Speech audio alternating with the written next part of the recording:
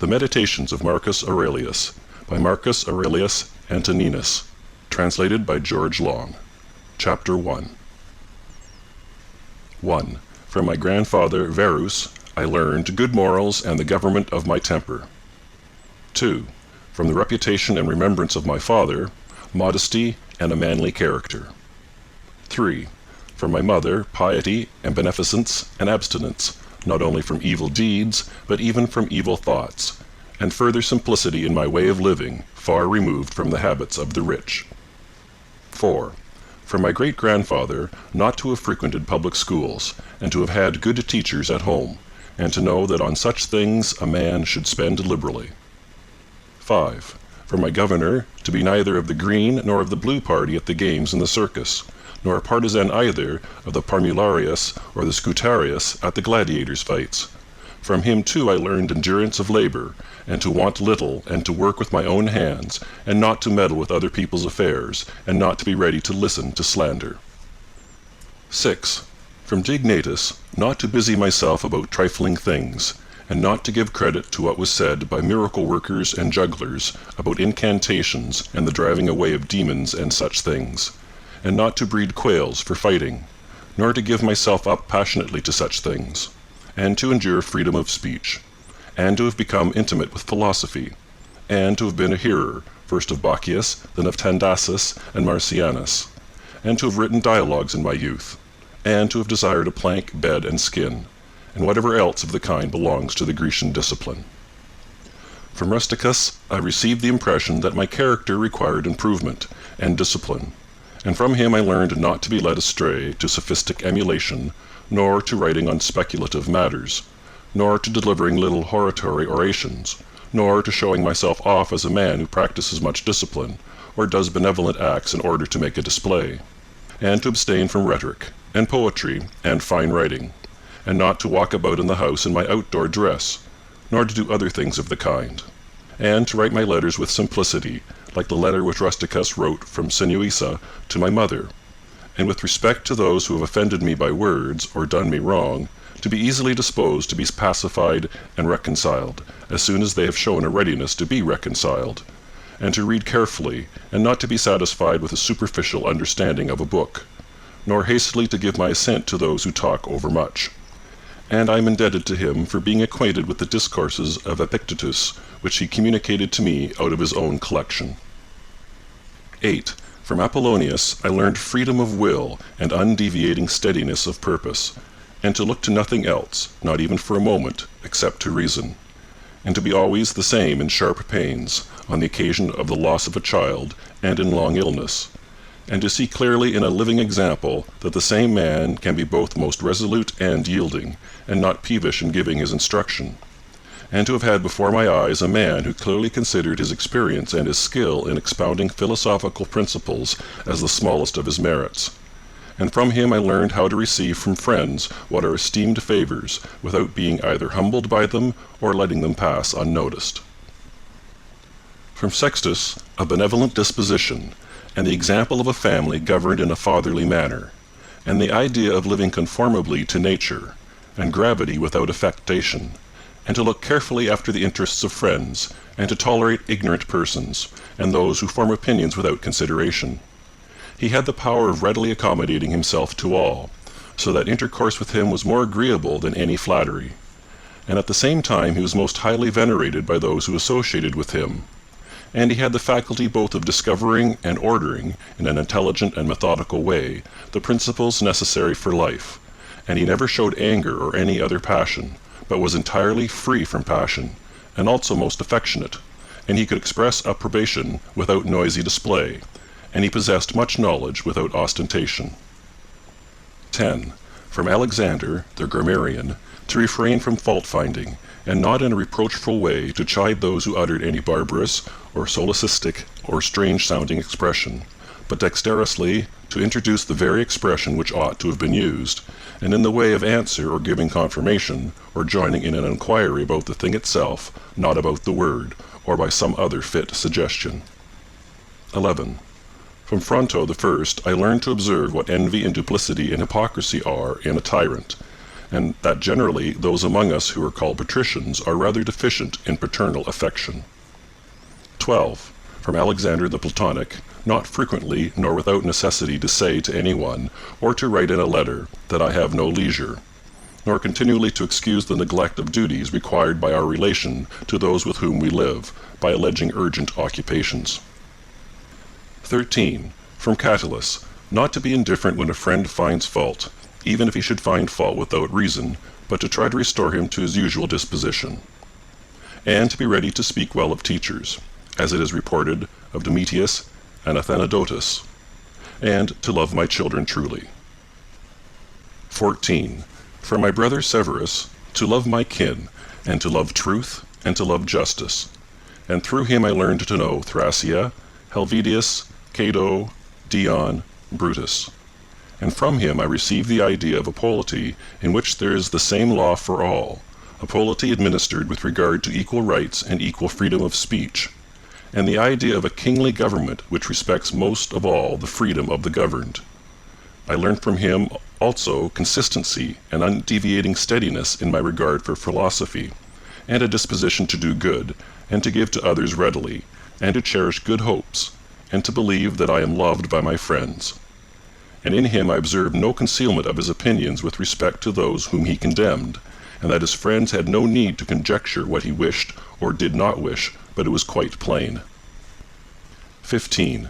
From Maximus I learned self-government, and not to be led aside by anything, and cheerfulness in all circumstances, as well as in illness, and a just admixture in the moral character of sweetness and dignity, and to do what was set before me without complaining.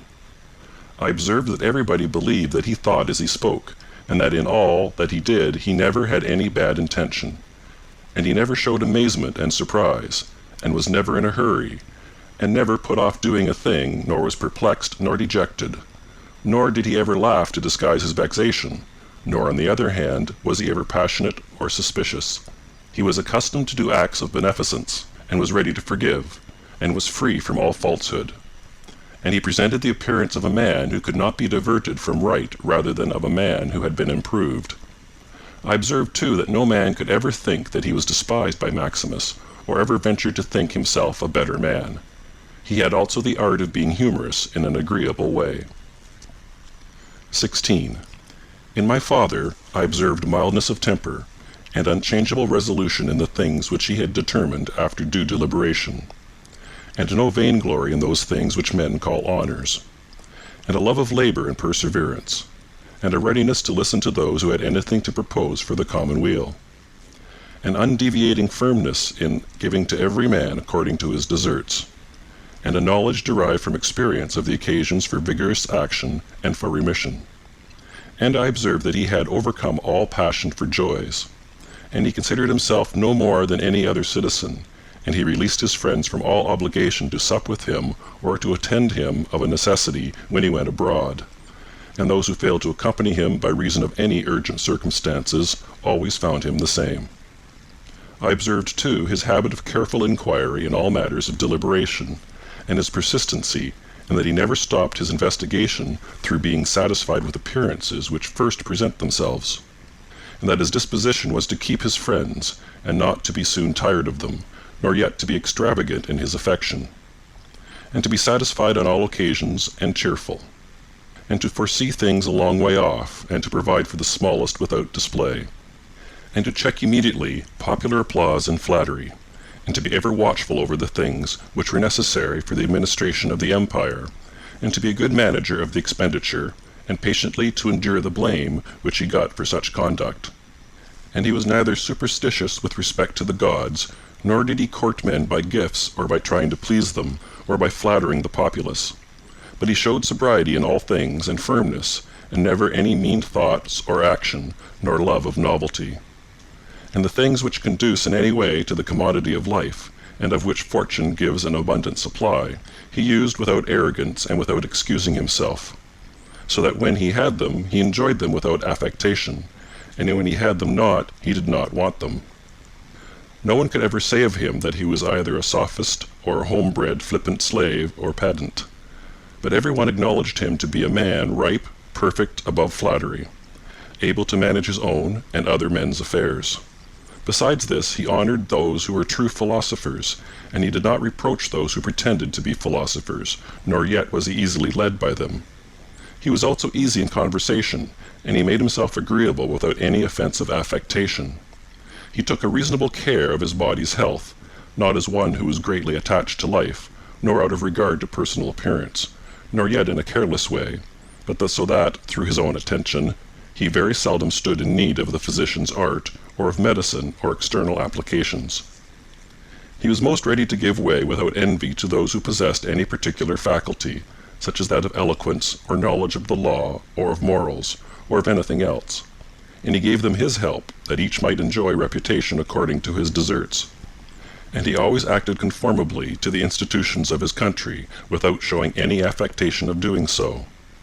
Further, he was not fond of change, nor unsteady, but he loved to stay in the same places, and to employ himself about the same things, and after his paroxysms of headache, he came immediately fresh and vigorous to his usual occupations. His secrets were not many, but very few and very rare, and these only about public matters, and he showed prudence and economy in the exhibition of the public spectacles and the construction of public buildings, his donations to the people, and in such things. For he was a man who looked to what ought to be done, not to the reputation which is got by a man's act. He did not take the bath at unseasonable hours. He was not fond of building houses, nor curious about what he eat, nor about the texture and color of his clothes, nor about the beauty of his slaves. His dress came from Lorium, his villa on the coast, and from Lanuvium generally. We know how he behaved to the toll collector at Tusculum, who asked his pardon, and such was all his behavior. There was in him nothing harsh, nor implacable, nor violent, nor, as one may say, anything carried to the sweating point. But he examined all things severally as if he had abundance of time, and without confusion, in an orderly way, vigorously and consistently. And that might be applied to him which is recorded of Socrates, that he was able both to abstain from and to enjoy those things which many are too weak to abstain from, and cannot enjoy without excess. But to be strong enough both to bear the one and to be sober in the other is the mark of a man who has a perfect and invincible soul, such as he showed in the illness of Maximus. 17. To the gods I am indebted for having good grandfathers, good parents, a good sister, good teachers, good associates, good kinsmen and friends, nearly everything good. Further, I owe it to the gods that I was not hurried into any offense against any of them, though I had a disposition which, if opportunity had offered, might have led me to do something of this kind. But, through their favor, there never was such a concurrence of circumstances as put me to the trial. Further, I am thankful to the gods that I was not longer brought up with my grandfather's concubine, and that I preserved the flower of my youth, and that I did not make proof of my virility before the proper season, but even deferred the time. That I was subjected to a ruler and a father who was able to take away all pride from me, and to bring me to the knowledge that it is possible for a man to live in a palace without wanting either guards, or embroidered dresses, or torches and statues, and such like show. But it is in such a man's power to bring himself very near to the fashion of a private person, without being for this reason either meaner in thought or more remiss in action, with respect to the things which must be done for the public interest in a manner that befits a ruler. I thank the gods for giving me such a brother, who is able by his moral character to rouse me to vigilance over myself, and who, at the same time, please me by his respect and affection. That my children have not been stupid nor deformed in body. That I did not make more proficiency in rhetoric, poetry, and the other studies in which I should perhaps have been completely engaged, if I had seen that I was making progress in them.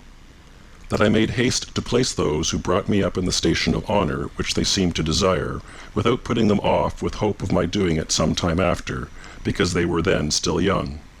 That I knew Apollonius, Rusticus, Maximus.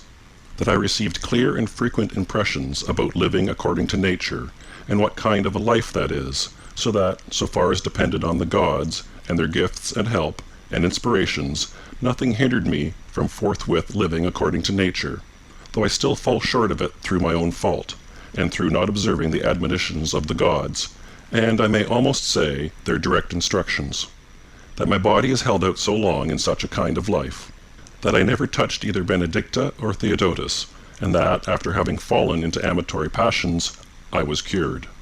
And though I was often out of humour with Rusticus, I never did anything of which I had occasion to repent, that, though it was my mother's fate to die young, she spent the last years of her life with me, that whenever I wished to help any man in his need, or on any other occasion, I was never told that I had not the means of doing it, and that to myself the same necessity never happened, to receive anything from another, that I have such a wife, so obedient and so affectionate and so simple, that I had abundance of good masters for my children, and that remedies have been shown to me by dreams, both others, and against blood-spitting and giddiness, and that, when I had an inclination to philosophy, I did not fall into the hands of any sophist, and that I did not waste my time on writers of histories, or on the resolution of syllogisms, or occupy myself about the investigation of appearances in the heavens, for all these things require the help of the gods and fortune.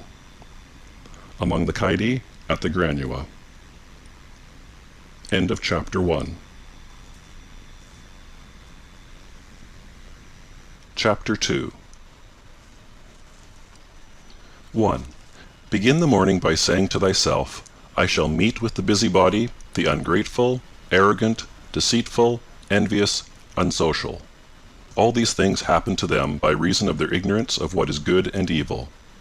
But I, who have seen the nature of the good that is beautiful, and of the bad that it is ugly, and the nature of him who does wrong, that it is akin to me, not only of the same blood or seed, but that it participates in the same intelligence and the same portion of the divinity, I can neither be injured by any of them, for no one can fix on me what is ugly, nor can I be angry with my kinsman, nor hate him. For we are made for cooperation, like feet, like hands, like eyelids, like the rows of the upper and lower teeth. To act against one another then is contrary to nature, and it is acting against one another to be vexed and to turn away. 2.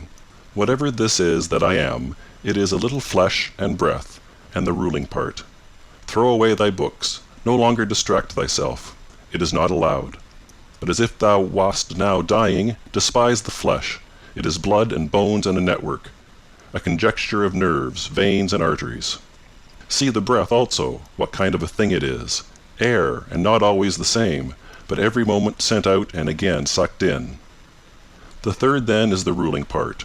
Consider thus, thou art an old man, no longer let this be a slave, no longer be pulled by the strings like a puppet to unsocial movements, no longer be either dissatisfied with thy present lot or shrink from the future. 3. All that is from the gods is full of providence.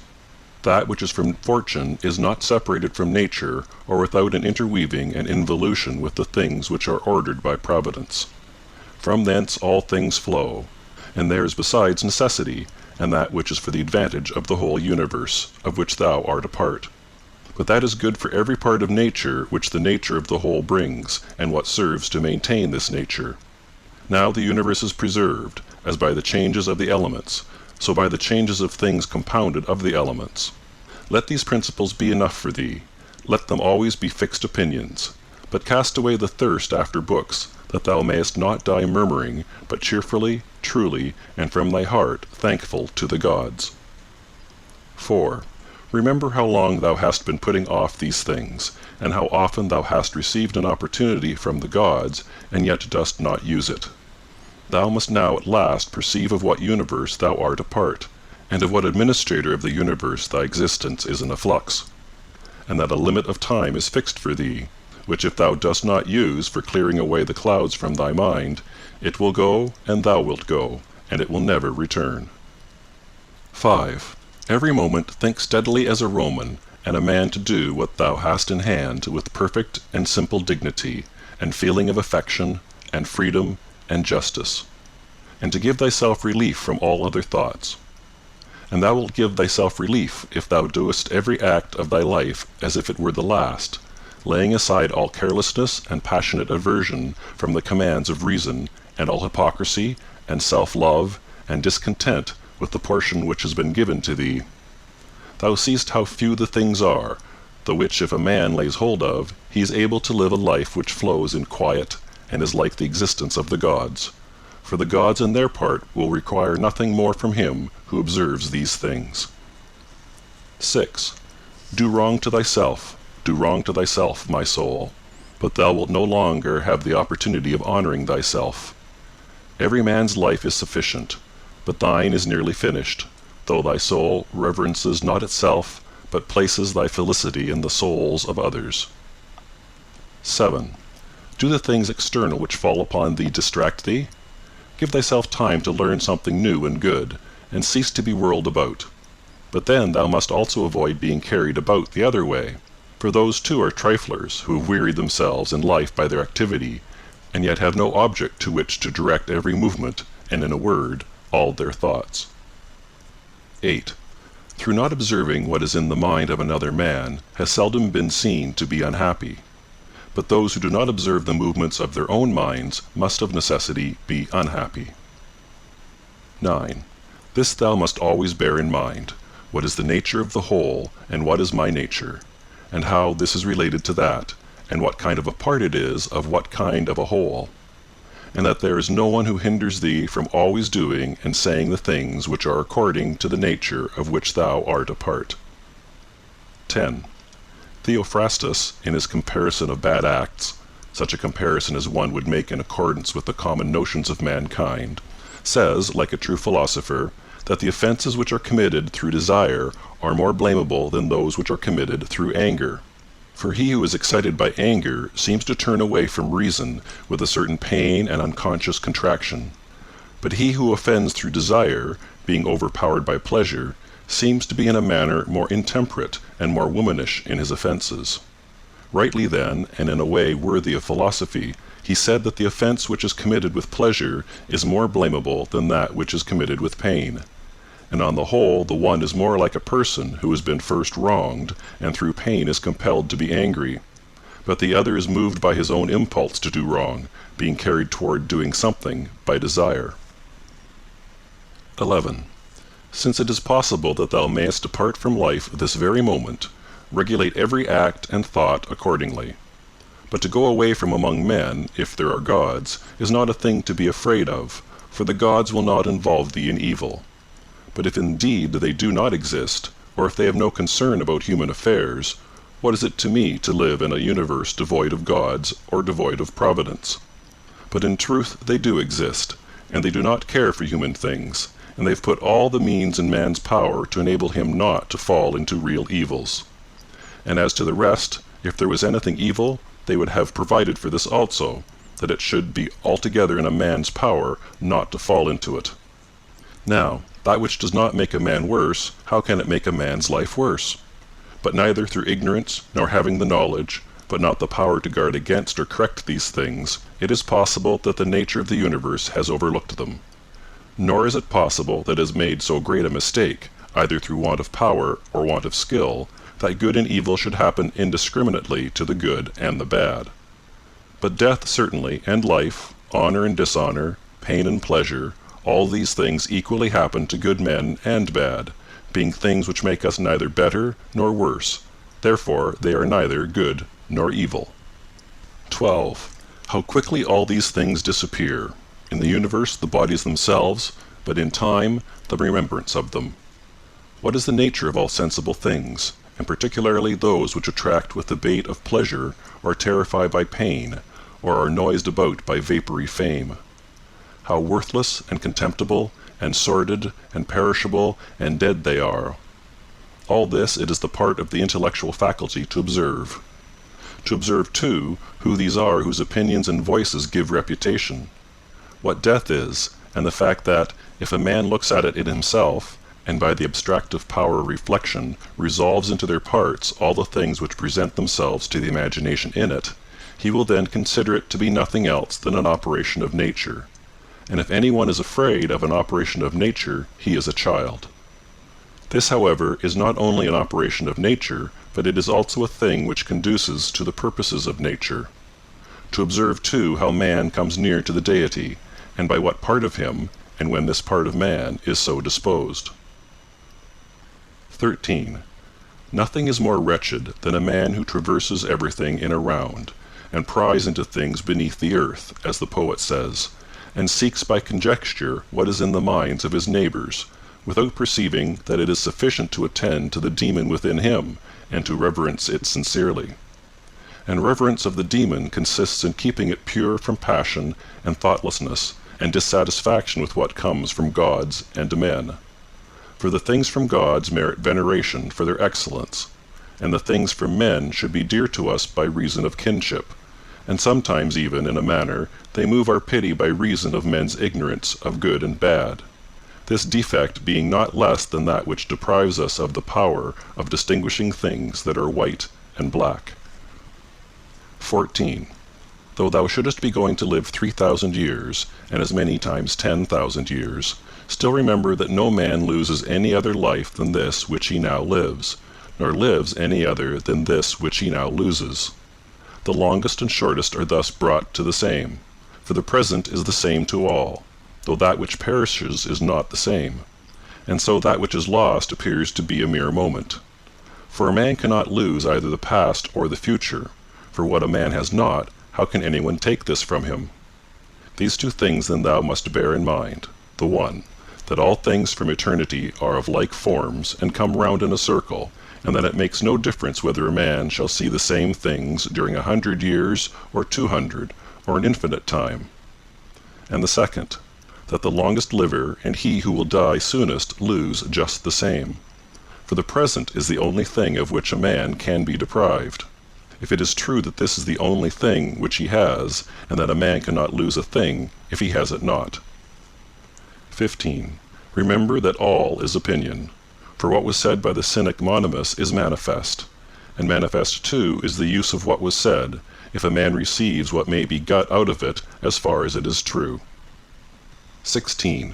The soul of man does violence to itself, first of all when it becomes as abscess, and, as it were, a tumour on the universe, so far as it can.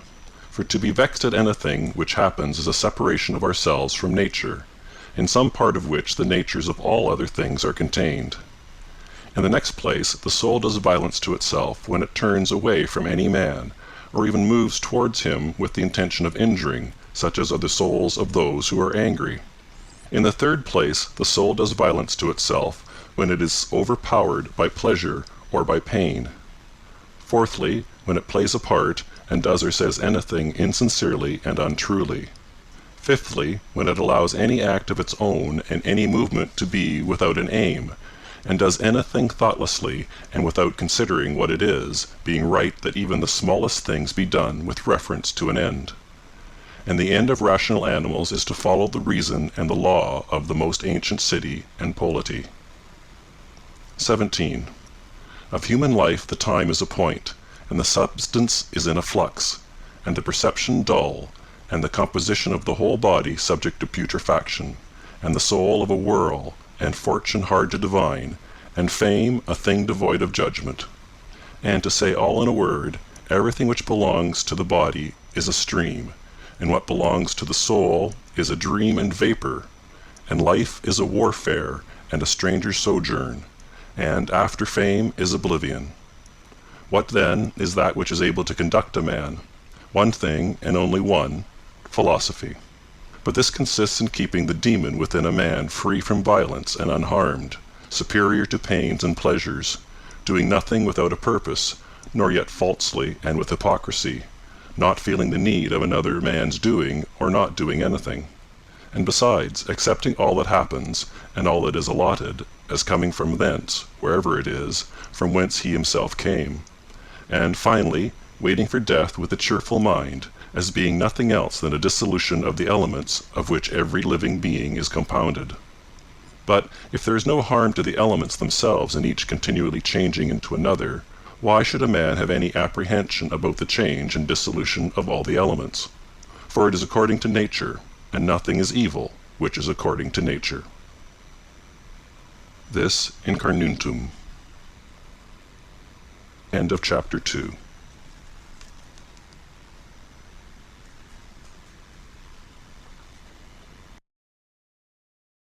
Chapter 3.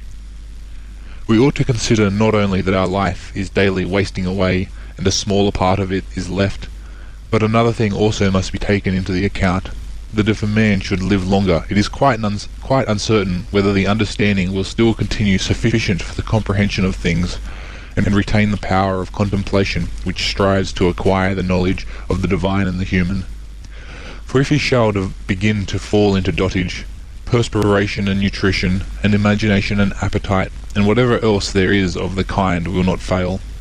But the power of making use of ourselves, and filling up the measure of our duty, and clearly separating all appearances, and considering whether a man should now depart from life, and whatever else of the kind absolutely requires a disciplined reason, all this is already extinguished. We must make haste then, not only because we are daily nearer to death, but also because the conception of things and the understanding of them cease first. 2. We ought to observe also that even the things which follow after the things which are produced according to nature contain something pleasing and attractive. For instance, when bread is baked, some parts are split at the surface, and these parts, which thus open and have a certain fashion contrary to the purpose of the baker's art, are beautiful in a manner, and in a peculiar way excite a desire for eating. And again figs, when they are quite ripe, gape open, and in the ripe olives the very circumstance of their being near to rottenness adds a peculiar beauty to the fruit. And the ears of corn bending down, and the lion's eyebrows, and the foam which flows from the mouth of wild boars, and many other things, though they are far from being beautiful, if a man should examine them severally, still, because they are consequent upon the things which are formed by nature, help to adorn them, and they please the mind, so that if a man should have a feeling and a deeper insight with respect to the things which are produced in the universe, there is hardly one of those which follow by way of consequence which will not seem to him to be in a manner disposed so as to give pleasure. And so he will see even the real gaping jaws of wild beasts with no less pleasure than those which painters and sculptors show by imitation, and in an old woman and an old man he will be able to see a certain maturity and comeliness, and the attractive loveliness of young persons he will be able to look on with chaste eyes, and many such things will present themselves, not pleasing to every man, but to him only who has become truly familiar with nature and her works. 3. Hippocrates, after curing many diseases, himself fell sick and died. The Chaldai foretold the deaths of many, and then fate caught them too. Alexander and Pompeius and Caius Caesar, after so often completely destroying whole cities, and in battle cutting to pieces many tens of thousands of cavalry and infantry, themselves too at last departed from life. Heraclitus, after so many speculations on the conflagration of the universe, was filled with water internally and died smeared all over with mud. And lice destroyed Democritus, and other lice killed Socrates. What means all this? Thou hast embarked, thou hast made the voyage, thou art come to shore, get out. If indeed to another life there is no want of gods, not even there, but it to state without sensation, thou wilt cease to be held by pains and pleasures, and to be a slave to the vessel which is as much inferior as that which serves it is superior. For the one is intelligence and deity, the other is earth and corruption. 4. Do not waste the remainder of thy life in thoughts about others, when thou dost not refer thy thoughts to some object of common utility, for thou losest the opportunity of doing something else when thou hast such thoughts as these. What is such a person doing, and why, and what is he saying, and what is he thinking of, and what is he contriving, and whatever else of the kind makes us wander away from the observation of our own ruling power. We ought then to check in the series of our thoughts everything that is without a purpose and useless, but most of all the over-curious feeling and the malignant, and a man should use himself to think of those things only about which, if one should suddenly ask, "What hast thou now in thy thoughts?" with perfect openness thou mightest immediately answer, "This or that," so that from thy words it should be plain that everything in thee is simple and benevolent, and such as befits a social animal, one that cares not for thoughts about pleasure or sensual enjoyments at all, nor has any rivalry or envy and suspicion or anything else for which thou wouldst blush if thou shouldst say that thou hadst it in thy mind.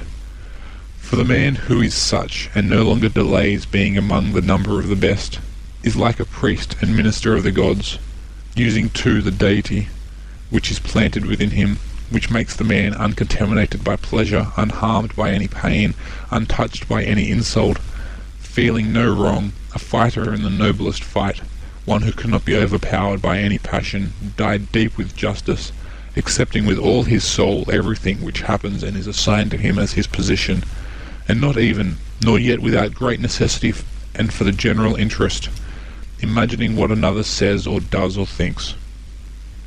For it is only what belongs to himself that he makes the matter for his activity, and he constantly thinks of that which is allotted to himself out of the sum total of things, and he makes his own act fair, and he is persuaded that his own portion is good. For the lot which is assigned to each man is carried along with him, and carries him along with it, and he remembers also that every rational animal is his kinsman, and that to care for all men is according to man's nature, and the man should hold on to the opinion not of all, but of those only who confessedly live according to nature.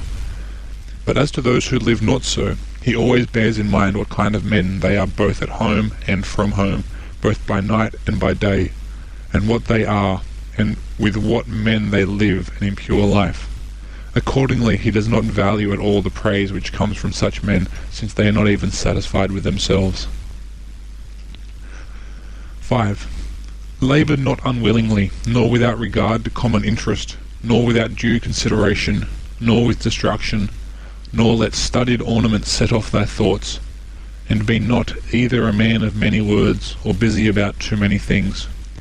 And further, let the deity which is in thee be the guardian of a living being, manly and of ripe age, and engaged in matter political, and a Roman and a ruler who has taken his post like a man waiting for the signal which summons him from life, and ready to go, having need neither of oath nor of any man's testimony. Be cheerful also, and seek not external help, nor the tranquillity which others give. A man must stand erect, not be kept erect by others. 6. If thou findest in human life anything better than justice, truth, temperance, fortitude, and in a word, anything better than thy own mind's self-satisfaction in the things which it enables thee to do according to right reason, and in the condition that is assigned to thee without thy own choice. If, I say, thou seest anything better than this, turn to it with all thy soul, and enjoy that which thou hast found to be the best. But if nothing appears to be better than the deity which is planted in thee, which has subjected to itself all thy appetites, and carefully examines all the impressions, and as Socrates said, has detached itself from the persuasions of sense, and has submitted itself to the gods, and cares for mankind, if thou findest everything else smaller and of less value than this, give place to nothing else. For if thou dost once diverge and incline to it, thou wilt no longer without distraction be able to give the preference to that good thing which is thy proper possession and thy own. For it is not right that anything of any other kind, such as praise from the many, or power, or enjoyment of pleasure, should come into competition with that which is rationally and politically or practically good. All these things, even though they may seem to adapt themselves to the better things, in a small degree, obtain the superiority all at once and carry us away. But do thou, I say, simply and freely choose the better and hold to it. But that which is useful is better. Well then, if it is only useful to thee as a rational being, keep to it. But if it is only useful to thee as an animal, say so, and maintain thy judgment without arrogance. Only take care that thou makest the inquiry by a sure method. 7. Never value anything as profitable to thyself which shall compel thee to break thy promise. To lose thy self-respect, to hate any man, to suspect, to curse, to act the hypocrite, to desire anything which needs walls and curtains. For he who has preferred to everything else his own intelligence and demon and the worship of its excellence, acts no tragic part, does not groan, will not need either solitude or much company. and what is chief of all, he will live without either pursuing or flying from death. But whether for a longer or a shorter time he shall have the soul enclosed in the body, he cares not at all. For even if he must depart immediately, he will go as readily as if he were going to do anything else which can be done with decency and order, taking care of this only all through life, that his thoughts turn not away from anything which belongs to an intelligent animal and a member of a civil community. 8. In the mind of one who is chastened and purified, thou wilt find no corrupt matter, no impurity, nor any sore skinned over, nor is his life incomplete when fate overtakes him, as one may say of an actor who leaves the stage before ending and finishing the play. Besides, there is in him nothing servile, nor affected, nor too closely bound to other things, nor yet detached from other things. Nothing worthy of blame, nothing which seeks a hiding place. 9. Reverence the faculty which produces opinion. On this faculty it entirely depends whether there shall exist in thy ruling part any opinion inconsistent with nature and the constitution of the rational animal. And this faculty promises freedom from hasty judgment, and friendship towards men, and obedience to the gods. 10. Throwing away then all things, hold to these only which are few, and besides bear in mind that every man lives only his present time, which is an indivisible point, and that all the rest of his life is either past or it is uncertain. Short then is the time which every man lives, and small the nook of the earth where he lives, and short too the longest posthumous fame, and even this only continued by a succession of poor human beings who will very soon die, and who know not even themselves, much less him who died long ago. 11. To the aids which have been mentioned, let this one still be added. Make for thyself a definition or description of the thing which is presented to thee, so as to see distinctly what kind of a thing it is in its substance, in its nudity, in its complete entirety, and tell thyself its proper name, and the names of the things of which it has been compounded, and into which it will be resolved. For nothing is so productive of elevation of mind as to be able to examine methodically and truly every object which is presented to thee in life, and always to look at things so as to see at the same time what kind of universe this is, and what kind of use everything performs in it, and what value everything has with reference to the whole, and what with reference to man, who is a citizen of the highest city, of which all other cities are like families, what each thing is, and of what it is composed, and how long it is the nature of this thing to endure which now makes an impression on me, and what virtue I have need of with respect to it, such as gentleness, manliness, truth, fidelity, simplicity, contentment, and the rest. Wherefore on every occasion a man should say, this comes from God, and this is according to the appointment and spinning of the thread of destiny, and such like coincidence and chance, and this is from one of the same stock, and a kinsman and partner, one who knows not, however, what is according to his nature. But I know, for this reason, I behave towards him according to the natural law of fellowship with benevolence and justice. At the same time, however, in things indifferent, I attempt to ascertain the value of each. 12. If thou workest at that which is before thee, following right reason seriously, vigorously, calmly, without allowing anything else to distract thee, but keeping thy divine part pure, as if thou shouldst be bound to give it back immediately. If thou holdest to this, expecting nothing, fearing nothing, but satisfied with thy present activity according to nature, and with heroic truth in every word and sound which thou utterest, thou wilt live happy, and there is no man who is able to prevent this. 13. As physicians have always their instruments and knives ready for cases which suddenly require their skill, so do thou have principles ready for the understanding of things divine and human, and doing everything, even the smallest, with a recollection of the bond which unites the divine and human to one another. For neither wilt thou do anything well which pertains to man without at the same time having a reference to things divine, nor the contrary. 14. No longer wander at hazard, for neither wilt thou read thy own memoirs, nor the acts of the ancient Romans and the Hellenes, and the selections from books which thou wast reserving for thy old age. Hasten then to the end which thou hast before thee, and throwing away idle hopes, come to thy own aid, if thou carest at all for thyself, while it is in thy power. 15. They know not how many things are signified by the words stealing, sowing, buying, keeping quiet, seeing what ought to be done, for this is not affected by the eyes, but by another kind of vision. 16. Body, soul, intelligence. To the body belong sensations, to the soul appetites, to the intelligence principles. To receive the impressions of forms by means of appearances belongs even to animals. To be pulled by the strings of desires belongs both to wild beasts and to men who have made themselves into women. And to a Phalaris and a Nero, and to have the intelligence that guides to the things which appear suitable belongs also to those who do not believe in the gods, and who betray their country, and do their impure deeds when they have shut the doors. If then everything else is common to all that I have mentioned, there remains that which is peculiar to the good man, to be pleased and content with what happens, and with the thread which is spun for him, and not to defile the divinity which is planted in his breast, nor disturb it by a crowd of images, but to preserve it tranquil, following it obediently as a god, neither saying anything contrary to the truth, nor doing anything contrary to justice.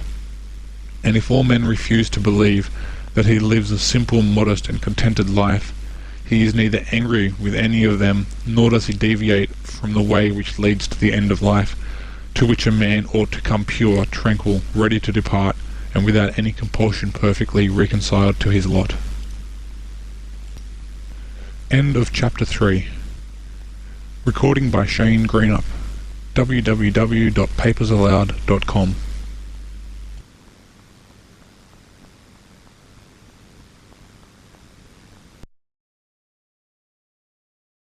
Chapter 4. That which rules within, when it is according to nature, is so affected with respect to the events which happen, that it always easily adapts itself to that which is possible and is presented to it, for it requires no definite material, but it moves towards its purpose, under certain conditions, however, and it makes a material for itself out of that which opposes it, as fire lays hold of what falls into it, but which a small light would have been extinguished. But when the fire is strong, it soon appropriates to itself the matter which is heaped on it, and consumes it, and rises higher by means of this very material. Let no act be done without a purpose, nor otherwise than according to the perfect principles of art. Men seek retreats for themselves, houses in the country, seashores, and the mountains, and thou too art wont to desire such things very much. But this is altogether a mark of the most common sort of men. For it is in thy power whenever thou shalt choose to retire into thyself. For nowhere, either with more quiet or more freedom from trouble, does a man retire than into his own soul, particularly when he has within him such thoughts that by looking into them he is immediately in perfect tranquillity. And I affirm that tranquillity is nothing else than the good ordering of the mind. Constantly then give to thyself this retreat, and renew thyself, and let thy principles be brief and fundamental, which, as soon as thou shalt recur to them, will be sufficient to cleanse the soul completely, and to send thee back free from all discontent with the things to which thou returnest. For with what art thou discontented? With the badness of men? Recall to thy mind this conclusion, that rational animals exist for one another, and that to endure is a part of justice, and that men do wrong involuntarily. And consider how many already, after mutual enmity, suspicion, hatred, and fighting, have been stretched dead, reduced to ashes, and be quiet at last. But perhaps thou art dissatisfied with that which is assigned to thee out of the universe. Recall to thy recollection this alternative. Either there is providence or atoms, fortuitous concurrence of things. Or remember the arguments by which it has been proved that the world is a kind of political community, and be quiet at last. But perhaps corporeal things will still fasten upon thee.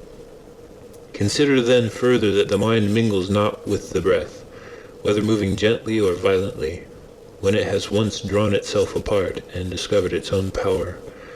And think also of all that thou hast heard and assented to about pain and pleasure, and be quiet at last. But perhaps the desire of the thing called fame will torment thee. See how soon everything is forgotten, and look at the chaos of infinite time on each side of the present, and the emptiness of applause, and the changeableness and want of judgment in those who pretend to give praise, and the narrowness of the space within which it is circumscribed, and be quiet at last. For the whole earth is a point, and how small a nook in it is this thy dwelling place, and how few are there in it, and what kind of people are they who will praise thee? This then remains. Remember to retire into this little territory of thy own, and, above all, do not distract or strain thyself, but be free, at look and things as a man, as a human being, as a citizen, as a mortal. But among the things readiest to thy hand to which thou shalt return, let there be these, which are two. One is that things do not touch the soul, for they are external and remain immovable, but our perturbations come only from the opinion which is within. The other is that all these things, which thou seest, change immediately and will no longer be, and constantly bear in mind how many of these changes thou hast already witnessed. The universe is transformation. Life is opinion. If our intellectual part is common, the reason also, in respect of which we are rational beings, is common. If this is so, common also is the reason which commands us what to do and what not to do. If this is so, there is a common law also. If this is so, we are fellow citizens. If this is so, we are members of some political community. If this is so, the world is in a manner a state. For of what other common political community will anyone say that the whole human race are members? And from this common political community comes also our very intellectual faculty and reasoning faculty and our capacity for law. Or whence do they come? For as my earthly part is a portion given to me from certain earth, and that which is watery from another element, and that which is hot and fiery from some peculiar source, for nothing comes out of that which is nothing, as nothing also returns to non-existence. So also the intellectual part comes from some source. Death is such as generation is, a mystery of nature, a composition out of the same elements, and a decomposition into the same, and altogether not a thing of which any man should be ashamed, for it is not contrary to the nature of a reasonable animal, and not contrary to the reason of our constitution. It is natural that these things should be done by such persons. It is a matter of necessity, and if a man will not have it so, he will not allow the fig tree to have juice. But by all means bear this in mind, that within a very short time both thou and he will be dead, and soon not even your names will be left behind. Take away thy opinion, and then there is taken away the complaint, I have been harmed. Take away the complaint, I have been harmed, and the harm is taken away. That which does not make a man worse than he was, also does not make his life worse, nor does it harm him either from without or from within. The nature of that which is universally useful has been compelled to do this. Consider that everything which happens, happens justly, and if thou observest carefully, thou wilt find it to be so. I do not say only with respect to the continuity of the series of things, but with respect to what is just, and as if it were done by one who assigns to each thing its value. Observe then that thou hast begun, and whatever thou doest, do it in conjunction with this, the being good. and in the sense in which a man is properly understood to be good. Keep to this in every action. Do not have such an opinion of things as he has who does thee wrong, or such as he wishes thee to have, but look at them as they are in truth. A man should always have these two rules in readiness: the one, to do only whatever the reason of the ruling and legislating faculty may suggest for the use of men; the other, to change thy opinion, if there is anyone at hand who sets thee right and moves thee from any opinion. But this change of opinion must proceed only from a certain persuasion, as of what is just or of common advantage, and the like, not because it appears pleasant or brings reputation. Hast thou reason? I have. Why then dost not thou use it? For if this does its own work, what else dost thou wish? Thou hast existed as a part. Thou shalt disappear in that which produced thee, but rather thou shalt be received back into its seminal principle by transmutation. Many grains of frankincense on the same altar. One falls before, another falls after, but it makes no difference. Within 10 days thou wilt seem a god to those to whom thou art now a beast and an ape, if thou wilt return to thy principles and to worship of reason.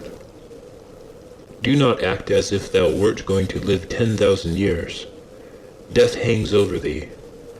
While thou livest, while it is in thy power, be good.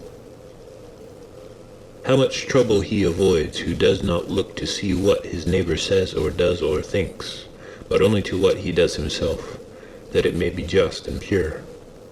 Or as Agathon says, look not round at the depraved morals of others, but run straight along the line without deviating from it.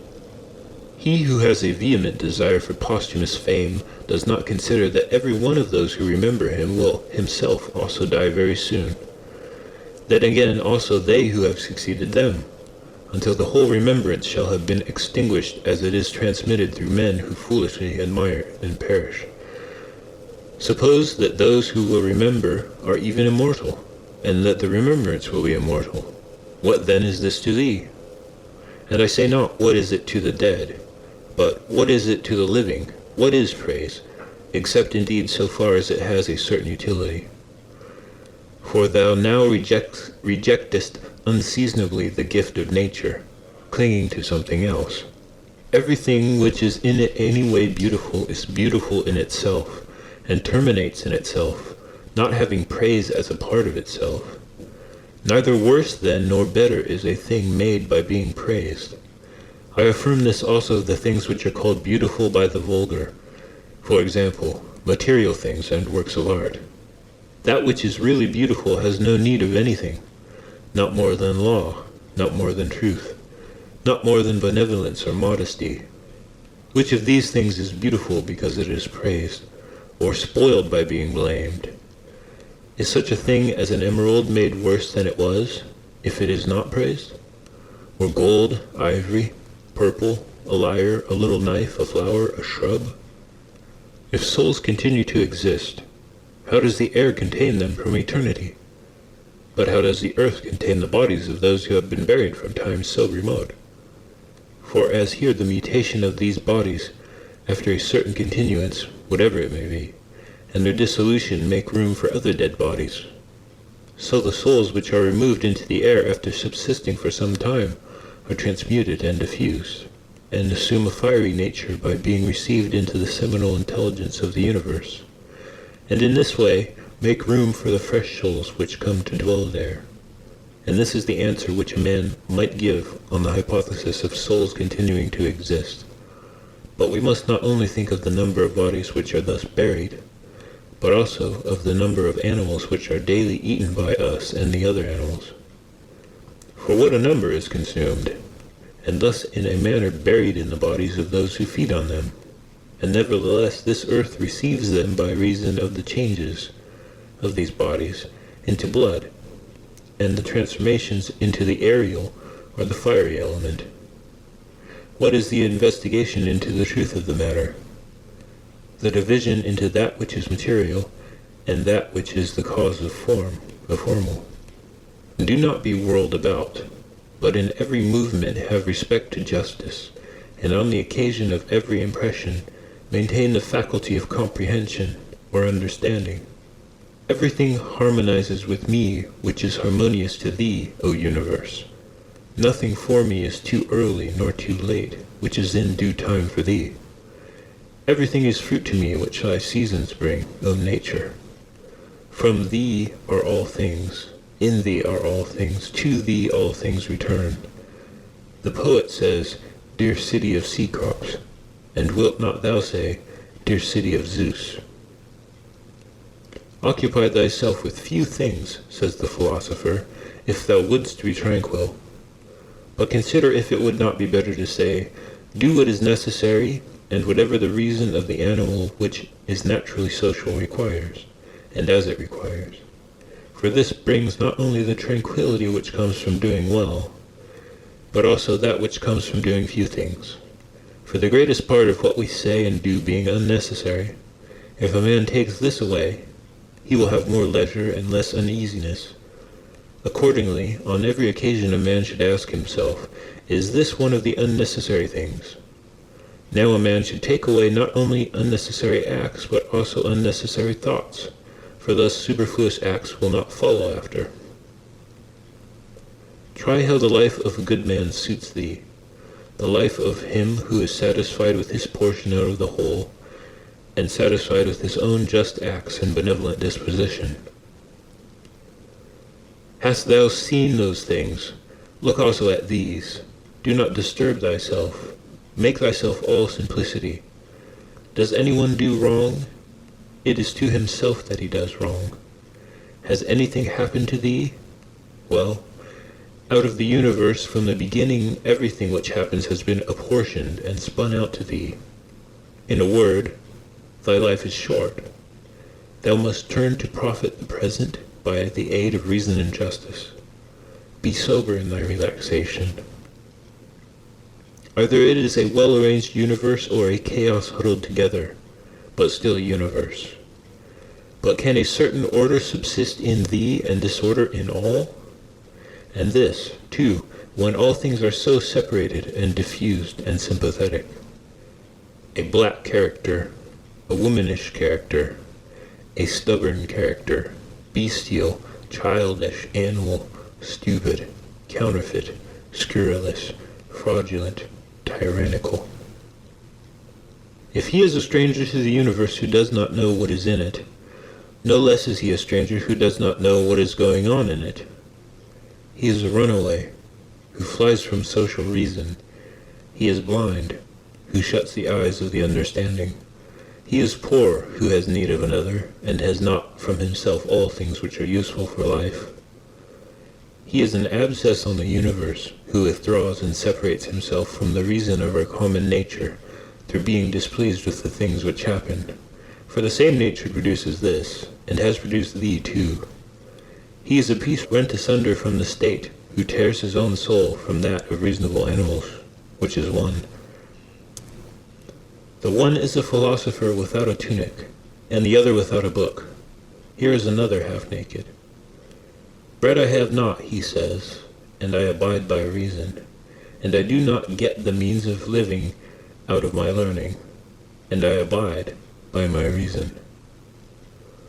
Love the art, poor as it may be, which thou hast learned, and be content with it, and pass through the rest of life like one who has entrusted to the gods with his whole soul all that he has, making himself neither the tyrant nor the slave of any man.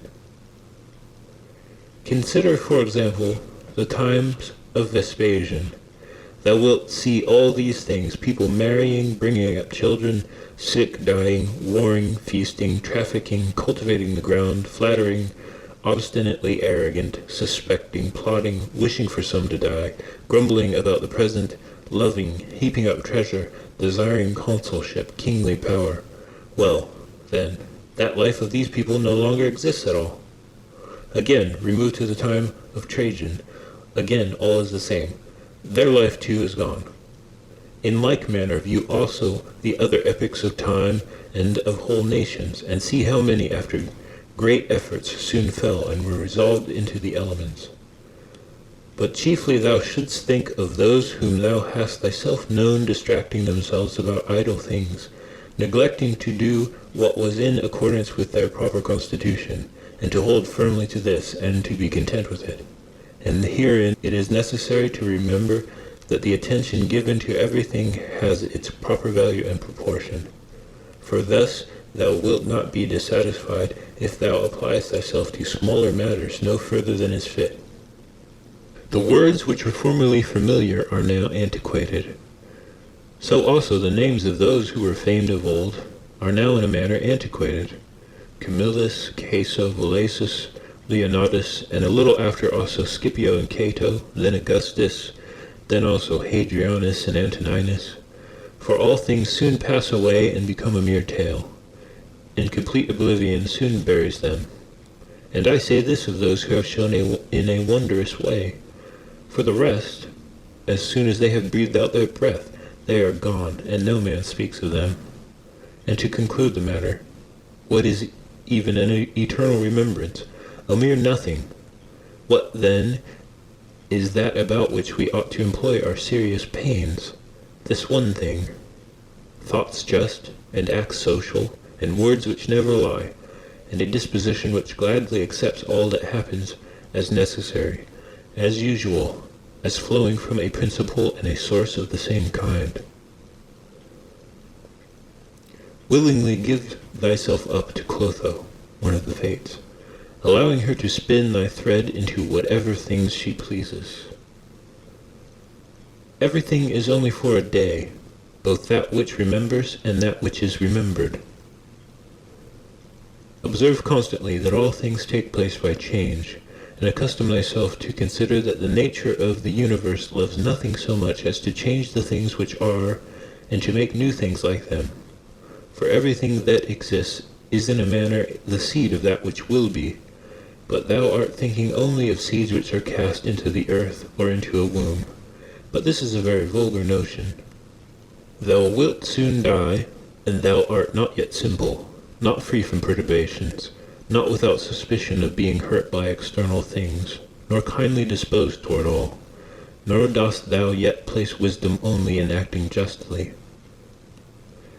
Examine men's ruling principles, even those of the wise, what kind of things they avoid, and what kind they pursue. What is evil to thee does not subsist in the ruling principle of another, nor yet in any turning and mutation of thy corporeal covering. Where is it then? It is in that part of thee in which subsists the power of forming opinions about evils.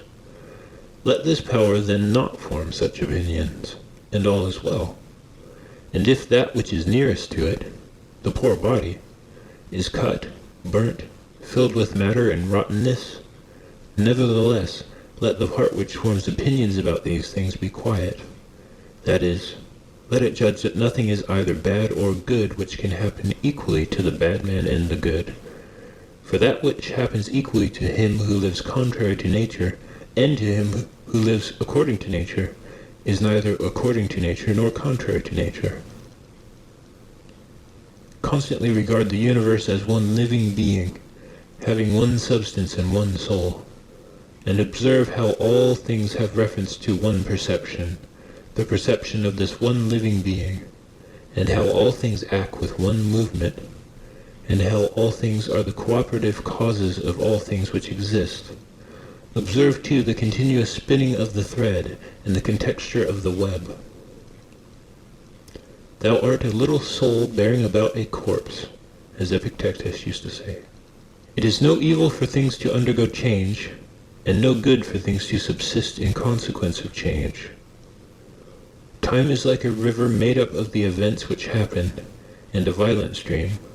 For as soon as a thing has been seen, it is carried away, and another comes in its place, and this will be carried away too. Everything which happens is as familiar and well known as the rose in spring and the fruit in summer.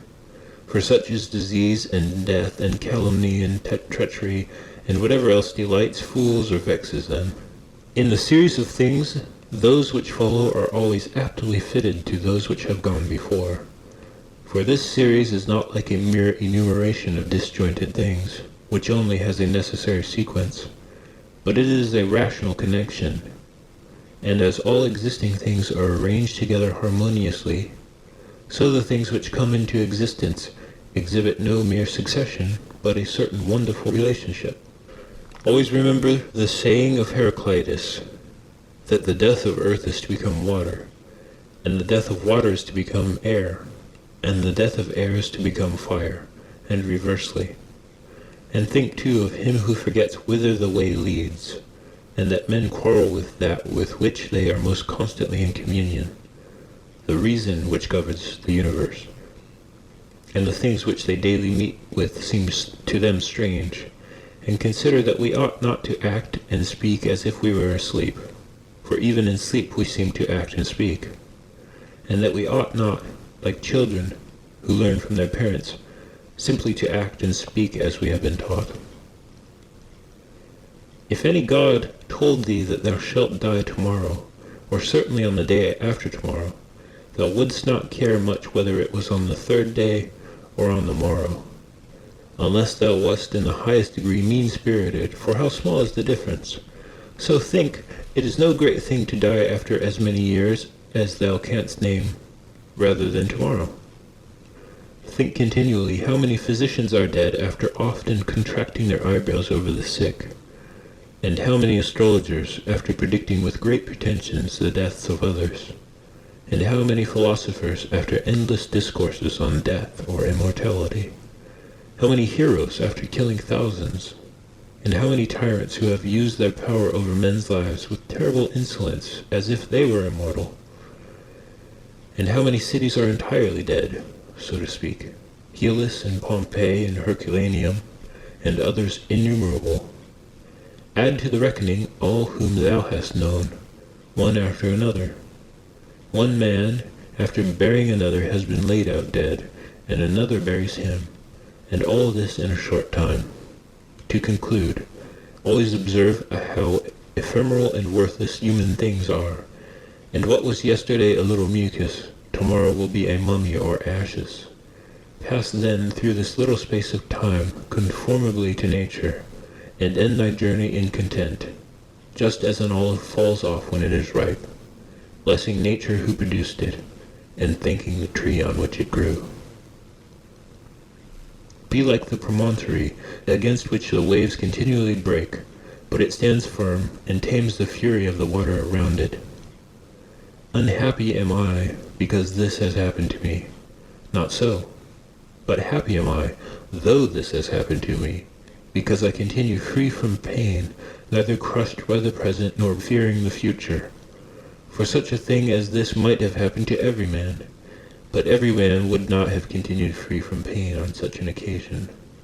Why then is that rather a misfortune than this a good fortune? And dost thou in all cases call that a man's misfortune, which is not a deviation from man's nature? And does the thing seem to thee to be a deviation from man's nature, when it is not contrary to the will of man's nature? Well, thou knowest the will of nature. Will then this which has happened prevent thee from being just, magnanimous, temperate, prudent, secure against inconsiderate opinions and falsehoods? Will it prevent thee from having modesty, freedom, and everything else, by the presence of which man's nature obtains all that is its own? Remember, too, in every occasion which leads thee to vexation, to apply this principle, not that this is a misfortune, but that to bear it nobly is good fortune. It is a vulgar but still a useful help towards contempt of death, to pass in review those who have tenaciously stuck to life. What more, then, have they gained than those who have died early? Certainly they lie in their tombs somewhere at last.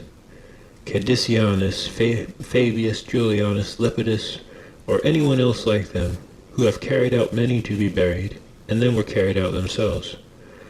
Altogether the interval is small between birth and death. And consider with how much trouble, and in company with what sort of people, and in what a feeble body this interval is laboriously passed. Do not then consider life a thing of any value. For look to the immensity of time behind thee, and to the time which is before thee, another boundless space.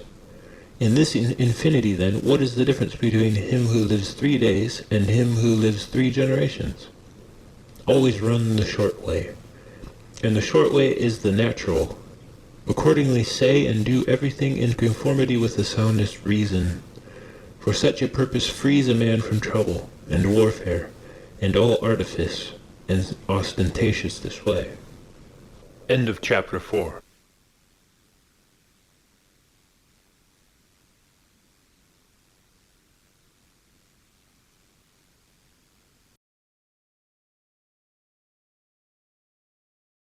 Chapter 5. In the morning, when thou risest unwillingly, let this thought be present. I am rising to the work of a human being.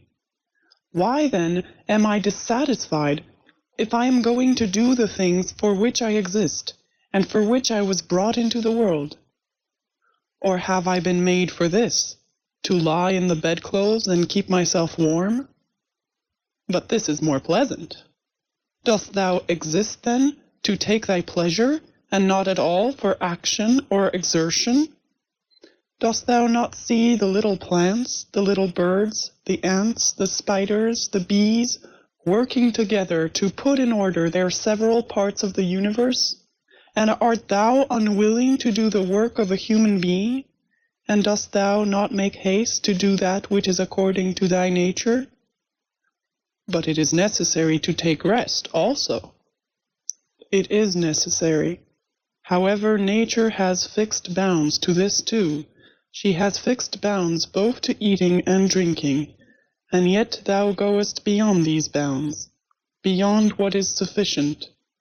Yet in thy acts it is not so, but thou stoppest short of what thou canst do.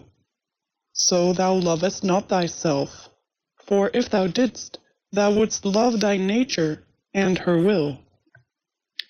But those who love their several arts exhaust themselves in working at them unwashed and without food.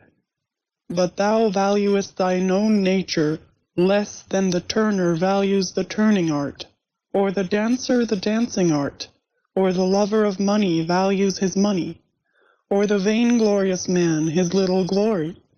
And such men, when they have a violent affection to a thing, choose neither to eat nor to sleep rather than to perfect the things which they care for. But are the acts which concern society more vile in thy eyes, and less worthy of thy labor? How easy it is to repel and to wipe away every impression which is troublesome or unsuitable, and immediately to be in all tranquillity. Judge every word and deed which are according to nature to be fit for thee, and be not diverted by the blame which follows from any people, nor by their words. But if a thing is good to be done or said, do not consider it unworthy of thee. For those persons have their peculiar leading principle, and follow their peculiar movement, which things do not thou regard, but go straight on, following thy own nature and the common nature, and the way of both is one. I go through the things which happen according to nature, and I shall fall and rest, breathing out my breath into that element out of which I daily draw it in, and falling upon that earth out of which my father collected the seed, and my mother the blood, and my nurse the milk, out of which during so many years I have been supplied with food and drink, which bears me when I tread on it and abuse it for so many purposes. Thou sayest, men cannot admire the sharpness of thy wits. Be it so, but there are many other things of which thou canst not say, I am not formed for them by nature. Show those qualities, then, which are altogether in thy power: sincerity, gravity, endurance of labor, aversion to pleasure, contentment with thy portion and with few things, benevolence, frankness, no love of superfluity, freedom from trifling magnanimity. Dost thou not see how many qualities thou art immediately able to exhibit, in which there is no excuse of natural incapacity and unfitness, and yet thou still remainest voluntarily below the mark?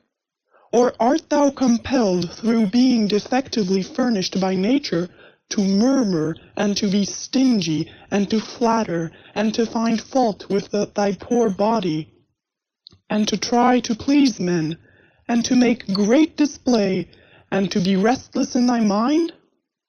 No, by the gods, but thou mightest have been delivered from these things long ago. Only if in truth thou canst be charged with being rather slow and dull of comprehension, thou must exert thyself about this also, not neglecting it, nor yet taking pleasure in thy dullness. One man, when he has done a service to another, is ready to set it down to his account as a favor conferred. Another is not ready to do this, but still in his own mind he thinks of the man as his debtor, and he knows what he has done. A third, in a manner, does not even know what he has done, but he is like a vine which has produced grapes, and seeks for nothing more after it has once produced its proper fruit. As a horse when he has run, a dog when he has tracked the game, a bee when it has made the honey, so a man when he has done a good act does not call out for others to come and see, but he goes on to another act, as a vine goes on to produce again the grapes in season. Must a man then be one of these who in a manner act thus without observing it? Yes. But this very thing is necessary, the observation of what a man is doing. For it may be said, it is characteristic of the social animal to perceive that he is working in a social manner, and indeed to wish that his social partner also should perceive it. It is true what thou sayest, but thou dost not rightly understand what is now said. And for this reason thou wilt become one of those of whom I spoke before. For even they are misled by a certain show of reason. But if thou wilt choose to understand the meaning of what is said, do not fear that for this reason thou wilt omit any social act. A prayer of the Athenians. Rain, rain, O dear Zeus, down on the plowed fields of the Athenians and on the plains. In truth, we ought not to pray at all, or we ought to pray in this simple and noble fashion. Just as we must understand when it is said that Aesculapius prescribed to this man horse exercise, or bathing in cold water, or going without shoes, so we must understand it when it is said that the nature of the universe prescribed to this man disease or mutilation or loss or anything else of the kind. For in the first case, prescribed means something like this. He prescribed this for this man as a thing adapted to procure health. And in the second case, it means that which happens to or suits every man is fixed in a manner for him suitably to his destiny.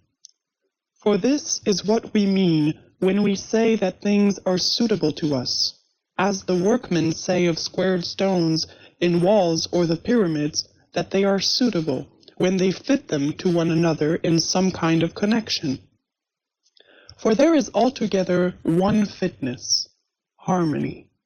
And as the universe is made up out of all bodies to be such a body as it is, so out of all existing causes, necessity, destiny, is made up to be such a cause as it is.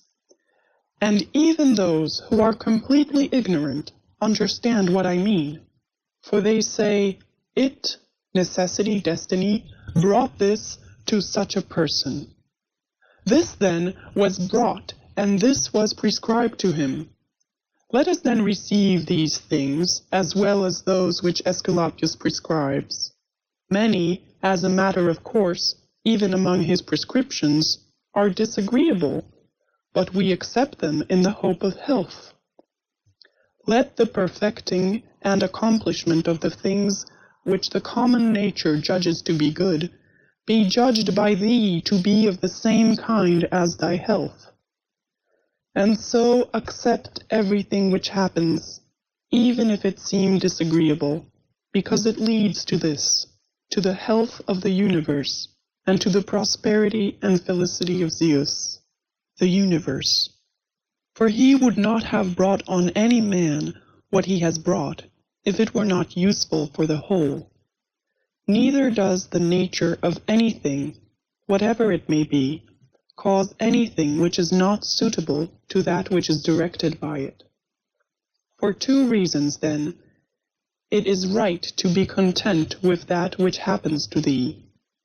The one, because it was done for thee, and prescribed for thee, and in a manner had reference to thee, originally from the most ancient causes spun with thy destiny. And the other, because even that which comes severally to every man is to the power which administers the universe a cause of felicity and perfection, nay, even of its very continuance. For the integrity of the whole is mutilated if thou cuttest off anything whatever from the conjunction and the continuity either of the parts or of the causes. And thou dost cut off, as far as it is in thy power, when thou art dissatisfied, and in a manner triest to put anything out of the way. Be not disgusted, nor discouraged, nor dissatisfied, if thou dost not succeed in doing everything according to right principles. But when thou hast failed, return back again, and be content if the greater part of what thou doest is consistent with man's nature. And love this to which thou returnest, and do not return to philosophy as if she were a master, but act like those who have sore eyes, and apply a bit of sponge and egg, or as another applies a plaster, or drenching with water. For thus thou wilt not fail to obey reason, and thou wilt repose in it. And remember that philosophy requires only the things which thy nature requires. But thou wouldst have something else which is not according to nature. It may be objected, why, what is more agreeable than this which I am doing? But is not this the very reason why pleasure deceives us? And consider if magnanimity, freedom, simplicity, equanimity, piety are not more agreeable. For what is more agreeable than wisdom itself, when thou thinkest of the security and the happy course of all things which depend on the faculty of understanding and knowledge? Things are in such a kind of envelopment that they have seemed to philosophers, not a few, nor those common philosophers, altogether unintelligible. Nay, even to the Stoics themselves they seem difficult to understand. And all our assent is changeable, for where is the man who never changes? Carry thy thoughts then to the objects themselves, and consider how short-lived they are and worthless, and that they may be in the possession of a filthy wretch or a whore or a robber. Then turn to the morals of those who live with thee, and it is hardly possible to endure even the most agreeable of them, to say nothing of the man being hardly able to endure himself. In such darkness, then, and dirt, and in so constant a flux, both of substance and of time, and of motion, and of things moved, what there is worth being highly prized, or even an object of serious pursuit, I cannot imagine. But on the contrary, it is a man's duty to comfort himself, and to wait for the natural dissolution, and not to be vexed at the delay, but to rest in these principles only. The one, that nothing will happen to me which is not conformable to the nature of the universe, and the other, that it is in my power never to act contrary to my God and demon, for there is no man who will compel me to do this. About what am I now employing my own soul? On every occasion I must ask myself this question, and inquire, what have I now in this part of me which they call the ruling principle? And whose soul have I now? That of a child, or of a young man, or of a feeble woman, or of a tyrant, or of a domestic animal, or of a wild beast? What kind of things those are which appear good to the many, we may learn even from this. For if any man should conceive certain things as being really good, such as prudence, temperance, justice, fortitude, he would not, after having first conceived these, endure to listen to anything which should not be in harmony with what is really good. But if a man has first conceived as good the things which appear to the many to be good, he will listen and readily receive as very applicable that which was said by the comic writer. Thus even the many perceive the difference. For were it not so, this saying would not offend and would not be rejected in the first case, while we receive it when it is said of wealth and of the means which further luxury and fame, as said fitly and wittily. Go on then and ask if we should value and think those things to be good, to which after their first conception in the mind the words of the comic writer might be aptly applied, that he who has them through pure abundance has not a place to ease himself in. I am composed of the formal and the material, and neither of them will perish into non-existence, as neither of them came into existence out of non-existence. Every part of me, then, will be reduced by change into some part of the universe, and that, again, will change into another part of the universe, and so on forever. And by consequence of such a change, I too exist, and those who begot me, and so on forever in the other direction. For nothing hinders us from saying so, even if the universe is administered according to definite periods of revolution. Reason and the reasoning art, philosophy, are powers which are sufficient for themselves and for their own works. They move then from a first principle which is their own, and they make their way to the end which is proposed to them.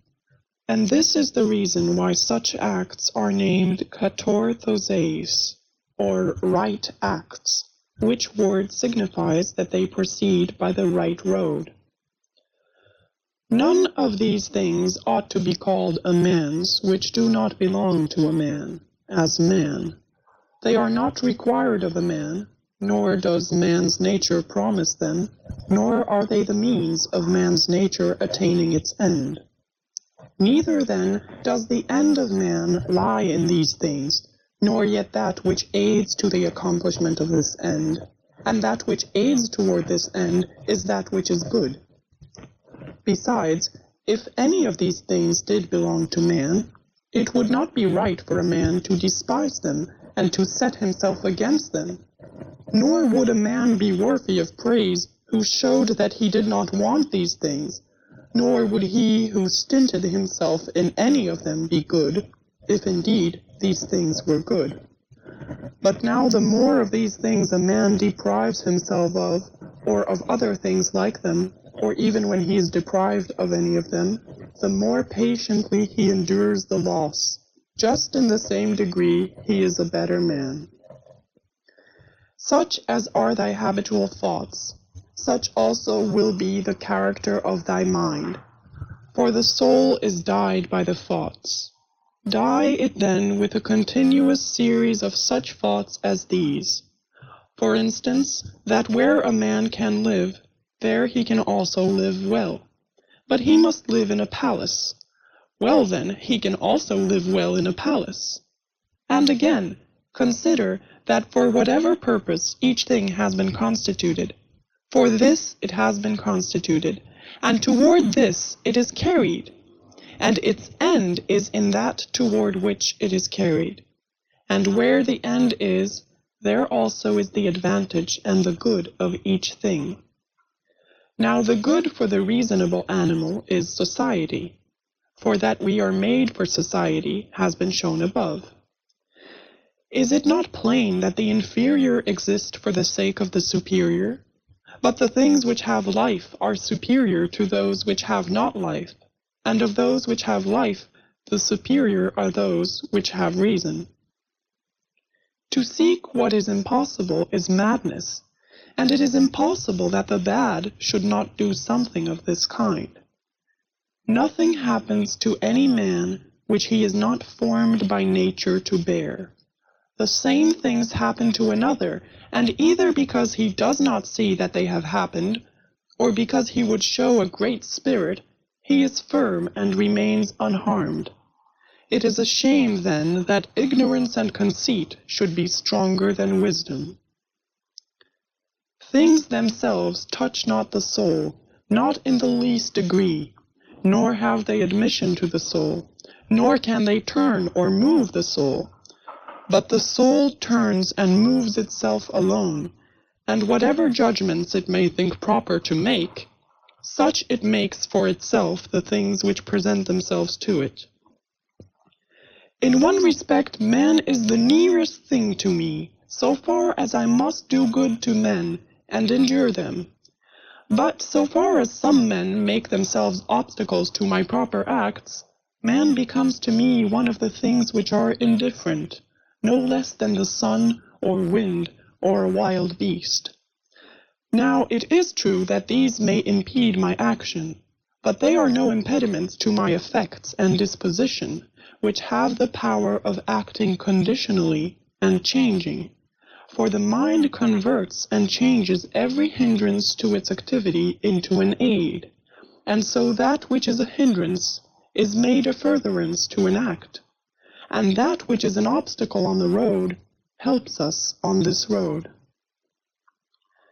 Reverence that which is best in the universe, and this is that which makes use of all things and directs all things.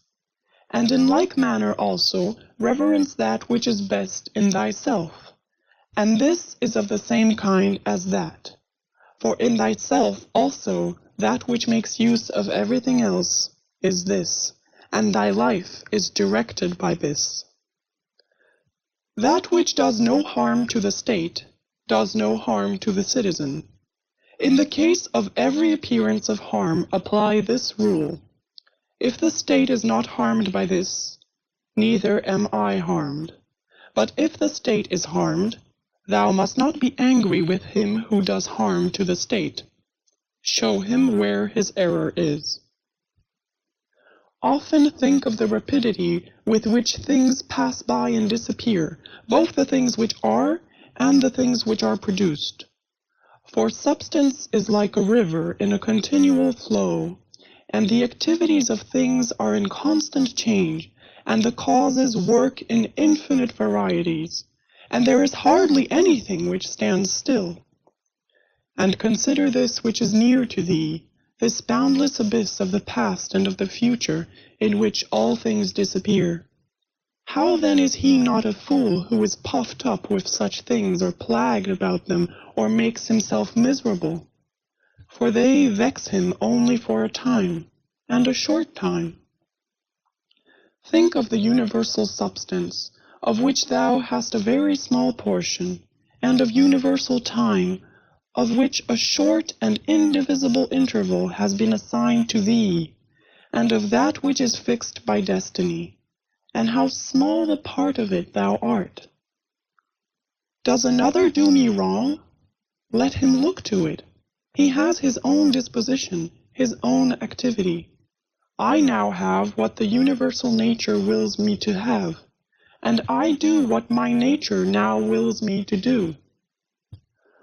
Let the part of thy soul which leads and governs be undisturbed by the movements in the flesh, whether of pleasure or of pain, and let it not unite with them, but let it circumscribe itself and limit those effects to their parts.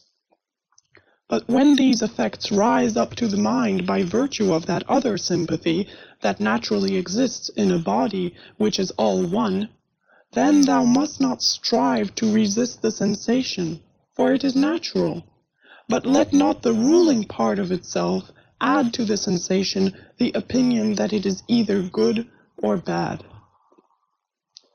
Live with the gods. And he does live with the gods who constantly shows to them that his own soul is satisfied with that which is assigned to him, and that it does all that the demon wishes, which Zeus have given to every man for his guardian and guide, a portion of himself. And this is every man's understanding and reason.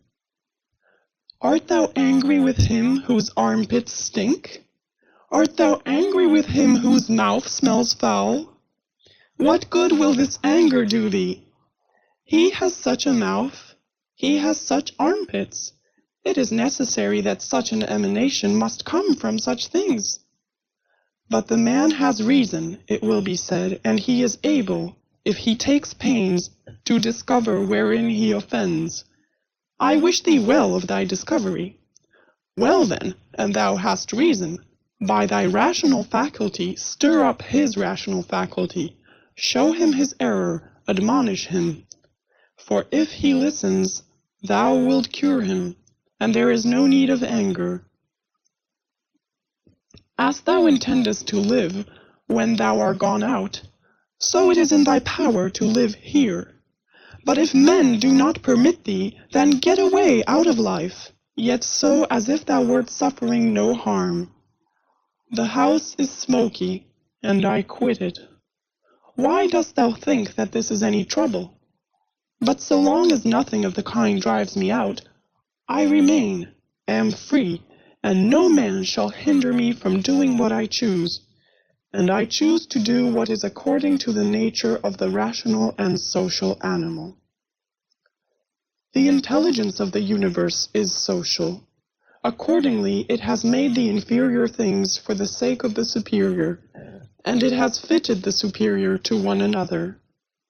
Thou seest how it has subordinated, coordinated, and assigned to everything its proper portion, and has brought together into concord with one another the things which are the best. How hast thou behaved hitherto to the gods, thy parents, brethren, children, teachers, to those who looked after thy infancy, to thy friends, kinsfolk, to thy slaves? Consider if thou hast hitherto behaved to all in such a way that this may be said of thee, never has wronged a man in deed or word.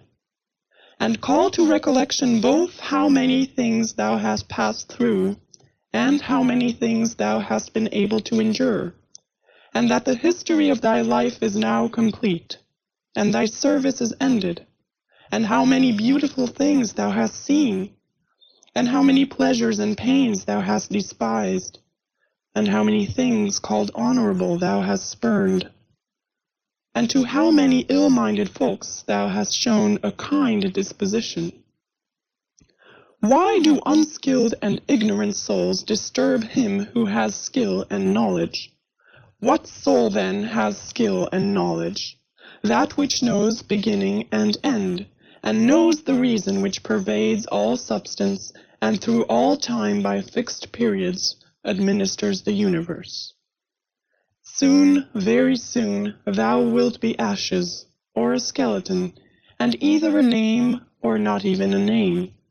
But name is sound and echo, and the things which are much valued in life are empty and rotten and trifling, and like little dogs biting one another, and little children quarreling, laughing, and then straightway weeping. But fidelity and modesty and justice and truth are fled up to Olympus from the widespread earth. What then is there which still detains thee here, If the objects of sense are easily changed and never stand still, and the organs of perception are dull and easily receive false impressions, and the poor soul itself is an exhalation from blood. But to have good repute amid such a world as this is an empty thing. Why then dost thou not wait in tranquillity for thy end, whether it is extinction or removal to another state? And until that time comes, what is sufficient? Why, what else than to venerate the gods and bless them, and to do good to men, and to practice tolerance and self-restraint? But as to everything which is beyond the limits of the poor flesh and breath, to remember that this is neither thine nor in thy power. Thou canst pass thy life in an equable flow of happiness, if thou canst go by the right way, and think and act in the right way. These two things are common both to the soul of God and to the soul of man, and to the soul of every rational being, not to be hindered by another. And to hold good to consist in the disposition to justice and the practice of it, and in this to let thy desire find its termination.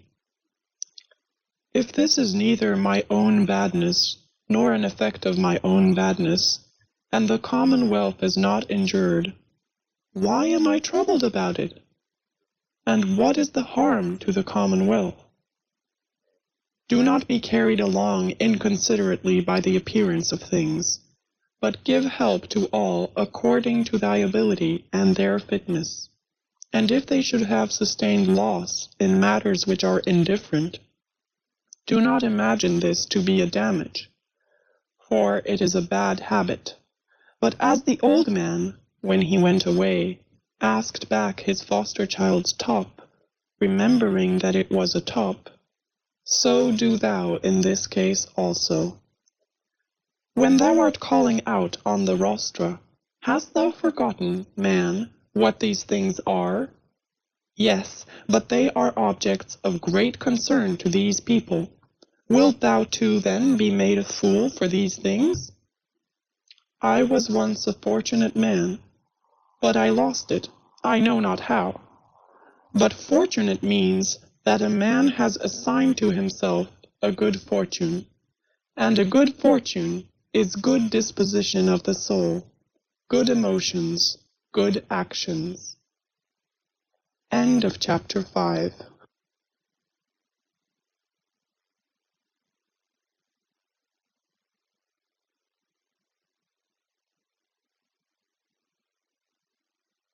Chapter 6. The substance of the universe is obedient and compliant, and the reason which governs it has in itself no cause for doing evil, for it has no malice, nor does it do evil to anything, nor is anything harmed by it. But all things are made and perfected according to this reason. Let it make no difference to thee whether thou art cold or warm, if thou art doing thy duty, and whether thou art drowsy or satisfied with sleep, and whether ill-spoken or praised, and whether dying or doing something else. For it is one of the acts of this life, this act by which we die. It is sufficient then in this act also to do well what we have in hand.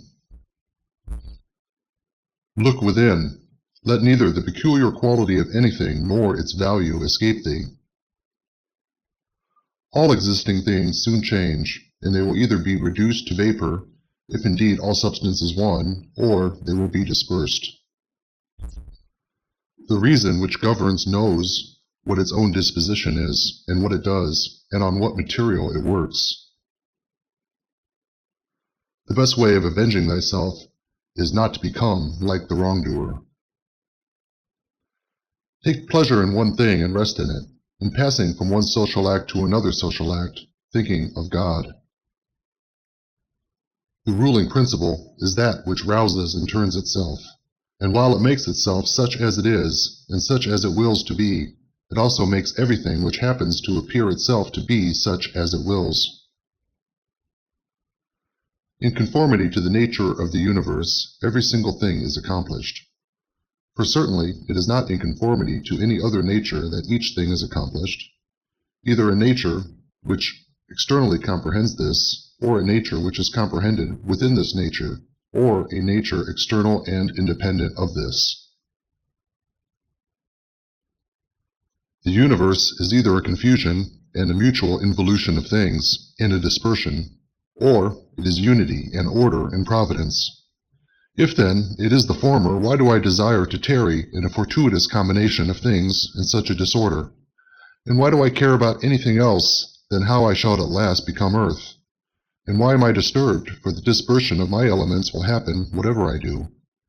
But if the other supposition is true, I venerate, and I am firm, and I trust in him who governs. When thou hast been compelled by circumstances to be disturbed in a manner, quickly return to thyself, and do not continue out of tune longer than the compulsion lasts, for thou wilt have more mastery over the harmony by continually recurring to it. If thou hadst a stepmother and a mother at the same time, thou wouldst be dutiful to thy stepmother, but thou wouldst constantly return to thy mother. Let the court and philosophy now be to thee stepmother and mother. Return to philosophy frequently, and repose in her, through whom what thou meetest with in the court appears to thee tolerable, and thou appearest tolerable in the court. When we have meat before us, and such eatables, we receive the impression that this is the dead body of a fish, and this is the dead body of a bird, or of a pig, and again that this Falernian is only a little grape juice, and this purple robe some sheep's wool dyed with the blood of a shellfish. Such then are these impressions, and they reach the things themselves and penetrate them, and so we see what kind of things they are. Just in the same way ought we to act all through life, and where there are things which appear most worthy of our approbation, we ought to lay them bare, and look at their worthlessness, and strip them of all the words by which they are exalted. For outward show is a wonderful perverter of the reason, and when thou art most sure that thou art employed about things worth thy pains, it is then that it cheats thee most. Consider then what Crates says of Xenocrates himself. Most of the things which the multitude admire are referred to objects of the most general kind. Those which are held together by cohesion or natural organization, such as stones, wood, fig trees, vines, olives. But those which are admired by men, who are a little more reasonable, are referred to the things which are held together by a living principle, as flocks, herds. Those which are admired by men, who are still more instructed, are the things which are held together by a rational soul, not, however, a universal soul, but rational, so far as it is a soul skilled in some art, or expert in some other way, or simply rational so far as it possesses a number of slaves. But he who values a rational soul, a soul universal, and fitted for political life, regards nothing else except this, and above all things he keeps his soul in a condition and in an actively conformable to reason and social life, and he cooperates to this end with those who are of the same kind as himself. Some things are hurrying into existence, others are hurrying out of it, and of that which is coming into existence, part is already extinguished. Motions and changes are continually renewing the world, such as the uninterrupted course of time is always renewing the infinite duration of ages. In this flowing stream, then, on which there is no abiding, what is there of the things which hurry by on which a man would set a high price? It would be just as if a man should fall in love with one of the sparrows which fly by, but it is already passed out of sight. Something of this kind is the very life of every man, like the exhalation of the blood and the respiration of the air. Such as it is to once have drawn in the air and to have given it back, which we do every moment, just the same is it with the whole respiratory power, which thou didst receive at thy birth yesterday, and the day before, to give it back to the elemental from which thou didst first draw it. Neither is transpiration, as in plants, a thing to be valued, nor respiration, as in domesticated animals and wild beasts, nor the receiving of impressions by the appearances of things, nor being moved by desires, as puppets by strings, nor assembling in herds, nor being nourished by food. for this is just like the act of separating and parting with the useless part of the food. What then is worth being valued? To be received with clapping of hands? No. Neither must we value the clapping of tongues, for the praise which comes from the many is the clapping of tongues. Suppose then that thou hast given up this worthless thing called fame. What remains that is worth valuing? This, in my opinion, to move thyself and to restrain thyself in conformity to thy proper constitution, to which end both all employments and arts lead. For every art aims at this, that the thing which has been made should be adapted to the work for which it has been made. And both the vine planter who looks after the vine, and the horse breaker, and he who trains the dog, seeks this end. But the education and the teaching of youth aim at something. And this then is the value of the education and the teaching. And if this is well, thou wilt not seek anything else. Wilt thou not cease to value many other things too? Then thou wilt neither be free nor sufficient for thy own happiness, nor without passion. For of necessity thou must be envious, jealous, and suspicious of those who can take away those things and plot against those who have that which is valued by thee.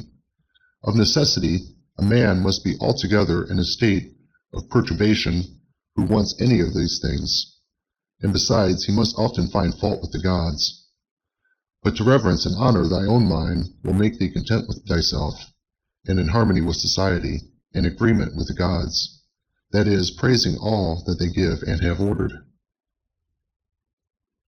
Above, below, all around are the movements of the elements, but the motion of virtue is in none of these. It is something more divine, and advancing by a way hardly observed, it goes happily on its road. How strangely men act! They will not praise those who are living at the same time and living with themselves, but to be themselves praised by posterity, by those whom they have never seen or will ever see, this they set much value on. But this is very much the same as if thou shouldest be grieved because those who have lived before thee did not praise thee. If a thing is difficult to be accomplished by thyself, do not think that it is impossible for man. But if anything is possible for man, and conformable to his nature, think that this can be attained by thyself too. In the gymnastic exercises, suppose that a man has torn thee with his nails, and by dashing against thy head has inflicted a wound. Well, we neither show any signs of vexation, nor are we offended, nor do we suspect him afterward as a treacherous fellow. And yet we are on our guard against him, not however as an enemy, nor with suspicion, but we quietly get out of his way. Something like this let their behavior be in all other parts of life. Let us overlook many things in those who are like antagonists in the gymnasium. For it is in our power, as I said, to get out of the way and to have no suspicion or hatred. If a man is able to convince me and show me that he do not think or act right, I will gladly change, for I seek the truth by which no man was ever injured, but he is injured who abides in his error and ignorance.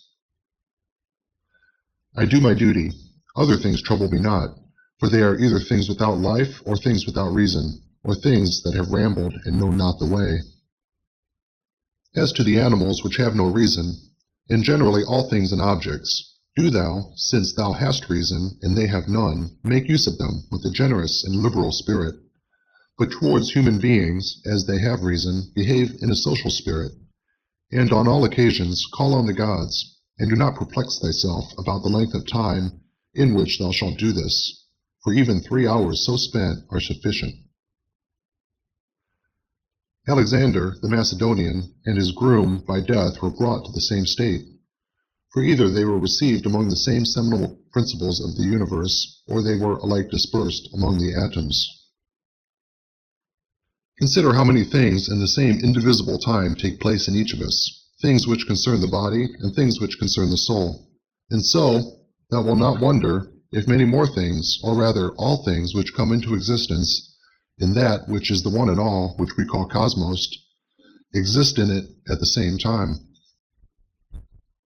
If any man should propose to thee the question, how the name Antoninus is written, wouldst thou with a straining of the voice utter each letter? What then if they grow angry? Wilt thou grow angry too? Wilt thou not go on with composure and number every letter? Just so, then, is this life. Also remember that every duty is made up of certain parts. These it is thy duty to observe, and without being disturbed or showing anger towards those who are angry with thee, to go on thy way and finish that which is set before thee. How cruel it is not to allow men to strive after the things which appear to them to be suitable to thy nature and profitable. Yet, in a manner thou dost not allow them to do this, when thou art vexed because they do wrong. For they are certainly moved towards the things which they suppose them to be suitable to their nature and profitable to them. But it is not so. Teach them then, and show them without being angry. Death is the cessation of the impression through the senses, and of the pulling of the strings which move the appetites, and of the discursive movements of the thoughts, and of the service to the flesh. It is a shame for the soul to be the first to give way in this life, when thy body does not give way. Take care that thou art not made into a Caesar, that thou art not dyed with this dye, for such things happen. Keep thyself then simple, good, pure, serious, free from affectation, a friend of justice, a worshipper of the gods, kind, affectionate, strenuous in all proper acts. Strive to continue to be such as philosophy wished to make thee. Reverence the gods and help men. Short is life. There is only one fruit in this terrene life, a pious disposition and social acts. Do everything as a disciple of Antoninus.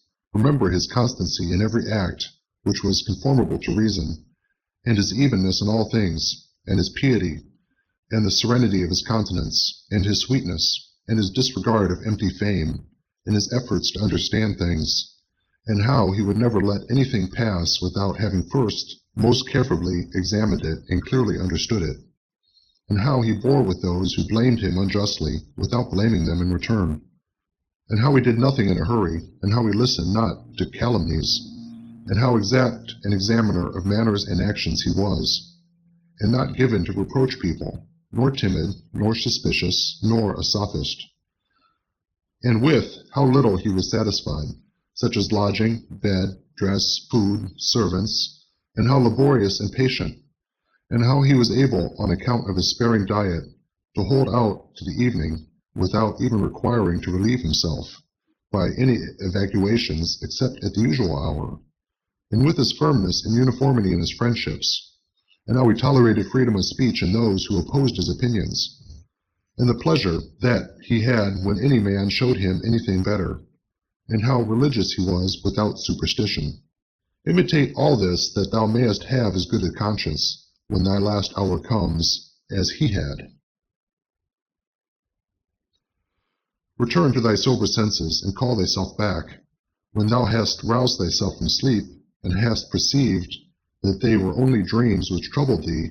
Now, in thy waking hours, look at these, the things about thee, as thou didst look at those, the dreams. I consist of a little body and soul. Now to this little body all things are indifferent, for it is not able to perceive differences.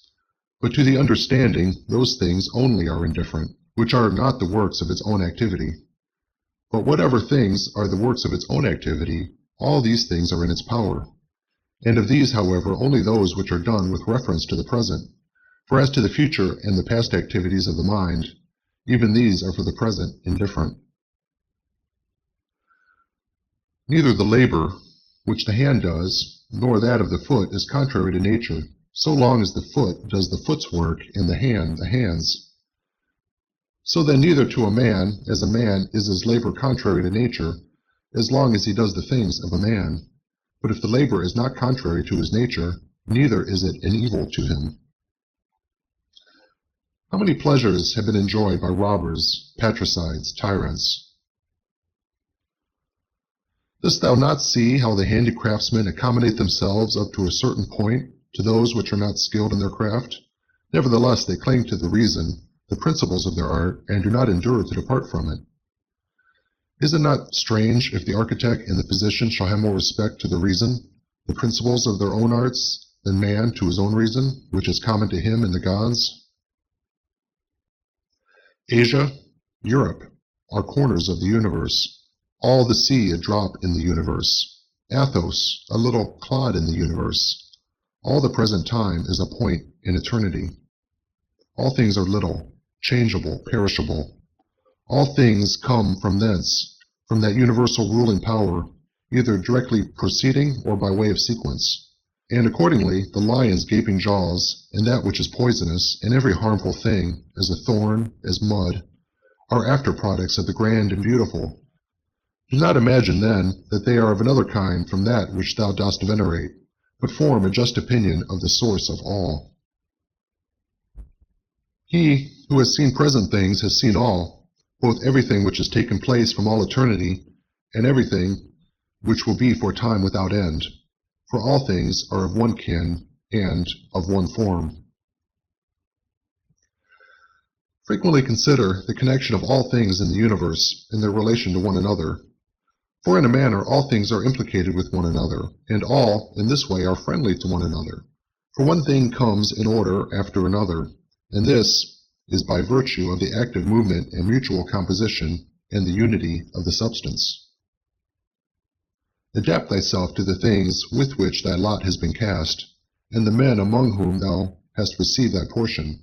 Love them, but do it truly.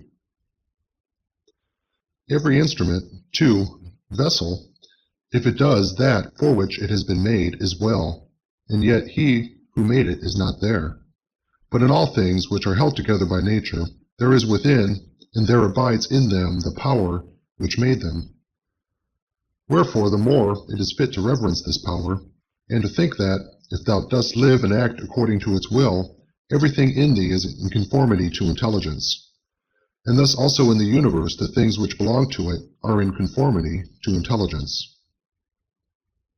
Whatever of the things which are not within thy power thou shalt suppose to be good for thee or evil, it must of necessity be that, if such a bad thing befall thee, or the loss of such a good thing, thou wilt blame the gods, and hate men too, those who are the cause of the misfortune or the loss, or those who are suspected of being likely to be the cause. And indeed we do much injustice, because we make a difference between those things, because we do not regard these things as indifferent. But if we judge only those things which are in our power to be good or bad, there remains no reason either for finding fault with God or standing in a hostile attitude to man. We are all working together to one end, some with knowledge and design, and others without knowing what they do, as men also when they are asleep, of whom it is Heraclius, I think, who says that they are laborers and cooperators in the things which take place in the universe. But men cooperate after different fashions, and even those cooperate abundantly who find fault with what happens, and those who try to oppose it and to hinder it.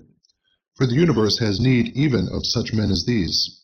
It remains then for thee to understand among what kind of workmen thou placest thyself. For he who rules all things will certainly make a right use of thee, and he will receive thee among some part of the cooperators, and of those whose labors conduce to one end. But be not thou such a part as the mean and ridiculous verse in the play, which Chrysippus speaks of. Does the sun undertake to do the work of the rain, or Aesculapius the work of the fruit-bearer? And how is it with respect to each of the stars? Are they not different, and yet they work together to the same end? If the gods have determined about me, and about the things which must happen to me, they have determined well, for it is not easy even to imagine a deity without forethought. And as to doing me harm, why should they have any desire towards that? For what advantage would result to them from this, or to the whole, which is the special object of their providence?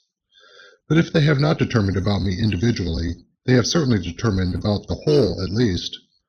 And the things which happen by way of sequence in this general arrangement I ought to accept with pleasure, and to be content with them. But if they determine about nothing, which it is wicked to believe, or if we do believe it, let us neither sacrifice nor pray nor swear by them, nor do anything else which we do as if the gods were present and lived with us. But if, however, the gods determine about none of the things which concern us, I am able to determine about myself, and I can inquire about that which is useful, and that is useful to every man, which is conformable to his own constitution and nature. For my nature is rational and social, and my city and country, as far as I am Antoninus, is Rome. But so far as I am a man, it is the world. The things then which are useful to these cities are alone useful to me. Whatever happens to every man, this is for the interest of the universal. This might be sufficient. But further thou wilt observe this also is a general truth, if thou dost observe, that whatever is profitable to any man is profitable also to other men. But let the word profitable be taken here in the common sense, as said of things of the middle kind, neither good nor bad. As it happens to thee in the amphitheatre and such places, that the continual sight of the same things and the uniformity make the spectacle wearisome, so it is in the whole of life. For all things above, below, are the same and from the same. How long then? Think continually that all kinds of men and all kinds of pursuits and of all nations are dead, so that thy thoughts come down even to Philistion and Phoebus, an Oreganian. Now turn thy thoughts to the other kinds of men. To that place then we must remove, where there are so many great orators, so many noble philosophers, Heraclitus, Pythagoras, Socrates, so many heroes of former days, and so many generals after them, and tyrants. Besides these, Eudoxus, Hipparchus, Archimedes, and other men of acute natural talents, great minds, lovers of labor, versatile, confident, mockers even of the perishable and ephemeral life of man, as Menippus and such as are like him. As to all these, consider that they have long been in the dust. What harm, then, is this to them? And what to those whose names are altogether unknown? One thing here is worth a great deal, to pass thy life in truth and justice, with a benevolent disposition even to liars and unjust men. Thou art not dissatisfied, I suppose, because thou weighest only so many liter, and not 300. Be not dissatisfied, then, that thou must live only so many years, and not more. For as thou art satisfied with the amount of substance which has been assigned to thee, so be content with the time. Let us try to persuade them, but act even against their will when the principles of justice lead that way. If, however, any man using force stands in thy way, betake thyself to contentment and tranquillity, and at the same time employ the hindrance toward the exercise of some other virtue, and remember that thy attempt was with a reservation, that thou didst not desire to do impossibilities. What then didst thou desire? Some such effort as this, but thou attainest thy object if the things to which thou wast moved are accomplished. He who loves fame considers another man's activity to be his own good, and he who loves pleasure his own sensations. But he who has understanding considers his own acts to be his own good. It is in our power to have no opinion about a thing, and not to be disturbed in our soul, for things themselves have no natural power to form our judgments. Accustom thyself to attend carefully to what is said by another, and as much as it is possible be in the speaker's mind. That which is not good for the swarm, neither is it good for the bee. If sailors abuse the helmsman, or the sick the doctor, would they listen to anybody else? And how could the helmsman secure the safety of those in the ship, or the doctor health of those whom he attends? How many together with whom I came into the world are already gone out of it? To the jaundiced, honey tastes bitter, and to those bitten by mad dogs, water causes fear, and to little children the ball is a fine thing. Why then am I angry? Dost thou think that a false opinion has less power than the bile in the jaundiced, or the poison in him who is bitten by a mad dog? No man will hinder thee from living according to the reason of thy nature. Nothing will happen to thee contrary to the reason of the universal nature. What kind of people are those whom men wish to please, and for what objects, and by what kinds of acts? How soon time will cover all things, and how many it has covered already. End of chapter 6.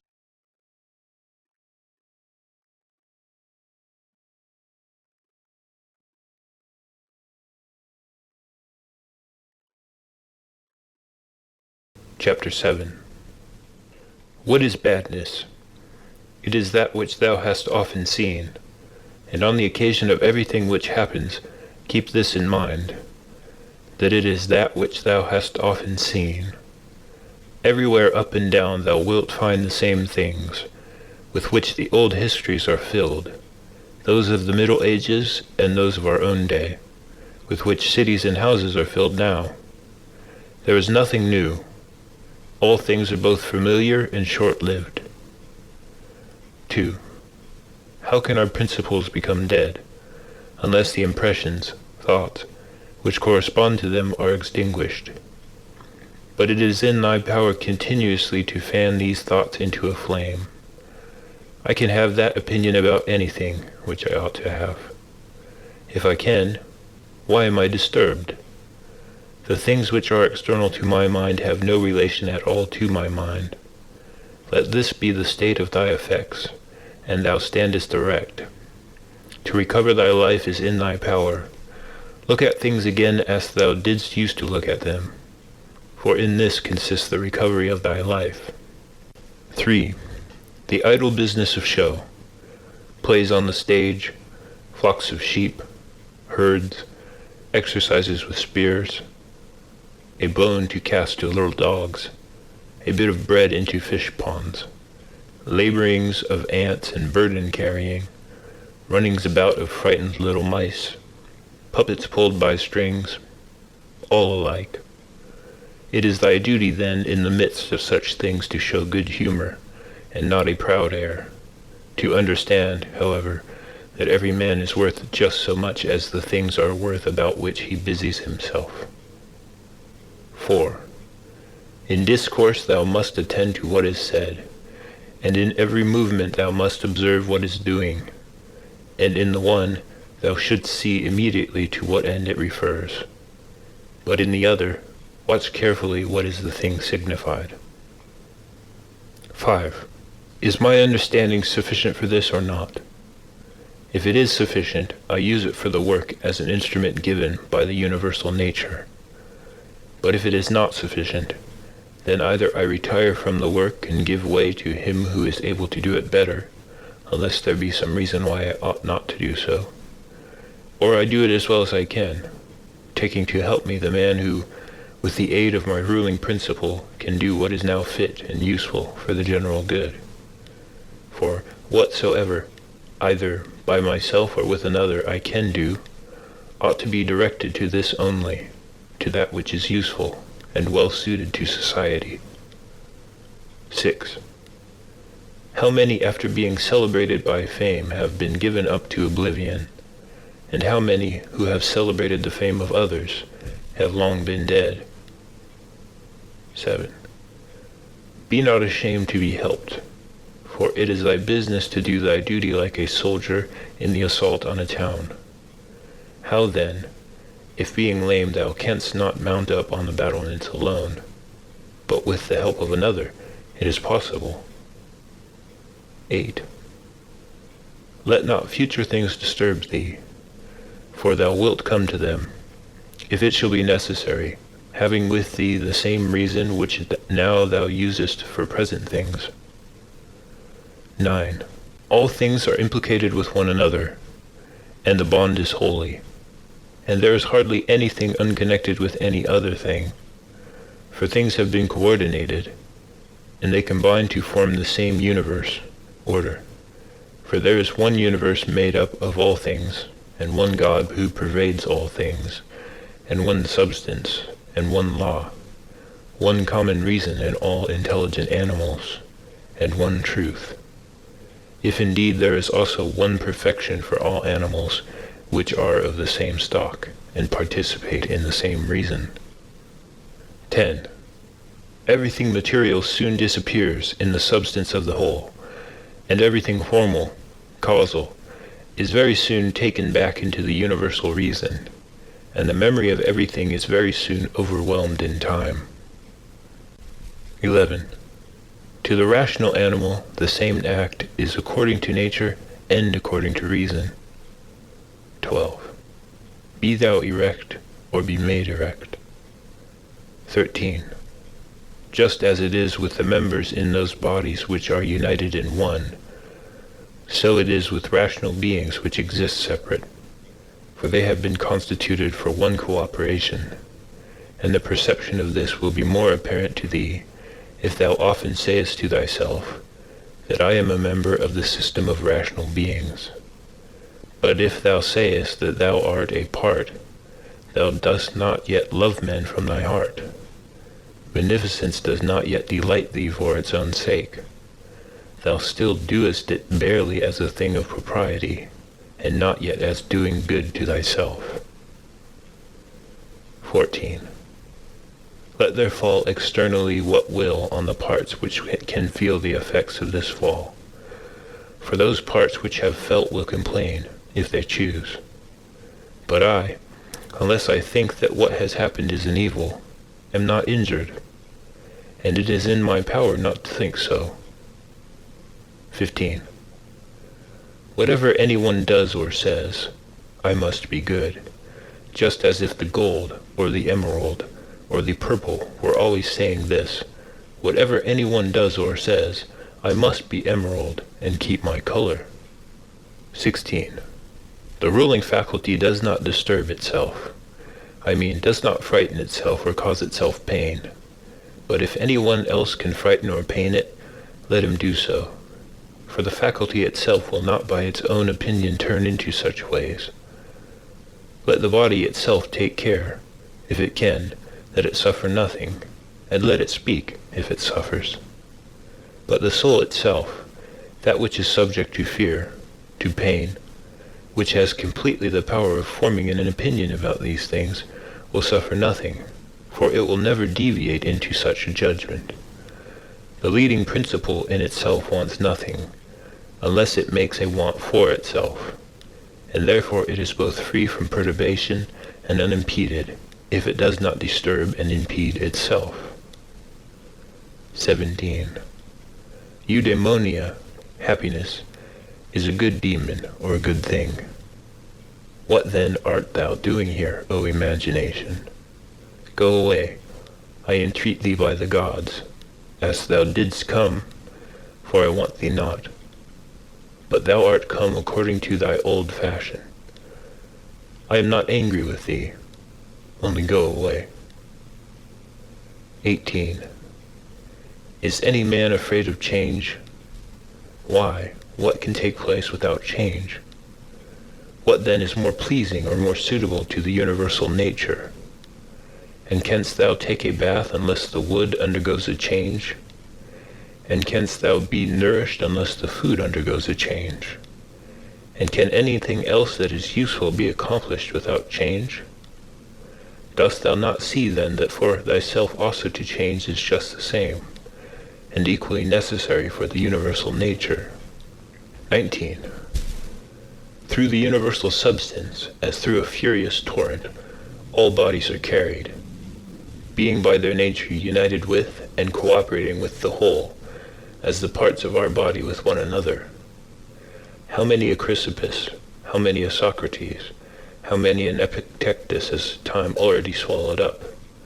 And let the same thought occur to thee with reference to every man and thing. 20.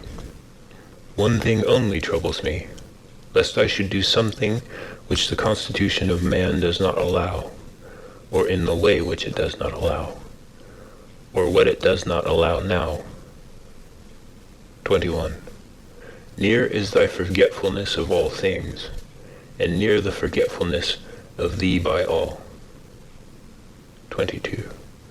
It is peculiar to man to love even those who do wrong, And this happens, if when they do wrong it occurs to thee that they are kinsmen, and that they do wrong through ignorance and unintentionally, and that soon both of you will die, and above all, that the wrongdoer has done thee no harm, for he has not made thy ruling faculty worse than it was before.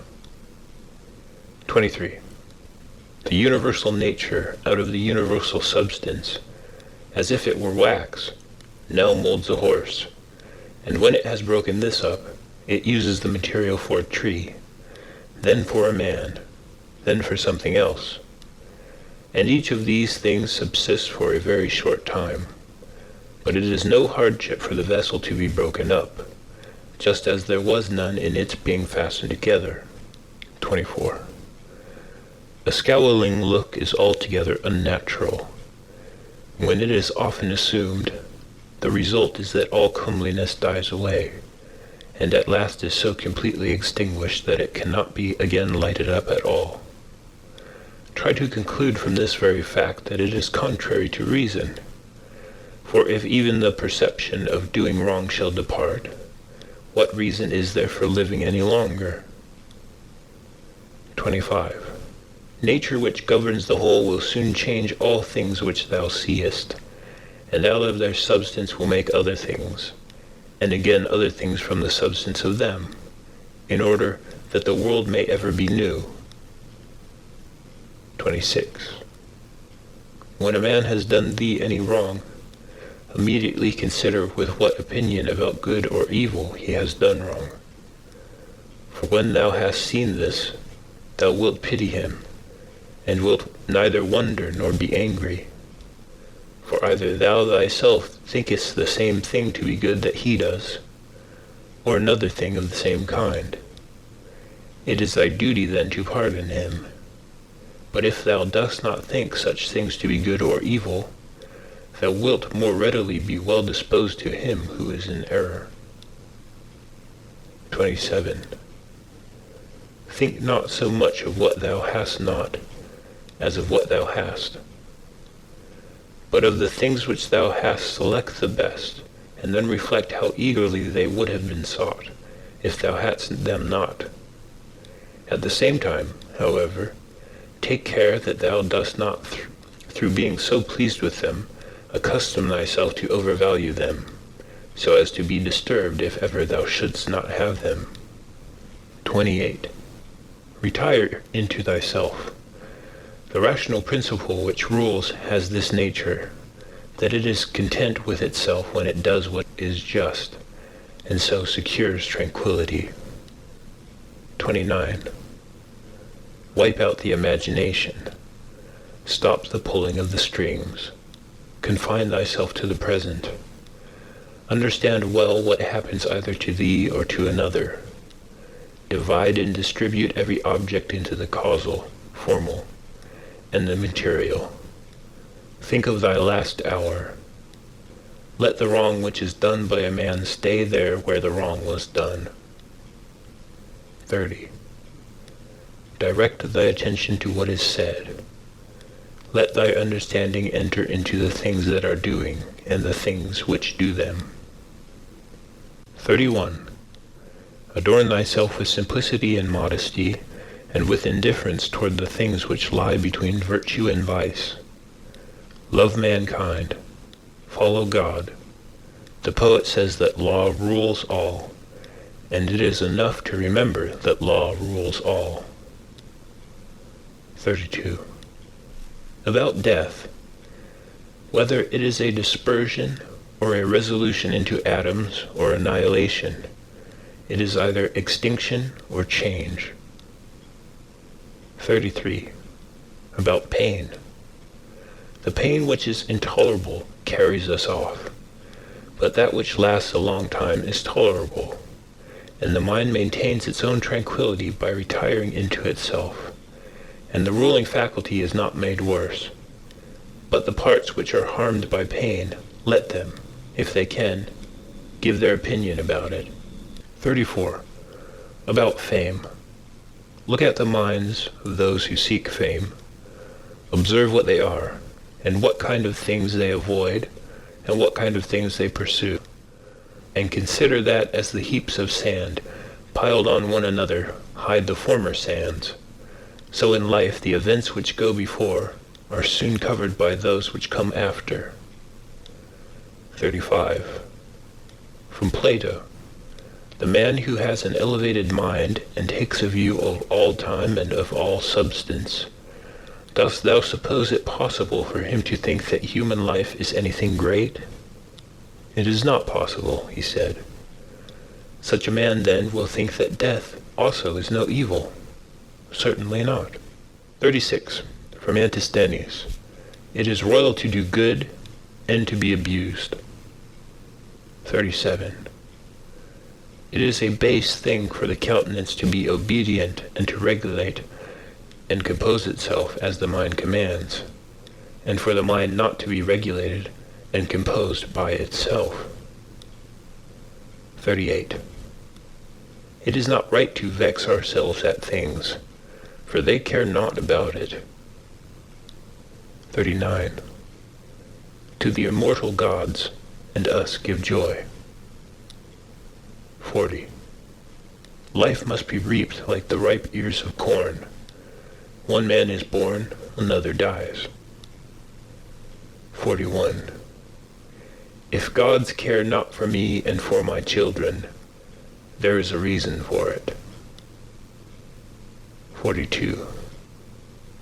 For the good is with me, and the just. 43. No joining others in their wailing, no violent emotion. 44. From Plato. But I would make this man a sufficient answer, which is this: Thou sayest not well, if thou thinkest that a man who is good for anything at all ought to compute the hazard of life or death, and should not rather look to this only in all that he does, whether he is doing what is just or unjust, and the works of a good or a bad man. 45. For thus it is, men of Athens, in truth, wherever a man has placed himself thinking it the best place for him, or has been placed by a commander, there, in my opinion, he ought to stay, and to abide the hazard, taking nothing into the reckoning, either death or anything else, before the baseness of deserting his post. 46. But, my good friend, reflect whether that which is noble and good is not something different from saving and being saved. For as to a man living such or such a time, at least one who is really a man, consider if this is not a thing to be dismissed from the thoughts, and there must be no level life. But as to these matters, a man must entrust them to the deity, and believe that what the women say, that no man can escape his destiny, the next inquiry being how he may best live the time that he has to live. 47. Look round at the courses of the stars, as if thou wert going along with them, and constantly consider the changes of the elements into one another, for such thoughts purge away the filth of the terrene life. 48. This is a fine saying of Plato, that he who is discoursing about men should look also at earthly things as if he viewed them from some higher place, should look at them in their assemblies, armies, agricultural labors, marriages, treaties, births, deaths, noise of the courts of justice, desert places, various nations of barbarians, feasts, lamentations, markets, a mixture of all things, and an orderly combination of contraries.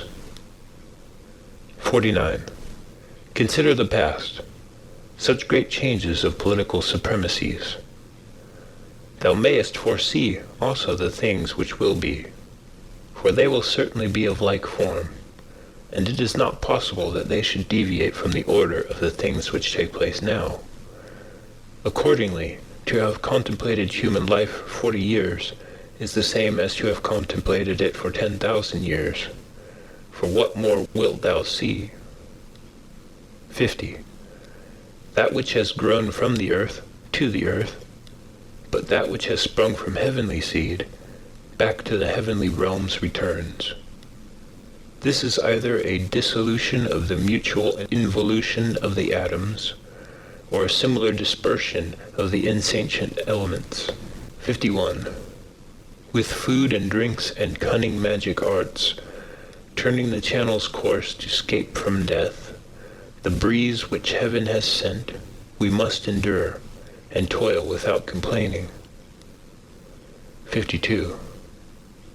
Another may be more expert in casting his opponent, but he is not more social, nor more modest, nor better disciplined to meet all that happens, nor more considerate with respect to the faults of his neighbors.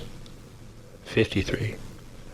Where any work can be done conformably to the reason which is common to gods and men, there we have nothing to fear.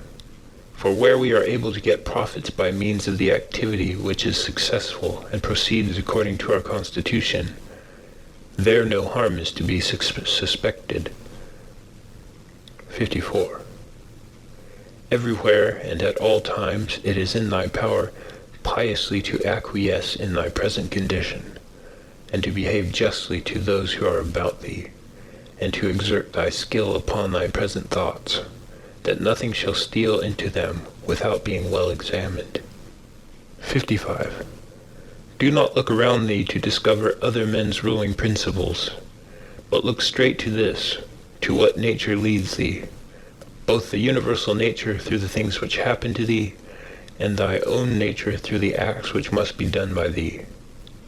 But every being ought to do that which is according to its constitution, and all other things have been constituted for the sake of rational beings, just as among irrational things the inferior for the sake of the superior, but the rational for the sake of one another. The prime principle, then, in man's constitution is the social, and the second is not to yield to the persuasions of the body, for it is the peculiar office of the rational and intelligent motion to circumscribe itself, and never to be overpowered either by the motion of the senses or of the appetites, for both are animal. But the intelligent motion claims superiority, and does not permit itself to be overpowered by the others, and with good reason, for it is formed by nature to use all of them. The third thing in the rational constitution is freedom from error and from deception. Let then the ruling principle holding fast to these things go straight on, and it has what is its own. 56. Consider thyself to be dead, and to have completed thy life up to the present time, and live according to nature the remainder which is allowed to thee. 57. Love that only which happens to thee and is spun with the thread of thy destiny. For what is more suitable? 58. In everything which happens, keep before thy eyes those to whom the same things happened, and how they were vexed, and treated them as strange things, and found fault with them. And now where are they? Nowhere. Why then dost thou too choose to act in the same way? And why dost thou not leave these agitations which are foreign to nature, and those who cause them, and those who are moved by them? And why art thou not altogether intent upon the right way of making use of the things which happen to thee? For then thou wilt use them well, and they will be a material for thee to work on. Only attend to thyself, and resolve to be a good man in every act which thou doest, and remember. 59. Look within. Within is the fountain of good, and it will ever bubble up, if thou wilt ever dig. 60. The body ought to be compact, and to show no irregularity either in motion or attitude. For what the mind shows in the face by maintaining in it the expression of intelligence and propriety, that ought to be required also in the whole body. But all these things should be observed without affectation. 61. The art of life is more like the wrestler's art than the dancer's, in respect of this, that it should stand ready and firm to meet onsets which are sudden and unexpected. 62. Constantly observe who those are whose approbation thou wishest to have, and what ruling principles they possess. For then thou wilt neither blame those who offend involuntarily, nor wilt thou want their approbation, if thou lookest to the sources of their opinions and appetites. 63. Every soul, the philosopher says, is involuntarily deprived of truth. Consequently, in the same way, it is deprived of justice and temperance and benevolence and everything of the kind. It is most necessary to bear this constantly in mind, for thus thou wilt be more gentle towards all. 64. In every pain let this thought be present, that there is no dishonor in it, nor does it make the governing intelligence worse, for it does not damage the intelligence either so far as the intelligence is rational or so far as it is social. Indeed, in the case of most pains, let this remark of Epicurus aid thee, that pain is neither intolerable nor everlasting, if thou bearest in mind that it has limits, and if thou addest nothing to it in imagination. And remember this too, that we do not perceive that many things which are disagreeable to us are the same as pain, such as excessive drowsiness, and the being scorched by heat, and the having no appetite. When then thou art discontented about any of these things, say to thyself that thou art yielding to pain. 65. Take care not to feel towards the inhuman as they feel towards men. 66. How do we know if Teleologus was not superior in character to Socrates? For it is not enough that Socrates dies a more noble death, and disputed more skillfully with the sophists, and passed the night in the cold with more endurance, and that when he was bid to arrest Leon of Salamis, he considered it more noble to refuse, and that he walked in a swaggering way in the streets, though as to this fact one may have great doubts if it was true. But we ought to inquire what kind of a soul it was that Socrates possessed, and if he was able to be content with being just towards men, and pious towards the gods, neither idly vexed on account of men's villainy, nor yet making himself a slave to any man's ignorance, nor receiving as strange anything that fell to his share out of the universal, nor enduring it as intolerable, nor allowing his understanding to sympathize with the effects of the miserable flesh. 67. Nature has not so mingled the intelligence with the composition of the body, as not to have allowed thee the power of circumscribing thyself, and of bringing under subjection to thyself all that is thy own. For it is very possible to be a divine man, and to be recognized as such by no one. Always bear this in mind. And another thing too, that very little indeed is necessary for living a happy life. And because thou hast despaired of becoming a dialectician and skilled in the knowledge of nature, do not for this reason renounce the hope of being both free and modest, and social and obedient to God. 68. It is in thy power to live free from all compulsion in the greatest tranquility of mind, even if all the world cry out against thee as much as they choose, and even if wild beasts tear in pieces the members of this kneaded matter which has grown around thee. For what hinders the mind in the midst of all this from maintaining itself in tranquility, and in a just judgment of all surrounding things, and in a ready use of the objects which are presented to it, so that the judgment may say to the thing which falls under its observation, this thou art in substance, though in men's opinion thou mayest appear to be of a different kind.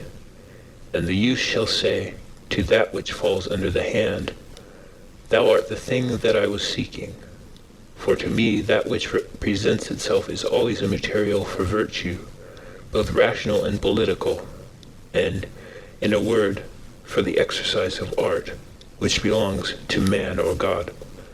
For everything which happens has a relationship either to God or man, and is neither new nor difficult to handle, but usual and apt matter to work on. 69. The perfection of moral character consists in this, in passing every day as the last, and in being neither violently excited, nor torpid, nor playing the hypocrite. 70. The gods who are immortal are not vexed because during so long a time they must tolerate continually men as such as they are, and so many of them bad. And besides this, they also take care of them in all ways. But thou, who art destined to end so soon, art thou wearied of enduring the bad, and this too when thou art one of them? 71. It is a ridiculous thing for a man not to fly from his own badness, which is indeed possible, but to fly from other men's badness, which is impossible. 72. Whatever the rational and political faculty finds to be neither intelligent nor social, it properly judges to be inferior to itself. 73. When thou hast done a good act, and another hast received it, why dost thou still look for a third thing besides these, as fools do, either to have the reputation of having done a good act, or to obtain a return? 74. No man is tired of receiving what is useful, but it is useful to act according to nature. Do not then be tired of receiving what is useful by doing it to others. 75. The nature of the all moved to make the universe. But now either everything that takes place comes by way of consequence or continuity, or even the chief things towards which the ruling power of the universe directs its own movement are governed by no rational principle. If this is remembered, it will make thee more tranquil in many things. Note 1. The end of this section is unintelligible. End of chapter 7.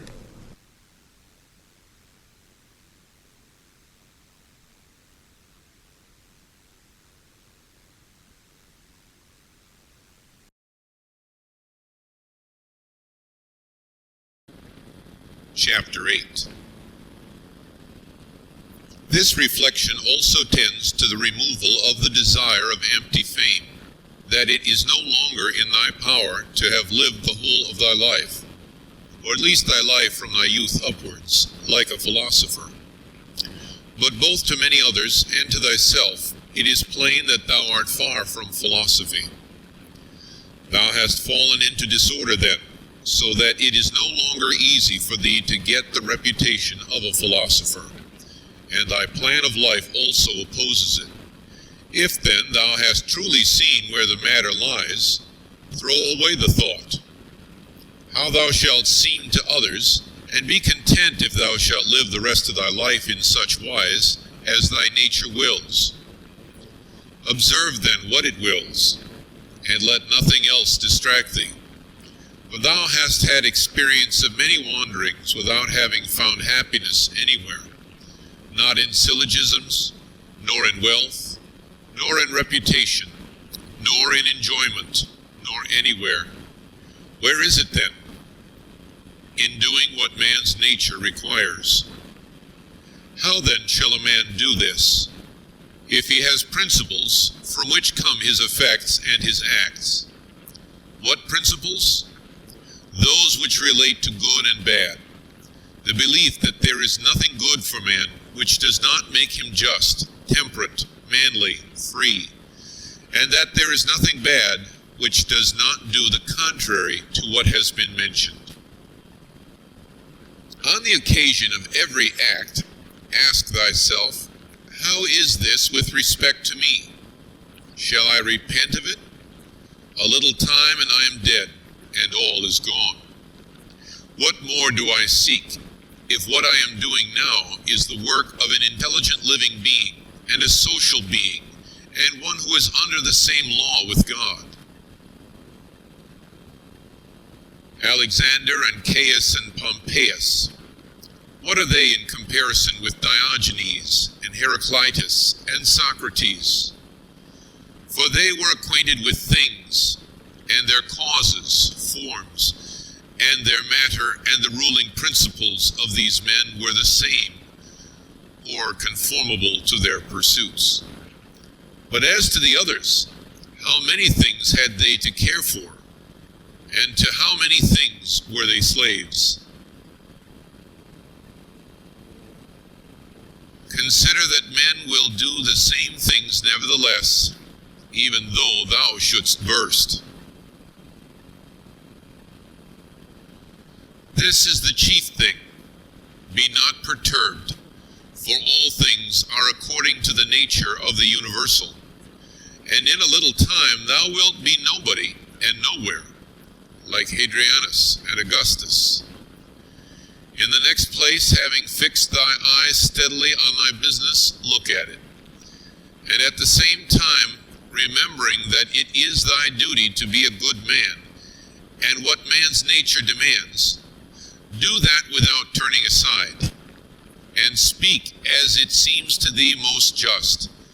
Only let it be with a good disposition, and with modesty, and without hypocrisy.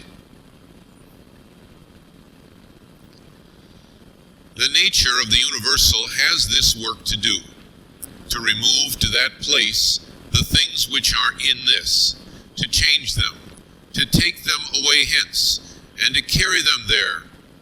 All things are change, yet we need not fear anything new. All things are familiar to us, but the distribution of them still remains the same. Every nature is contented with itself when it goes on its way well, and a rational nature goes on its way well when in its thoughts it assents to nothing false or uncertain, and when it directs its movements to social acts only, and when it confines its desires and aversions to the things which are in its power, and when it is satisfied with everything that is assigned to it by the common nature.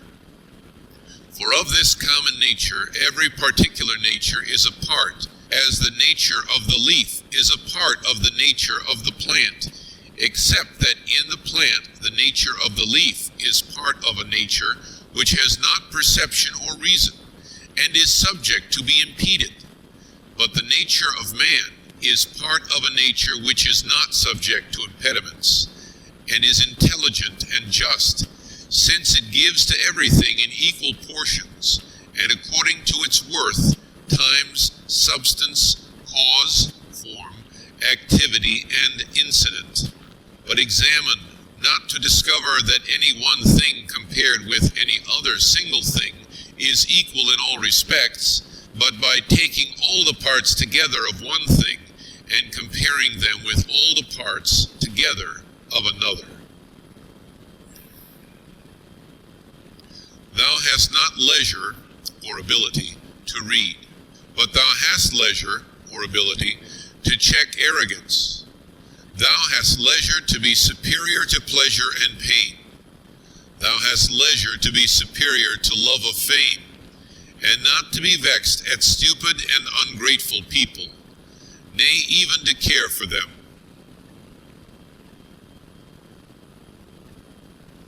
Let no man any longer hear thee finding fault with the court life or with thy own.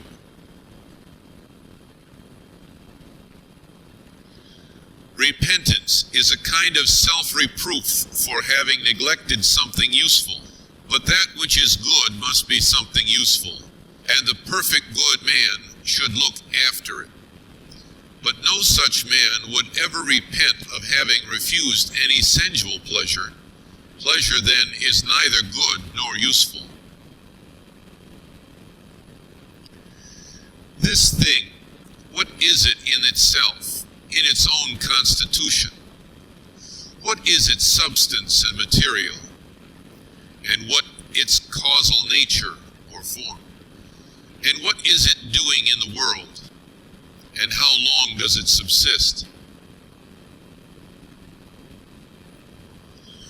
When thou risest from sleep with reluctance, remember that it is according to thy constitution and according to human nature to perform social acts. But sleeping is common also to irrational animals. But that which is according to each individual's nature is also more peculiarly its own, and more suitable to its nature, and indeed also more agreeable. Constantly, and, if it be possible, on the occasion of every impression on the soul, apply to it the principles of physic, of ethic, of dialectic. Whatever man thou meetest with, immediately say to thyself, what opinions has this man about good and bad?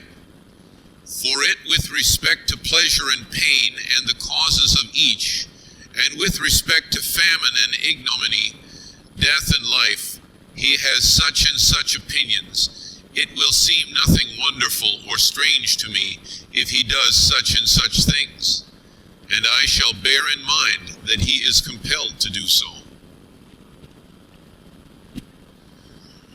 Remember that as it is a shame to be surprised if the fig tree produces figs, so it is to be surprised if the world produces such and such things of which it is productive. And for the physician and the helmsman, it is a shame to be surprised if a man has a fever, or if the wind, if unfavorable. Remember that to change thy opinion and to follow him who corrects thy error is as consistent with freedom as it is to persist in thy error. For it is thy own, the activity which is exerted according to thy own movement and judgment, and indeed according to thy own understanding too. If a thing is in thy own power, why dost thou do it? But if it is in the power of another, whom dost thou blame? The atoms, chance, or the gods? Both are foolish. Thou must blame nobody. For if thou canst correct what is the cause, but if thou canst not do this, correct at least the thing itself. But if thou canst not do even this, of what use it to thee to find fault? For nothing should be done without a purpose. That which has died falls not out of the universe. If it stays here, it also changes here, and is dissolved into its proper parts, which are elements of the universe and of thyself. And these too change, and they murmur not. Everything exists for some end. A horse, a vine. Why dost thou wonder? Even the sun will say, I am for some purpose. And the rest of the gods will say the same. For what purpose then art thou? To enjoy pleasure? See if common sense allows this. Nature has had regard in everything no less to the end than to the beginning, and the continuance, just like the man who throws up the ball. What good is it then for the ball to be thrown up, or harm for it to come down, or even to have fallen? And what good is it to the bubble while it holds together, or what harm when it is burst? The same may be said of a light also. Turn it, the body, inside out, and see what kind of thing it is, and when it has grown old, what kind of thing it becomes, and when it is diseased. Short-lived are both the praiser and the praised, and the rememberer and the remembered, and all this in a nook of this part of the world, and not even here do all agree, no, not any one with himself, and the whole earth too is a point. Attend to the matter which is before thee, whether it is an opinion or an act or a word. Thou sufferest this justly, for thou choosest rather to become good tomorrow than to be good today.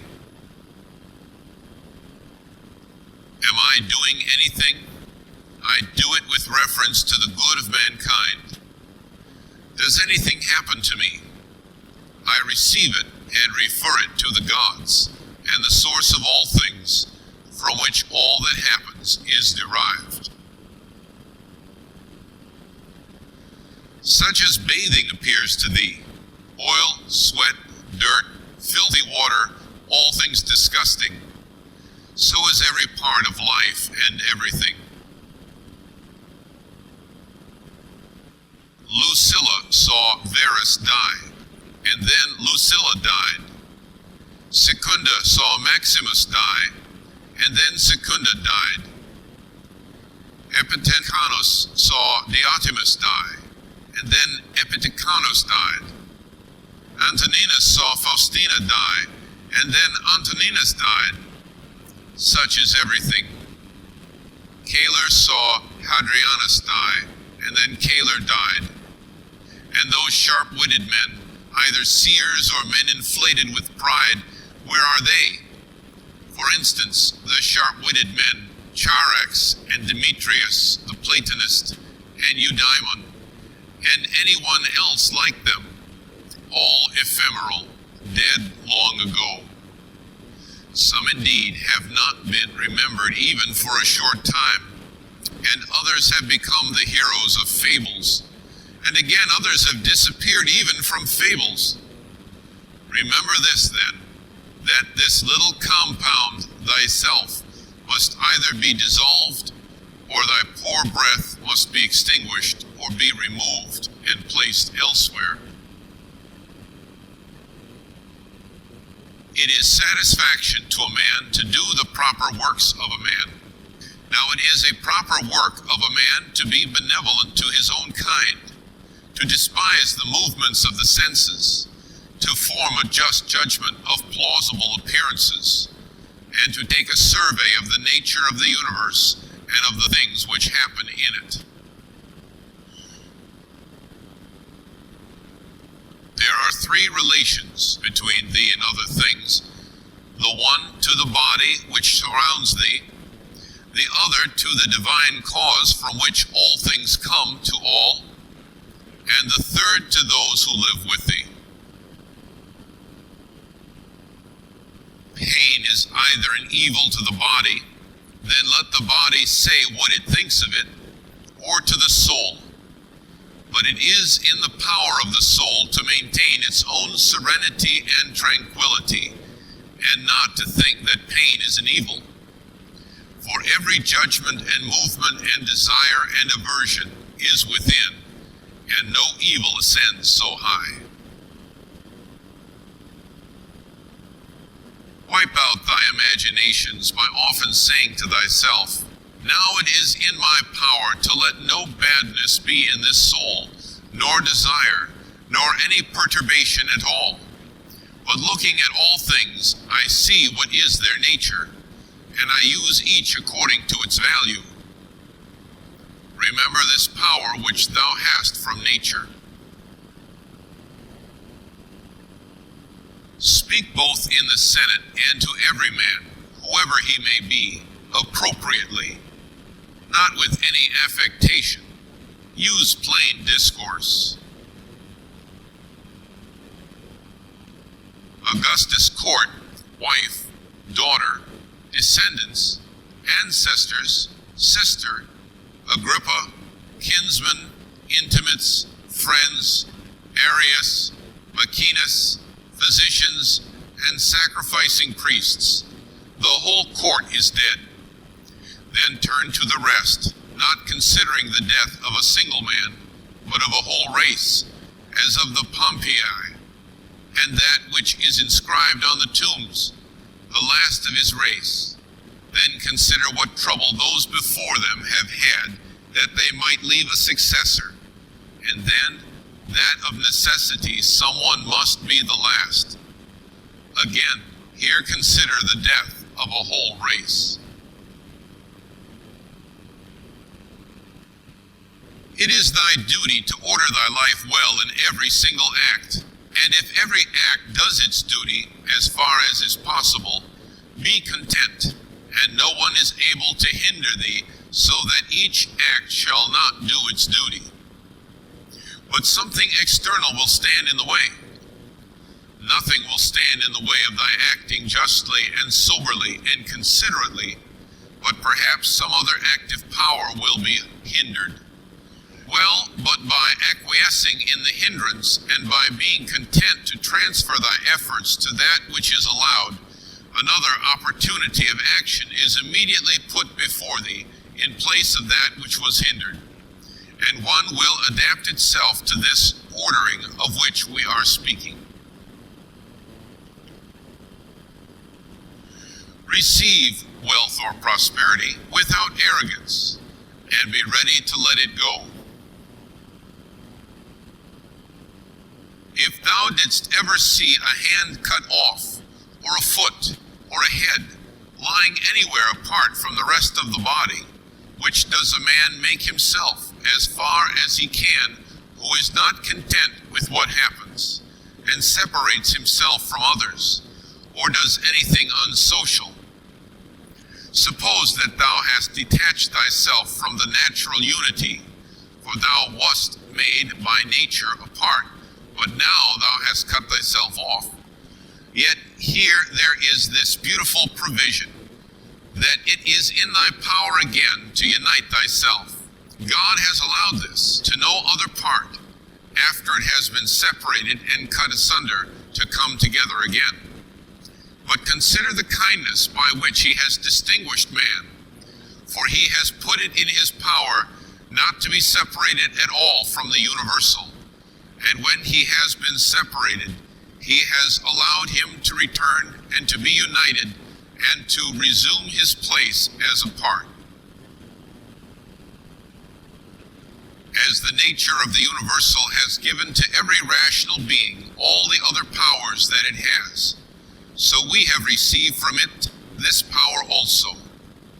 For as the universal nature converts and fixes in its predestined place everything which stands in the way and opposes it, and makes such things a part of itself, so also the rational animal is able to make every hindrance its own material, and to use it for such purposes as it may have designed.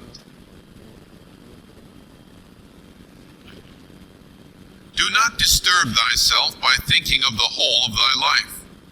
Let not thy thoughts at once embrace all the various troubles which thou mayest expect to befall thee, but on every occasion ask thyself, what is there in this which is intolerable and past bearing? For thou wilt be ashamed to confess. In the next place, remember that neither the future nor the past pains thee, but only the present.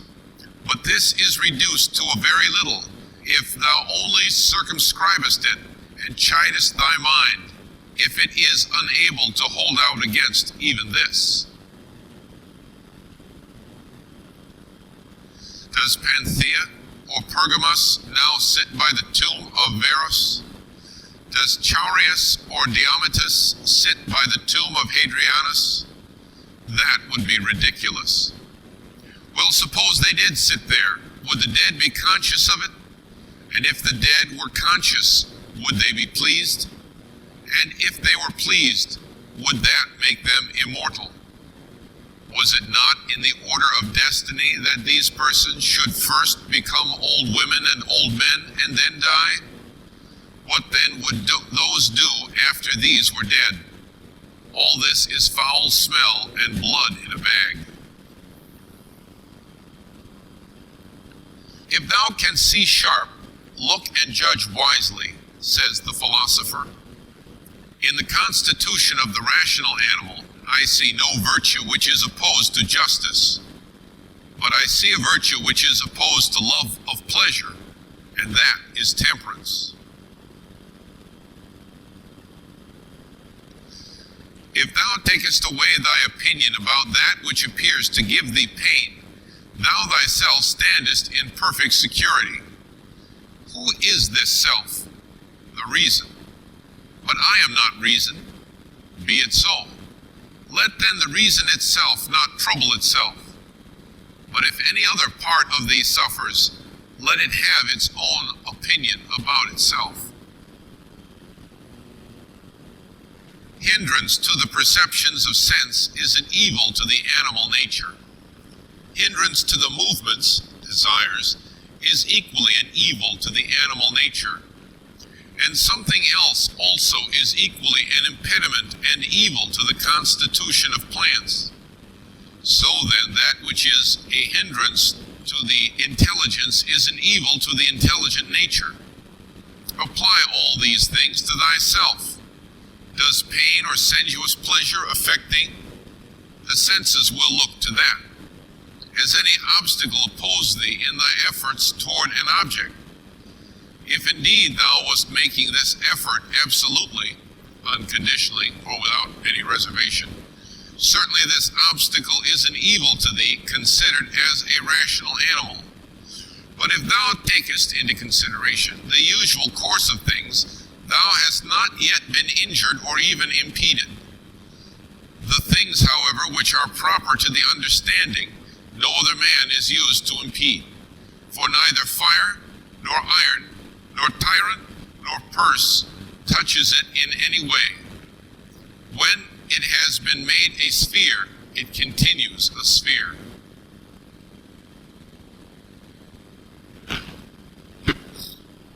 It is not fit that I should give myself pain, for I have never intentionally given pain even to another. Different things delight different people, but it is my delight to keep the ruling faculty sound without turning either from any man or from any of the things which happen to men, but looking at and receiving all with welcome eyes and using everything according to its nature. See that thou secure this present time to thyself. For those who rather pursue posthumous fame do not consider that the men of aftertime will be exactly such as these whom they cannot bear now, and both are mortal. And what is it in any way to thee if these men of aftertime utter this or that sound, or have this or that opinion about thee? Take me and cast me where thou wilt, for there I shall keep my divine part tranquil, that is, content if it can feel and act comfortably to its proper constitution. Is this change of place sufficient reason why my soul should be unhappy and worse than it was, depressed, expanded, shrinking, affrighted? And what wilt thou find which is sufficient reason for this? Nothing can happen to any man which is not human accident, nor to an ox which is not according to the nature of an ox, nor to vine which is not according to the nature of a vine, nor to a stone which is not proper to a stone. If then there happens to each thing both what is usual and natural, why shouldst thou complain? For the common nature brings nothing which may not be borne by thee. If thou art pained by any external thing, it is not this that disturbs thee, but by thy own judgment about it, and it is in thy power to wipe out this judgment now. But if anything in thy own disposition gives thee pain, who hinders thee from correcting thy opinion? And even if thou art pained because thou art not doing some particular thing which seems to thee to be right, why dost thou not rather act than complain? But some insuperable obstacle is in the way? Do not be grieved then, for the cause of its not being done depends not on thee. But it is not worthwhile to live. If this cannot be done, take thy departure then from life, contentedly, just as he dies who is in full activity, and well pleased too with the things which are obstacles. Remember that the ruling faculty is invincible. When self-collected, it is satisfied with itself. if it does nothing which it does not choose to do, even if it resist from mere obstinacy? What then will it be when it forms a judgment about anything aided by reason and deliberately? Therefore, the mind which is freedom from passions is a citadel. For man has nothing more secure to which he can fly for refuge, and for the future to be inexpugnable. He then who has not seen this is an ignorant man, but he who has seen it and does not fly to this refuge is unhappy. Say nothing more to thyself than what the first appearances report. Suppose that it has been reported to thee that a certain person speaks ill of thee. This has been reported, but that thou hast been injured, this has not been reported. I see that my child is sick, I do see, but that he is in danger, I do not see. Thus then always abide by the permanent appearances, and add nothing thyself from within, and when nothing happens to thee, or rather add something like a man who knows everything that happens in the world. A cucumber is bitter, throw it away. There are briars in the road, turn aside from them. This is enough. Do not add, and why were such things made in the world? For thou wilt be ridiculed by a man who is acquainted with nature, as thou wouldst be ridiculed by a carpenter and a shoemaker if thou didst find fault because thou seest in their workshops savings and cuttings from which they make. And yet they have places into which they can throw these shavings and cuttings, and the universal nature has no external space. But the wondrous part of her art is that though she has circumscribed herself, everything within her which appears to decay and to grow old and to be useless, she changes into herself, and again makes new things from these very same, so that she requires neither substance from without, nor wants a place into which she may cast that which delays. She is content then with her own space, and her own matter, and her own heart. Neither in thy actions be sluggish, nor in thy conversation without method, nor wandering in thy thoughts, nor let there be in thy soul inward contention or external effusion, nor in life be so busy as to leave no pleasure. Suppose that men kill thee, cut thee in pieces, curse thee. What then can these things do to prevent thy mind from remaining pure, wise, sober, just? For instance, if a man should stand by a limpid, pure spring and curse it, the spring never ceases setting up potable water. And if he should cast clay into it or filth, it will speedily disperse them and wash them out, and will not be at all polluted. How then shalt thou possess a perpetual fountain and not a mere wall? By forming thyself hourly to freedom conjoined with contentment, simplicity, and modesty. He who does not know what the world is, does not know where he is. And he who does not know for what purpose the world exists, does not know who he is, nor what the world is. But he who has failed in any of these things could not even say for what purpose he exists himself. What then dost thou think of him who avoids or seeks the praise of those who applaud, of men who know not either where they are or who they are? Dost thou wish to be praised by a man who curses himself thrice every hour? Wouldst thou wish to please a man who does not please himself? Does a man please himself who repents of nearly everything that he does? No longer let thy breathing only act in concert with the air which surrounds thee, but let thy intelligence also now be in harmony with the intelligence which embraces all things. For the intelligent power is no less diffused in all parts and pervades all things from him who is willing to draw it to him than the aerial power for him who is able to respire it. Generally, wickedness does no harm at all to the universe, and particularly the wickedness of one man does no harm or another. It is only harmful to him who has it in his power to be released from it as soon as he shall choose. To my own free will, the free will of my neighbor is just as indifferent as his poor health and flesh. For though we are made especially for the sake of one another, still the ruling power of each of us has its own office, for otherwise my neighbor's wickedness would be my harm, which God has not willed, in order that my unhappiness might not depend on another. The sun appears to be poured down, and in all directions indeed it is diffused, yet it is not diffused. For this diffusion is extension. Accordingly, its rays are called extensions, Greek, because they are extended, Greek. But one may judge what kind of a thing a ray is if he looks at the night's light passing through a narrow opening into a darkened room. For it is extended in a right line, and as it were is divided when it meets with any solid body which stands in the way and intercepts the air beyond.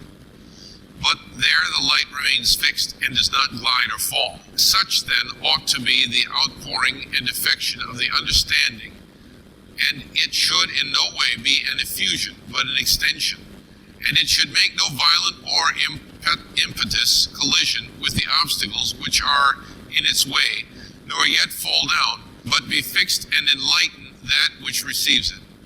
For a body will deprive itself of the illumination if it does not admit it. He who fears death either fears the loss of sensation or a different kind of sensation. But if thou shalt have no sensation, neither wilt thou feel any harm.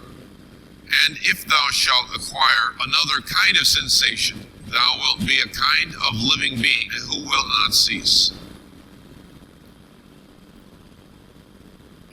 Men exist for the sake of one another. Teach them then, or bear with them. In one way an arrow moves, in another way the mind. The mind indeed, both when it exercises caution and when it is employed about iniquity, moves straight onward not the less, and to its object. Enter into every man's ruling faculty, and also let every other man enter into thine. End of chapter 8. Recording by Father Ziley of Detroit, Michigan. June 2007.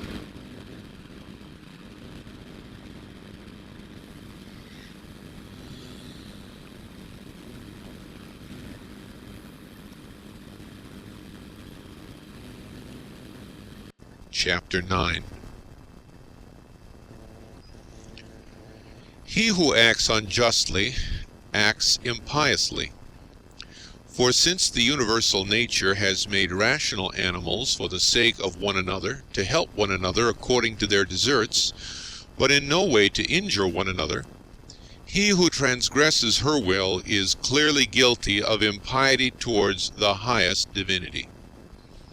And he too who lies is guilty of impiety to the same divinity. For the universal nature is the nature of things that are, and things that are have a relation to all things that come into existence. And further, this universal nature is named truth, and is the prime cause of all things that are true. He then who lies intentionally is guilty of impiety, inasmuch as he acts unjustly by deceiving.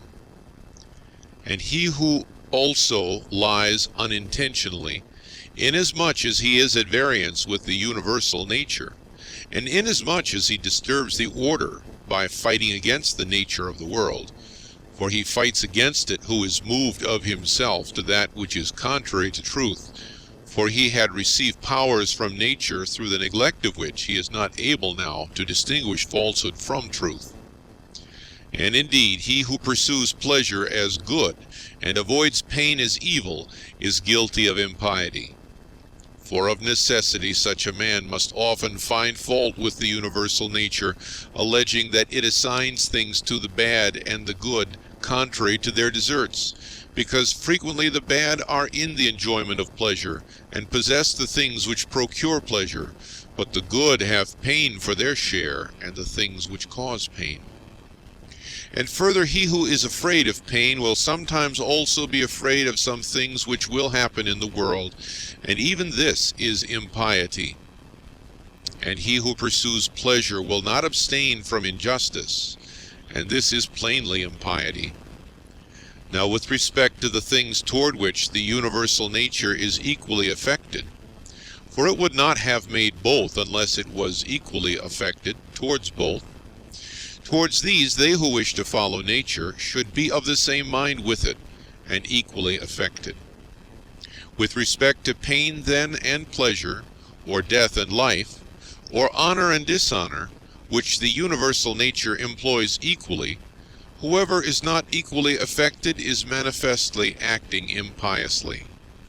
And I say that the universal nature employs them equally, instead of saying that they happen alike to those who are produced in continuous series, and to those who come after them by virtue of a certain original movement of providence, according to which it moved from a certain being to this ordering of things, having conceived certain principles of the things which were to be, and having determined powers productive of beings and of changes and of such like successions.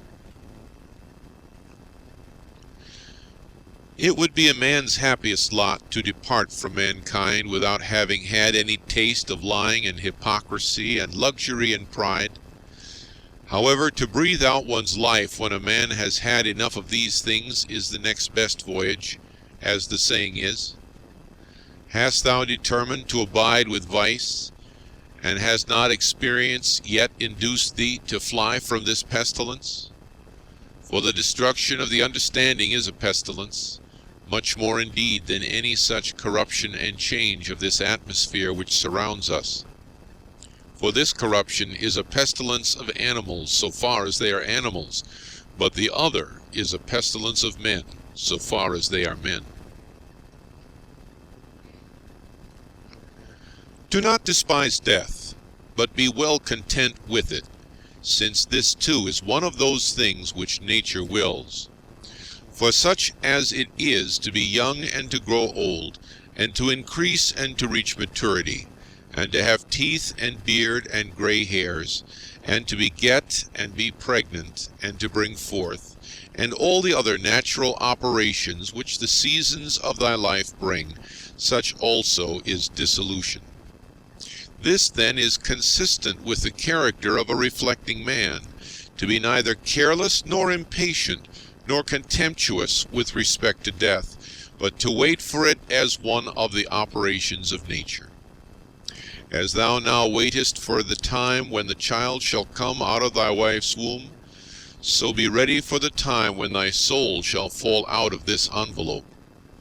But if thou requirest also a vulgar kind of comfort which shall reach thy heart, thou wilt be made best reconciled to death by observing the objects from which thou art going to be removed, and the morals of those with whom thy soul will no longer be mingled. For it is no way right to be offended with men, but it is thy duty to care for them and to bear with them gently, and yet to remember that thy departure will be not from men who have the same principles as thyself. For this is the only thing, if there be any, which could draw us the contrary way and attach us to life, to be permitted to live with those who have the same principles as ourselves. But now thou seest how great is the trouble arising from the discordance of those who live together, so that thou mayest say, Come quick, O death, lest perchance I too should forget myself. He who does wrong against himself. He who acts unjustly to himself, because he makes himself bad. He often acts unjustly who does not do a certain thing, not only he who does a certain thing.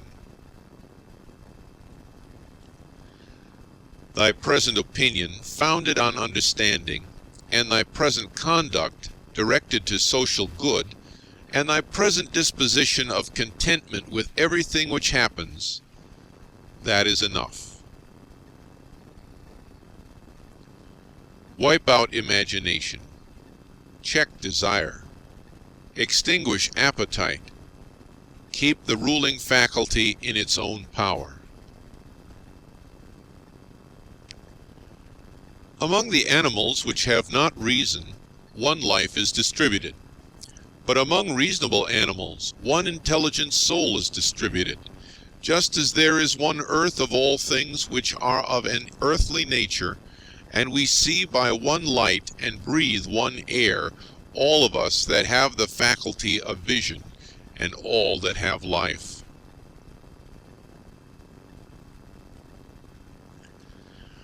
All things which participate in anything which is common to them all move towards that which is of the same kind with themselves.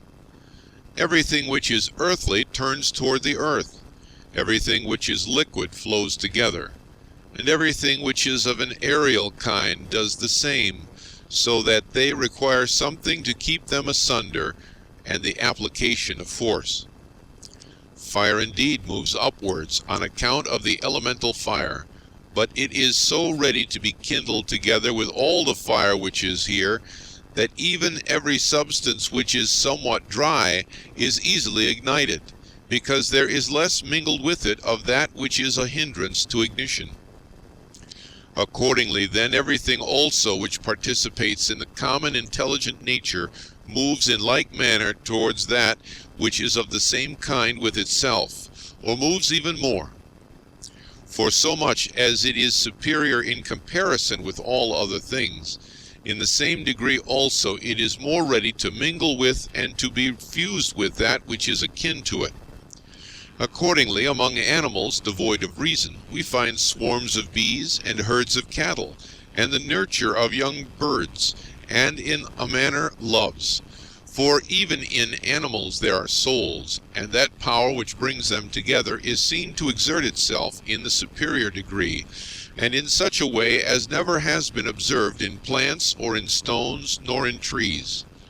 But in rational animals there are political communities and friendships, and families and meetings of people, and in wars, treaties, and armistices.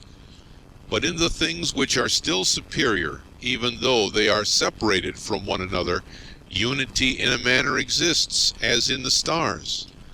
Thus the ascent to the higher degree is able to produce a sympathy even in things which are separated. See then what now takes place.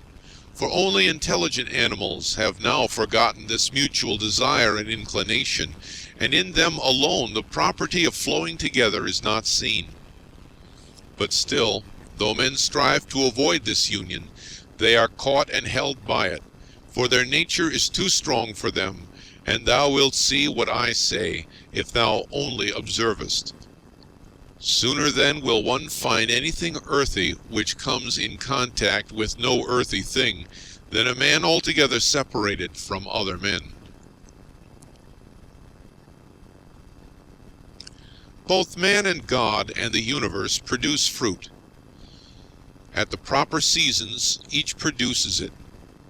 But if usage has especially fixed these terms to the vine and like things, this is nothing. Reason produces fruit both for all and for itself, and there are produced from it other things of the same kind as reason itself. If thou art able, correct by teaching those who do wrong. But if thou canst not, remember that indulgence is given to thee for this purpose, and the gods too are indulgent to such persons. And for some purposes they even help them to get health, wealth, reputation, so kind they are. And it is in thy power also. Or say, who hinders thee? Labor not as one who is wretched, nor yet as one who would be pitied or admired, but direct thy will to one thing only, to put thyself in motion and to check thyself, as the social reason requires. Today I have got out of all trouble, or rather I have cast out all trouble, for it was not outside, but within, and in my opinions. All things are the same, familiar in experience, and ephemeral in time, and worthless in the matter. Everything now is just as it was in the time of those whom we have buried. Things stand outside of us, themselves by themselves, neither knowing aught of themselves, nor expressing any judgment. What is it, then, which does judge about them? The ruling faculty. Not in passivity, but in activity, lie the evil and the good of the rational social animal, just as his virtue and his vice lie not in passivity, but in activity.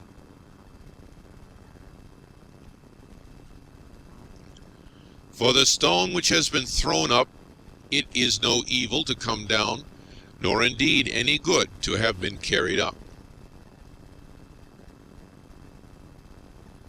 Penetrate inwards into men's leading principles, and thou wilt see what judges thou art afraid of, and what kind of judges they are of themselves.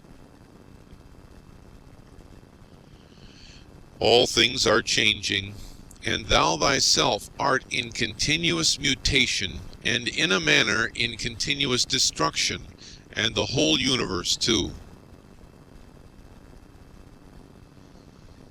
It is thy duty to leave another man's wrongful act there where it is.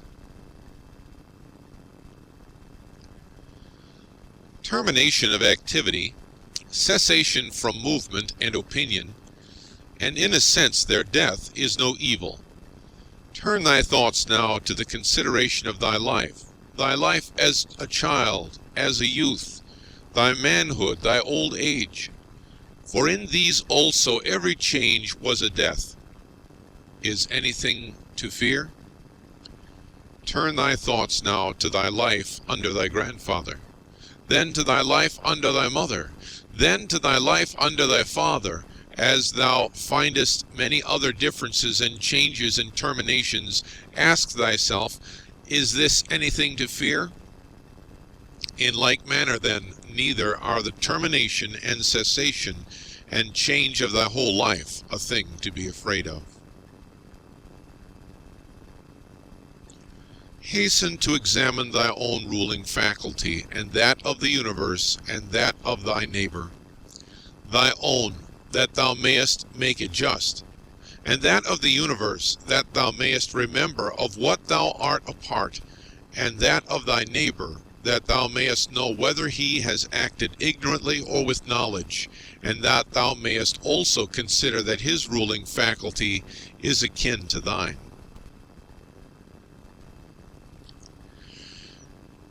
As thou art thyself a component part of a social system, so let every act of thine be a component part of social life. Whatever act of thine, then, has no reference, either immediately or remotely, to a social end, this tears asunder thy life, and does not allow it to be one, and is of the nature of a mutiny, just as when in a popular assembly a man acting by himself stands apart from the general agreement. Quarrels of little children and their sports, and poor spirits carrying about dead bodies, such is everything. And so what is exhibited in the representation of the mansions of the dead strikes our eyes more clearly.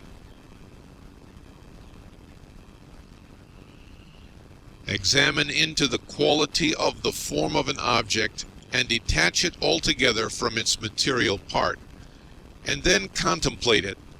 Then determine the time, the longest which a thing of this peculiar form is naturally made to endure.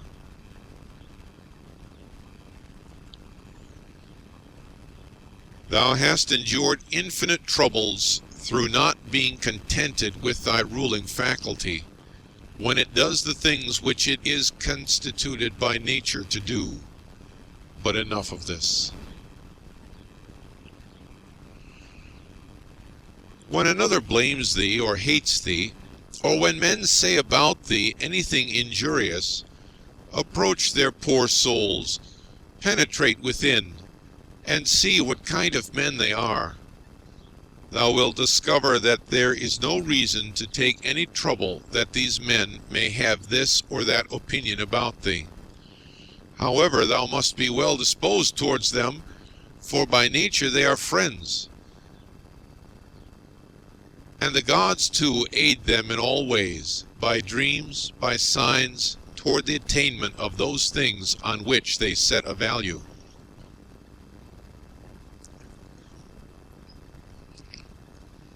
The periodic movements of the universe are the same up and down from age to age, and either the universal intelligence puts itself in motion for every separate effect, and if this is so, be thou content with that which is the result of its activity, or it puts itself in motion once, and everything else comes by way of sequence in a manner, or indivisible elements are the origin of all things.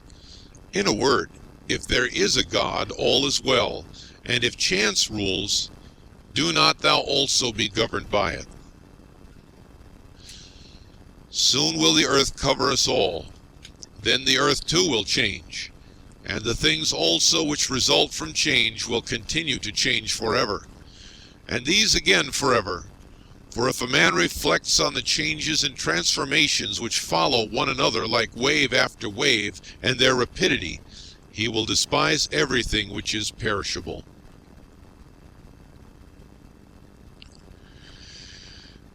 The universal cause is like a winter torrent. It carries everything along with it. But how worthless are all these poor people who are engaged in matters political and, as they suppose, are playing the philosopher. All are drivellers.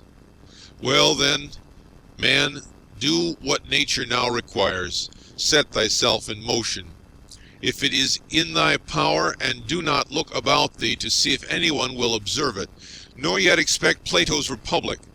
But be content if the smallest thing goes on well, and consider such an event to be no small matter. For who can change men's opinions?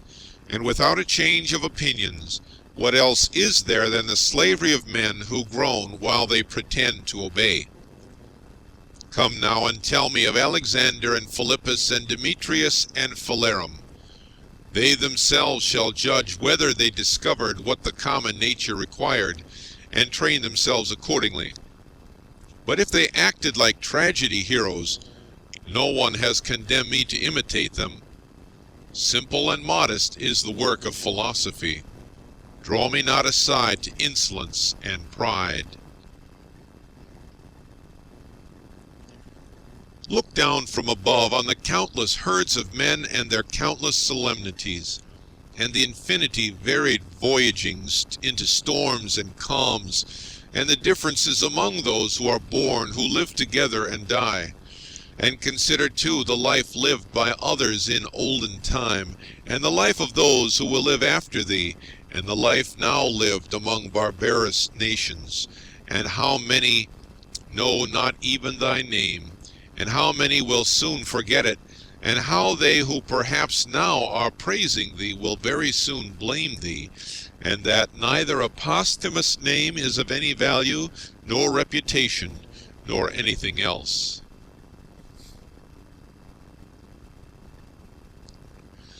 Let there be freedom from perturbations with respect to the things which come from the external cause.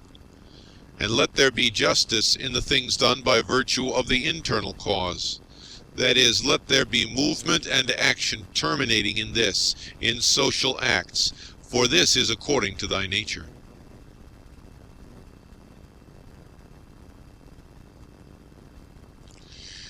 Thou canst remove out of the way many useless things among those which disturb thee, for they lie entirely in thy opinion, and thou wilt then gain for thyself ample space by comprehending the whole universe in thy mind, and by contemplating the eternity of time, and observing the rapid change of every several thing, how short is the time from birth to dissolution, and the illimitable time before birth, as well as the equally boundless time after dissolution.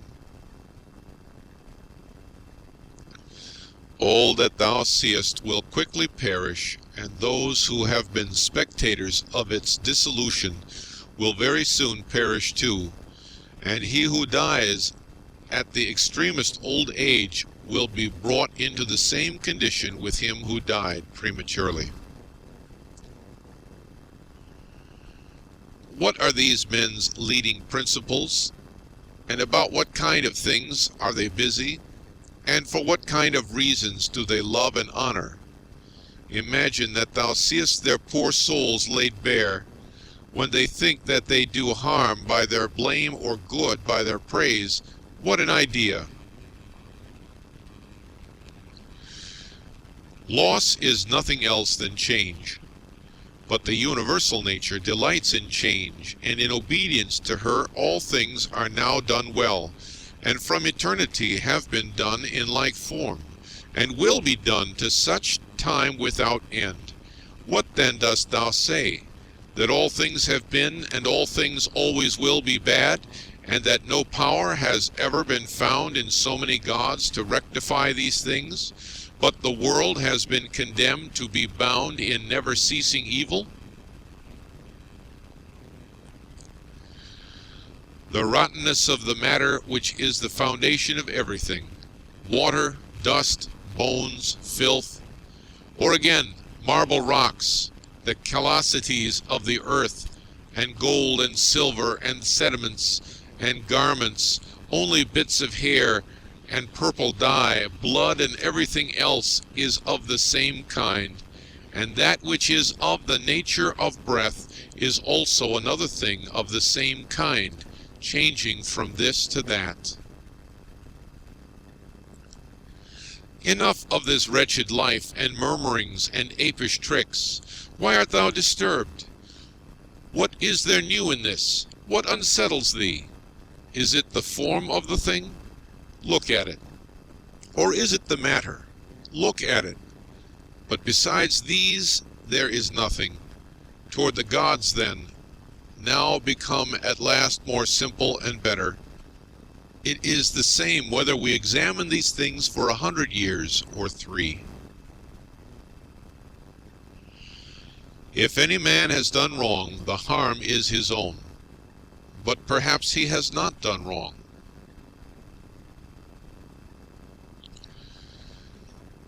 Either all things proceed from one intelligent source and come together as in one body, and the part ought not to find fault with what is done for the benefit of the whole, or there are only atoms, and nothing else than mixture and dispersion. Why then art thou disturbed? Say to the ruling faculty, art thou dead? Art thou corrupted? Art thou playing the hypocrite? Art thou become a beast? Dost thou herd and feed with the rest?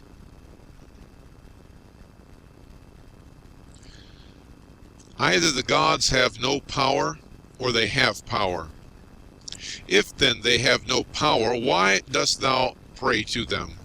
But if they have power, why dost thou not pray for them to give thee the faculty of not fearing any of the things which thou fearest, or of not desiring any of the things which thou desirest, or not being pained at anything, rather than pray that any of these things should not happen or happen? For certainly if they can cooperate with men, they can cooperate for these purposes. But perhaps thou wilt say the gods have placed them in thy power. Well then, is it not better to use what is in thy power like a free man than to desire in a slavish and abject way what is not in thy power? And who has told thee that the gods do not aid us even in the things which are in our power? Begin then to pray for such things, and thou wilt see. One man prays thus, how shall I be able to lie with that woman?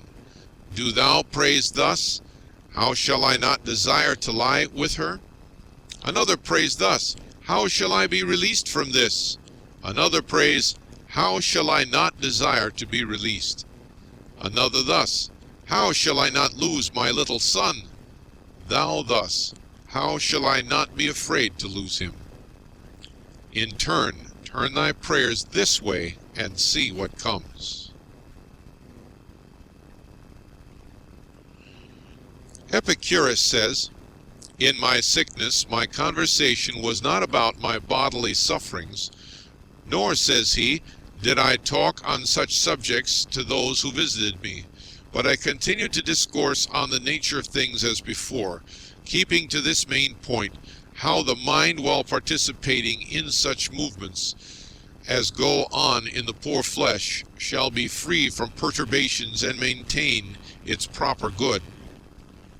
Nor did I, he says, give the physicians an opportunity of putting on solemn looks, as if they were doing something great, but my life went on well and happily. Do then the same that he did, both in sickness, if thou art sick, and in any other circumstances.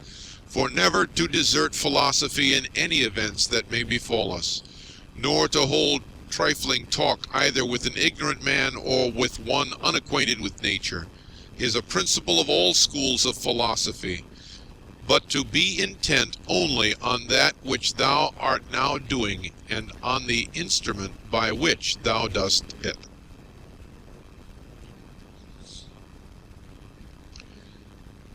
When thou art offended with any man's shameless conduct, immediately ask thyself, is it possible then that shameless men should not be in the world? It is not possible. Do then require what is impossible, for this man also is one of those shameless men who must of necessity be in the world. Let the same considerations be present to thy mind in the case of the knave and the faithless man, and of every man who does wrong in any way. For at the same time that thou dost remind thyself that it is impossible that such kind of men should not exist, thou wilt become more kindly disposed toward every one individually. It is useful to perceive this too, immediately when the occasion arises, that virtue nature has given to man to oppose to every wrongful act. For she has given to man, as an antidote against the stupid man, mildness, and against another kind of man some other power. And in all cases it is possible for thee to correct thy teaching the man who is gone astray. For every man who errs misses his object and is gone astray. Besides, wherein hast thou been injured? For thou wilt find that no one among those against whom thou art irritated has done anything by which thy mind could be made worse. But that which is evil to thee and harmful has its foundation only in the mind. And what harm is done, or what is there strange if the man who has not been instructed does the acts of an uninstructed man? Consider whether thou shouldest not rather blame thyself, because thou didst not expect such a man to err in such a way. For thou hast means given thee by thy reason to suppose that it was likely that he would commit this error, and yet thou hast forgotten and art amazed that he has erred.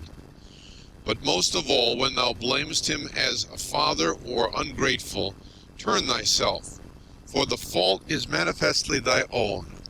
Whether thou didst trust that a man who had such a disposition would keep his promise, or when conferring thy kindness thou didst not confer it absolutely, nor yet in such a way as to have received from thy very act all the profit. For what more dost thou want when thou hast done a man a service? Art thou not content that thou hast done something comfortable to thy nature, and dost thou seek to be paid for it? Just as if the eye demanded a recompense for seeing, or the feet for walking. For as these members are formed for a particular purpose, and by working according to their several constitutions, obtain what is their own, so also as man is formed by nature to acts of benevolence, when he has done anything benevolent or in any other way conducive to the common interest, he has acted conformably to his constitution, and he gets what is his own.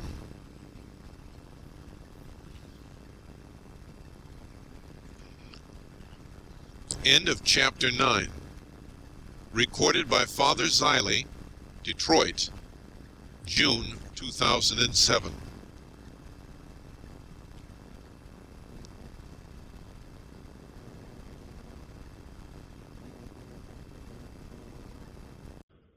Section 10. Wilt thou then, my soul, never be good and simple and one and naked, more manifest than the body which surrounds thee? Wilt thou never enjoy an affectionate and contented disposition? Wilt thou never be full and without a want of any kind, longing for nothing more nor desiring anything, either animate or inanimate, for the enjoyment of pleasures, nor yet desiring time wherein thou shalt have longer enjoyment, or place, or pleasant climate, or society of men with whom thou mayest live in harmony? But wilt thou be satisfied with thy present condition, and pleased with all that is about thee? And wilt thou convince thyself that thou hast everything, and that it comes from the gods, that everything is well for thee, and will be well whatever shall please them, and whatever they shall give for the conservation of perfect living being, the good, and just, and beautiful, which generates and holds together all things, and contains and embraces all things which are dissolved for the production of other like things? Wilt thou never be such that thou shalt so dwell in community with gods and men as neither to find fault with them at all, nor to be condemned by them? 2. Observe what thy nature requires, so far as thou art governed by nature only. Then do it and accept it. If thy nature, so far as thou art a living being, shall not be made worse by it. And next thou must observe what thy nature requires so far as thou art a living being. And all this thou mayest allow thyself, if thy nature, so far as thou art a rational animal, shall not be made worse by it. But the rational animal is consequently also a political animal. Use these rules then, and trouble thyself about nothing else. 3. Everything which happens, either happens in such wise as thou art formed by nature to bear it, or as thou art not formed by nature to bear it. If then it happens to thee in such a way as thou art formed by nature to bear it, do not complain, but bear it as thou art formed by nature to bear it. But if it happens in such wise as thou art not formed by nature to bear it, do not complain, for it will perish after it has consumed thee. Remember, however, that thou art formed by nature to bear everything, with respect to which it depends on thy own opinion to make it endurable and tolerable, by thinking that it is either thy interest or thy duty to do this. 4. If a man is mistaken, instruct him kindly and show him his error. But if thou art not able, blame thyself, or blame not even thyself. 5. Whatever may happen to thee, it was prepared for thee from all eternity, and the implication of causes was from eternity spinning the thread of thy being, and of that which is incident to it. 6. Whether the universe is a concourse of atoms, or nature is a system, let this first be established, that I am part of the whole which is governed by nature. Next, I am in a manner intimately related to the parts which are of the same kind with myself. For remembering this, inasmuch as I am a part, I shall be discontented with none of the things which are assigned to me out of the whole. For nothing is injurious to the part, if it is for the advantage of the whole. For the whole contains nothing which is not for its advantage, and all natures indeed have this common principle, but the nature of the universe has this principle besides, that it cannot be compelled even by any external cause to generate anything harmful to itself. By remembering then that I am part of such a whole, I shall be content with everything that happens, and inasmuch as I am in a manner intimately related to the parts which are of the same kind with myself, I shall do nothing unsocial, but I shall rather direct myself to the things which are of the same kind with myself, and I shall turn all my efforts to the common interest, and divert them from the contrary. Now, if these things are done so, life must flow on happily, just as thou mayest observe that the life of a citizen is happy, who continues a course of action which is advantageous to his fellow citizens, and is content with whatever the state may assign to him. 7. The parts of the whole, everything I mean, which is naturally comprehended in the universe, must of necessity perish. But let this be understood in this sense, that they must undergo change. But if this is naturally both an evil and a necessity for the parts, the whole would not continue to exist in a good condition, the parts being subject to change and constituted so as to perish in various ways. For whether did nature herself design to do evil to the things which are parts of herself, and to make them subject to evil and of necessity fall into evil, or have such results happened without her knowing it? Both these suppositions indeed are incredible, but if a man should ever drop the term nature as an efficient power, and should speak of these things as natural, even then it would be ridiculous to affirm at the same time that the parts of the whole are in their nature subject to change, and at the same time to be surprised or vexed as if something were happening contrary to nature, particularly as the dissolution of things into those things of which each thing is composed. For there is either a dispersion of the elements out of which everything has been compounded, or a change from the solid to the earthy, and from the arid to the aerial, so that these parts are taken back into the universal reason, whether this at certain periods is consumed by fire or renewed by eternal changes. And do not imagine that the solid and the arid part belong to thee from time of generation. For all this received its accretion only yesterday, and the day before, as one may say, from the food and the air which is inspired. This then, which have received the accretion, changes not that which thy mother brought forth. But suppose that this, which thy mother brought forth, implicates thee very much with the other part, which has the peculiar quality of change. This is nothing, in fact, in the way of objection to what is said. 8. When thou hast assumed those names, good, modest, true, rational, a man of equanimity and magnanimous, take care thou dost not change these names, and if thou should lose them, quickly return to them. And remember that the term rational was intended to signify a discriminating attention to every several thing and freedom from negligence, and that equanimity is the voluntary acceptance of the things which are assigned to thee by the common nature, and that magnanimity is the elevation of the intelligent part above the pleasurable or painful sensations of the flesh, and above that poor thing called fame, and death, and all such things. If then thou maintainest thyself in the possession of these names, without desiring to be called by these names by others, thou wilt be another person and wilt enter on to another life. For to continue to be such as thou hast hitherto been, and to be torn in pieces and defiled in such a life, is the character of a very stupid man, and one over-fond of his life, and like those half-devoured fighters with wild beasts, who though covered with wounds and gore still entreat to be kept to the following day, though they will be exposed in the same state to the same claws and bites. Therefore, fix thyself in the possession of these few names, and if thou art able to abide in them, abide as if thou wast removed to certain islands of the happy. But if thou shalt perceive that thou fallest out of them and dost not maintain thy hold, go courageously into some nook where thou shalt maintain them, or even depart at once from life, not in passion, but with simplicity and freedom and modesty, after doing this one laudable thing at least in thy life, to have gone out of it thus. In order, however, to the remembrance of these names, it will greatly help thee if thou rememberest the gods, and that they wish not to be flattered, but wish all reasonable beings to be made like themselves. And if thou rememberest that which does the work of a fig tree is a fig tree, and that which does the work of a dog is a dog, and that which does the work of a bee is a bee, and that which does the work of man is a man. 9. Mimi, war, astonishment, torpor, slavery will daily wipe out those holy principles of thine. How many things without studying nature dost thou imagine, and how many dost thou neglect? But it is thy duty so to look on and so to do everything, that at the same time the power of dealing with circumstances is perfect, and the contemplative faculty is exercised, and the confidence which comes from the knowledge of each several thing is maintained without showing it, by yet not concealed. For when wilt thou enjoy simplicity? When gravity, and when the knowledge of every several thing, both what is in substance and what place it has in the universe, and how long it is formed to exist, and of what things it is compounded, and to whom it can belong, and who are able both to give it and take it away? 10.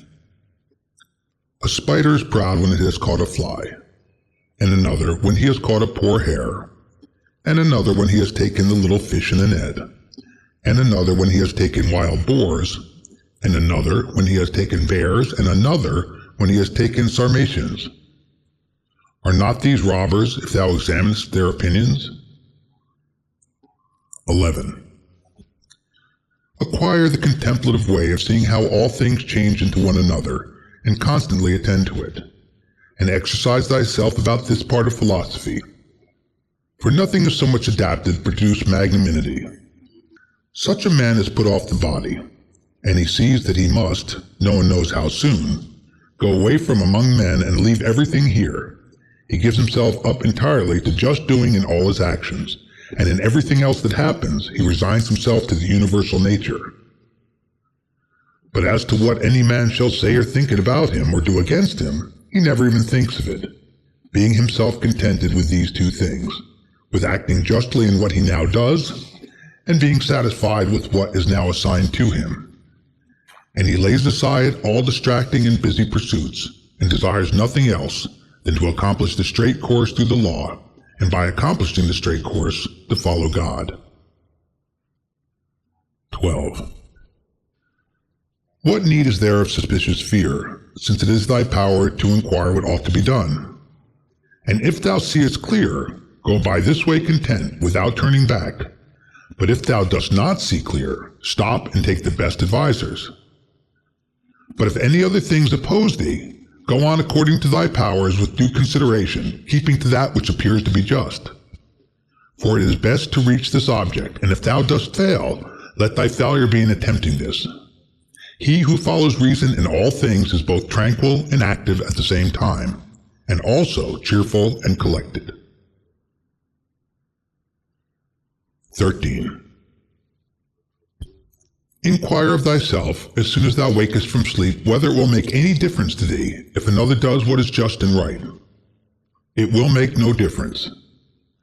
Thou hast not forgotten, I suppose, that those who assume arrogant airs in bestowing their praise or blame on others are such as they are at bed and at board, and thou hast not forgotten what they do, and what they avoid, and what they pursue, and how they steal and how they rob, not with hands and feet, but with their most valuable part, by means of which there is produced, when a man chooses, fidelity, modesty, truth, law, a good demon, and happiness. 14. To her who gives and takes back all, to nature, the man who is instructed and modest says, give what thou wilt, take back what thou wilt. And he says this not proudly, but obediently and well pleased with her. 15. Short is the little which remains to thee of life. Live as on a mountain, for it makes no difference whether a man lives there or here, if he lives everywhere in the world as an estate. Let men see, let them know a real man who lives according to nature. If they cannot endure him, let them kill him, for that is better than to live like this. 16. No longer talk at all about the kind of man that a good man ought to be, but be such.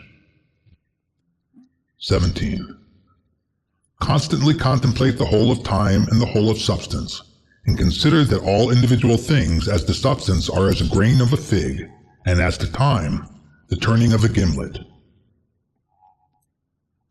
18.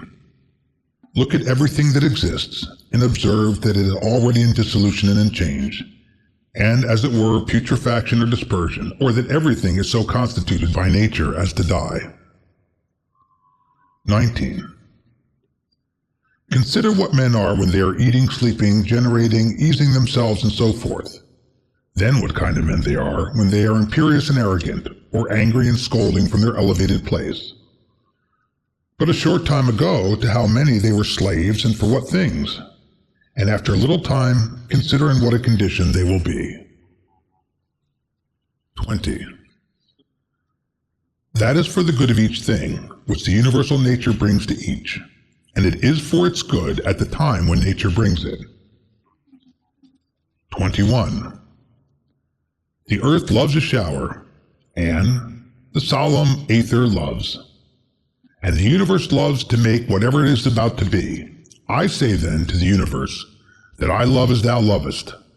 And is not this too said, that this or that loves is wont to be produced? 22.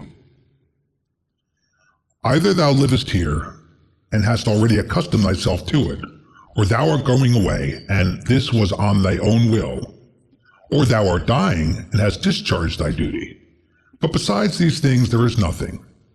Be of good cheer then. 23. Let this always be plain to thee, that this piece of land is like any other, and that all things here are the same with things on top of a mountain, or on the seashore, or wherever thou choosest to be. For thou wilt find just what Plato says, dwelling within the walls of a city as in a shepherd's fold on a mountain. 24. What is my ruling faculty now to me? And of what nature am I now making it? And for what purpose am I now using it? Is it void of understanding? Is it loosed and rent asunder from social life? Is it melted into and mixed with the poor flesh so as to move together with it?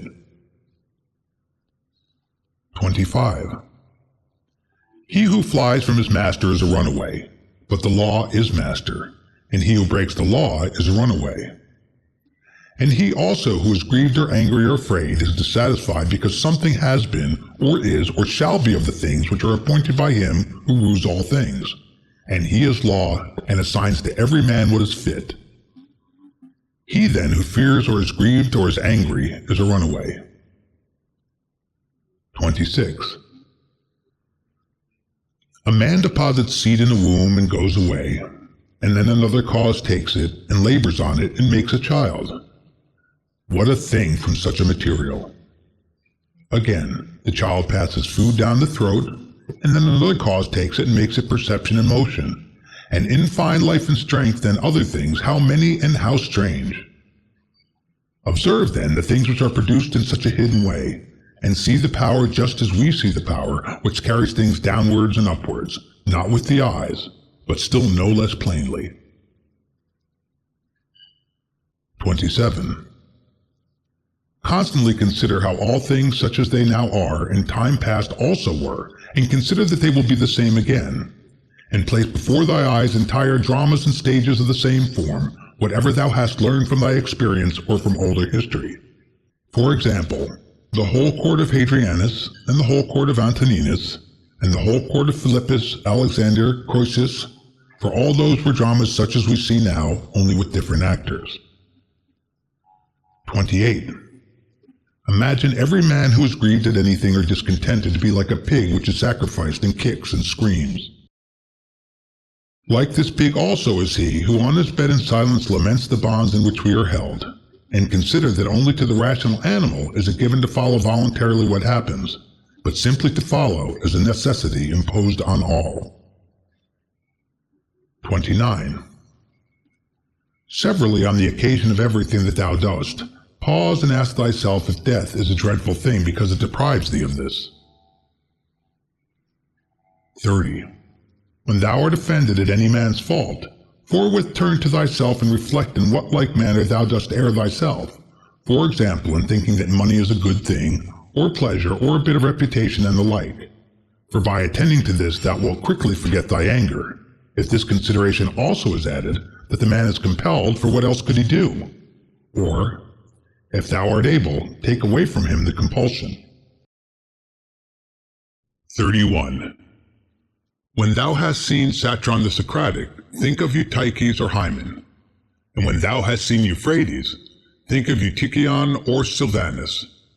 And when thou hast seen Alciphron, think of Troipophorus. And when thou hast seen Xenophon, think of Crito of Severus. And when thou hast looked on thyself, think of any other Caesar, and, in the case of every one, do in like manner.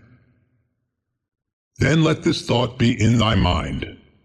Where then are those men? Nowhere, or nobody knows where.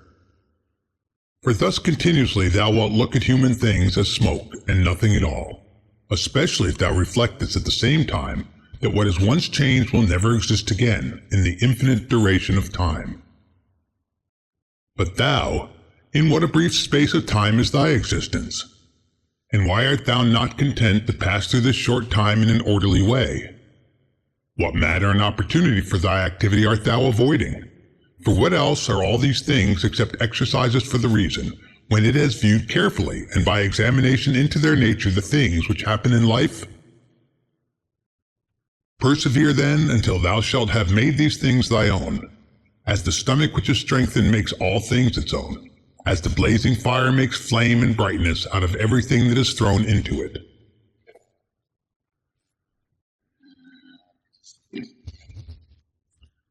(32) Let it not be in any man's power to say truly of thee that thou art not simple or that thou art not good. But let him be a liar whoever shall think anything of this kind about thee, and this is altogether in thy power.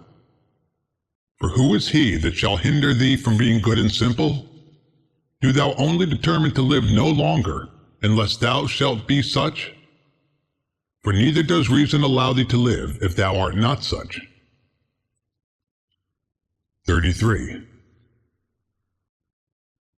What is that which as to this material our life can be done or said in a way most conformable to reason?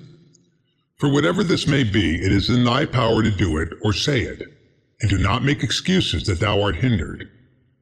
Thou wilt not cease to lament till thy mind is in such a condition that, what luxury is to those who enjoy pleasure, such shall be to thee in the matter which is subjected and presented to thee, the doing of things which are conformable to man's constitution.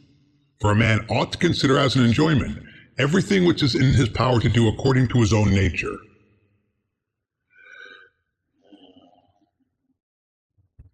And it is in his power everywhere. Now, it is not given to a cylinder to move everywhere by its own motion, nor yet water, nor to fire, nor to anything else which is governed by nature of an irrational soul. For the things which check them and stand in the way are many.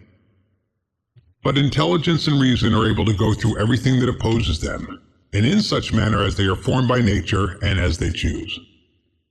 Place before thy eyes this facility with which the reason will be carried through all things, as fire upwards, as a stone downwards, as a cylinder down an inclined surface, and seek nothing further.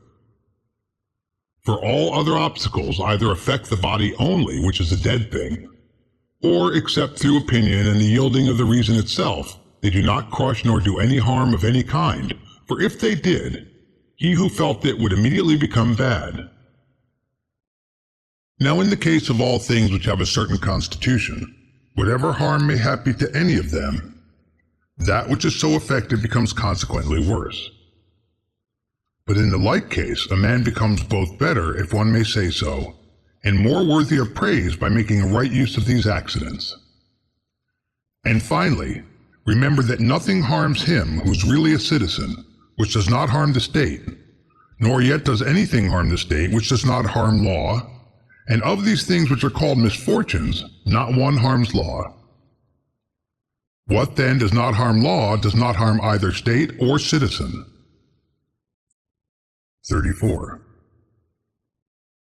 To him who is penetrated by true principles, even the briefest precept is sufficient, and any common precept, to remind him that he should be free from grief and fair. For example, leaves, some the wind scatters on the ground. So is the race of men. Leaves also are thy children, and leaves too are they who cry out as if they were worthy of credit and bestow their praise, or on the contrary curse, or secretly blame and sneer. And leaves in like manner are those who shall receive and transmit a man's fame to aftertimes. For all such things as these, quote, are produced in the season of spring, end quote, as the poet says. But the wind casts them down, then the forest produces other leaves in their places. But a brief existence is common to all things, and yet thou avoidest and pursuest all things as if they would be eternal. A little time and thou shalt close thy eyes, and him who has attended thee to thy grave, another soon will lament. 35. The healthy eye ought to see all visible things and not to say, I wish for green things, for this is the condition of a diseased eye. And the healthy hearing and smelling ought to be ready to perceive all that can be heard and smelled, And a healthy stomach ought to be with respect to all food just as the mill with respect to all things which it is formed to grind.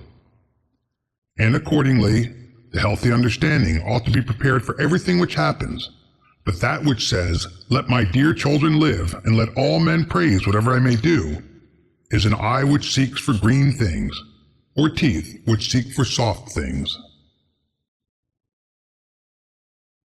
36. There is no man so fortunate that there shall not be by him when he is dying some who are pleased with what is going to happen. Suppose that he was a good and wise man. Will there not be at last someone to say to himself, "Let us at last breathe freely, being relieved from this schoolmaster"? It is true that he was harsh to none of us, but I perceive that he tacitly condemns us. This is what is said of a good man. But in our own case, how many other things are there for which there are many who wish to get rid of us? Thou wilt consider this then when thou art dying, and thou wilt depart more contentedly by reflecting thus: I am going away from such a life, in which even my associates, in behalf of whom I have striven so much, prayed and cared, themselves wish me to depart, hoping perchance to get some little advantage by it. Why, then, should a man cling to a longer stay here? Do not, however, for this reason go away less kindly disposed to them, but preserving thy own character in friendly and benevolent and mild, and on the other hand not as if thou wast torn away, but as a man who dies a quiet death. The poor soul is easily separated from the body. Such also ought thy departure from men to be, for nature united thee to them and associated thee. But does she now dissolve the union? Well, I am separated as from kinsmen, not, however, dragged resisting, but without compulsion, for this too is one of the things according to nature. 37. Accustom thyself as much as possible on the occasion of anything being done by any person to inquire with thyself, for what object is this man doing this? But begin with thyself and examine thyself first. 38. Remember that this which pulls the strings is the thing which is hidden within. This is the power of persuasion. This is life. This, if one may say so, is man. In contemplating thyself, never include the vessel which surrounds thee, and these instruments were attached about it. For they are like to an axe, differing only in this, that they grow to the body. For indeed there is no more use in these parts, without the cause which moves and checks them, than in the weaver's shuttle, and the writer's pen, and the driver's whip. End of section 10.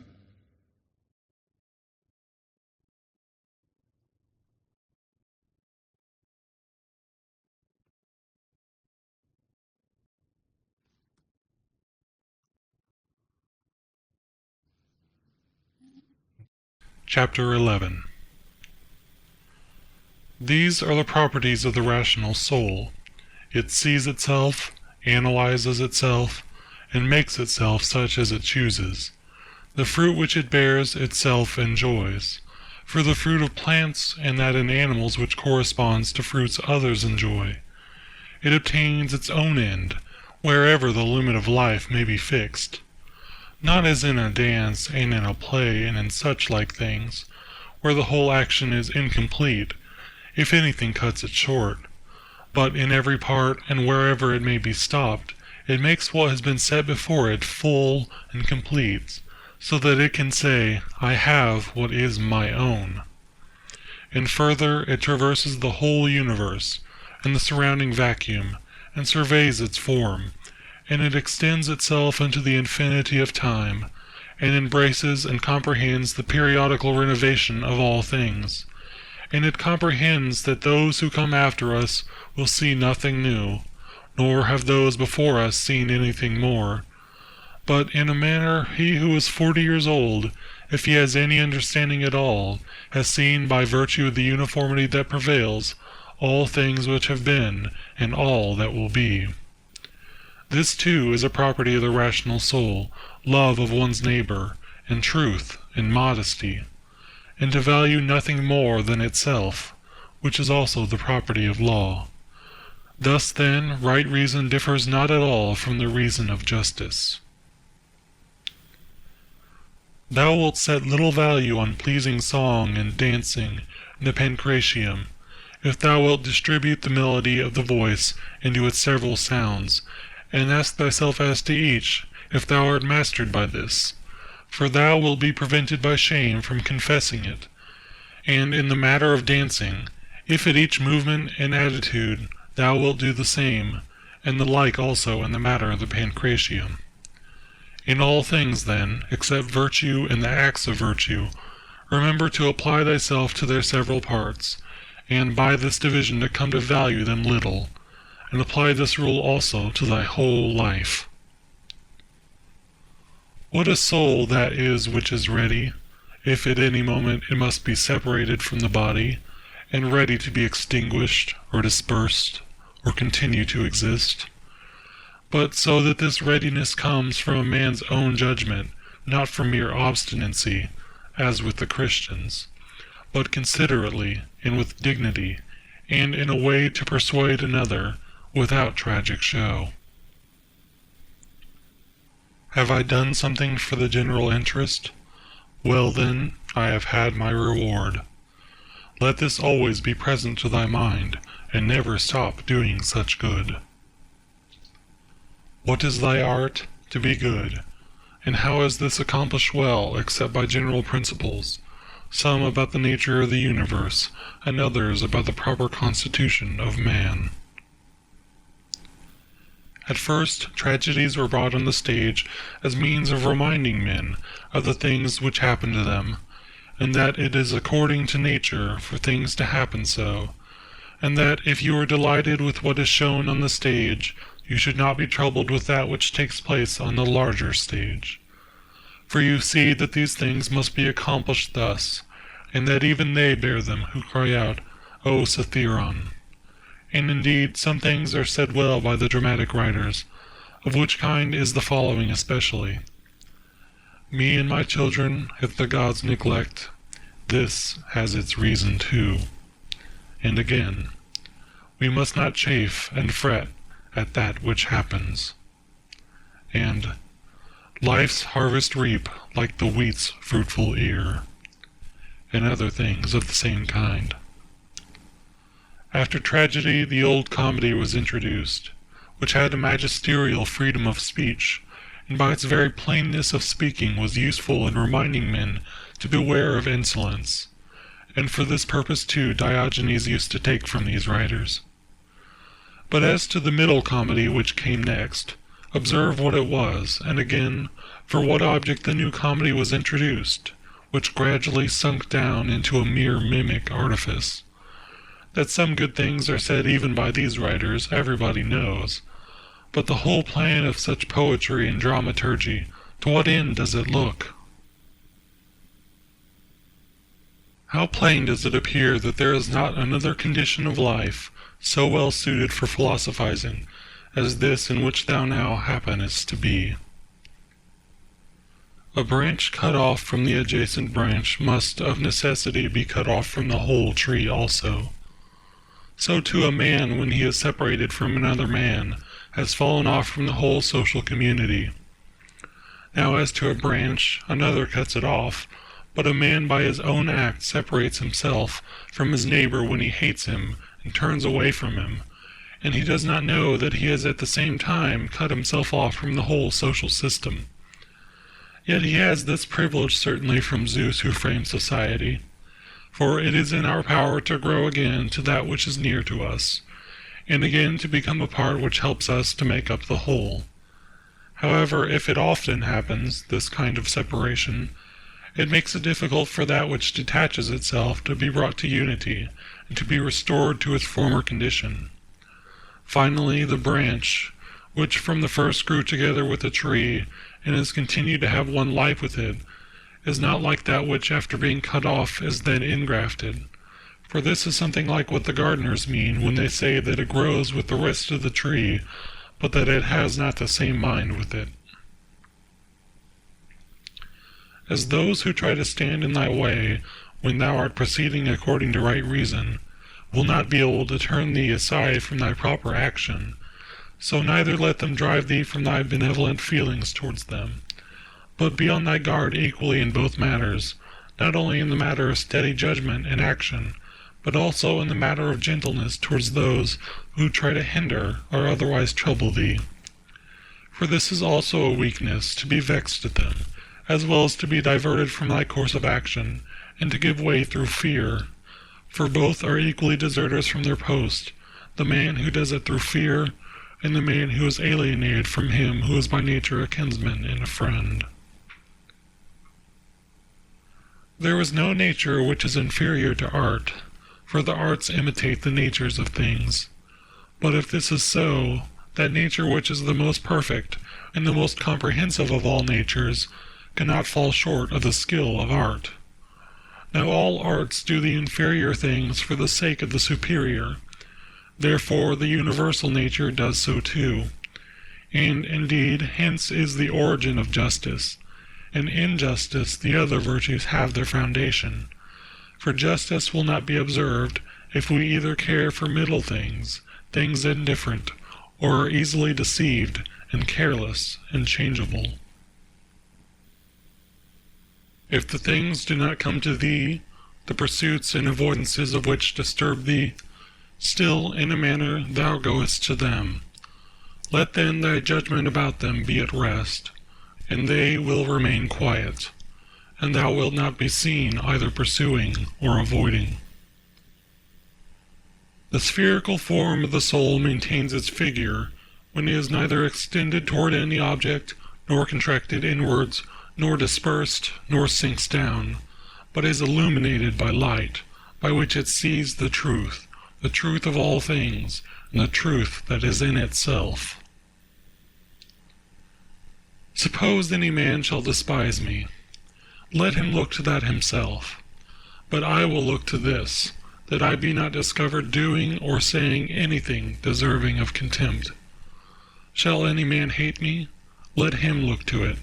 But I will be mild and benevolent towards every man, and ready to show even him his mistake, not reproachfully, nor yet as making a display of my endurance, but nobly and honestly, like the great Phocion, unless indeed he only assumed it. For the interior parts ought to be such, and a man ought to be seen by the gods neither dissatisfied with anything, nor complaining. For what evil is it to thee, if thou art now doing what is agreeable to thy own nature, and art satisfied with that which at this moment is suitable to the nature of the universe, since thou art a human being placed at thy post, in order that what is for the common advantage may be done in some way. Men despise one another and flatter one another, and men wish to raise themselves above one another, and crouch before one another.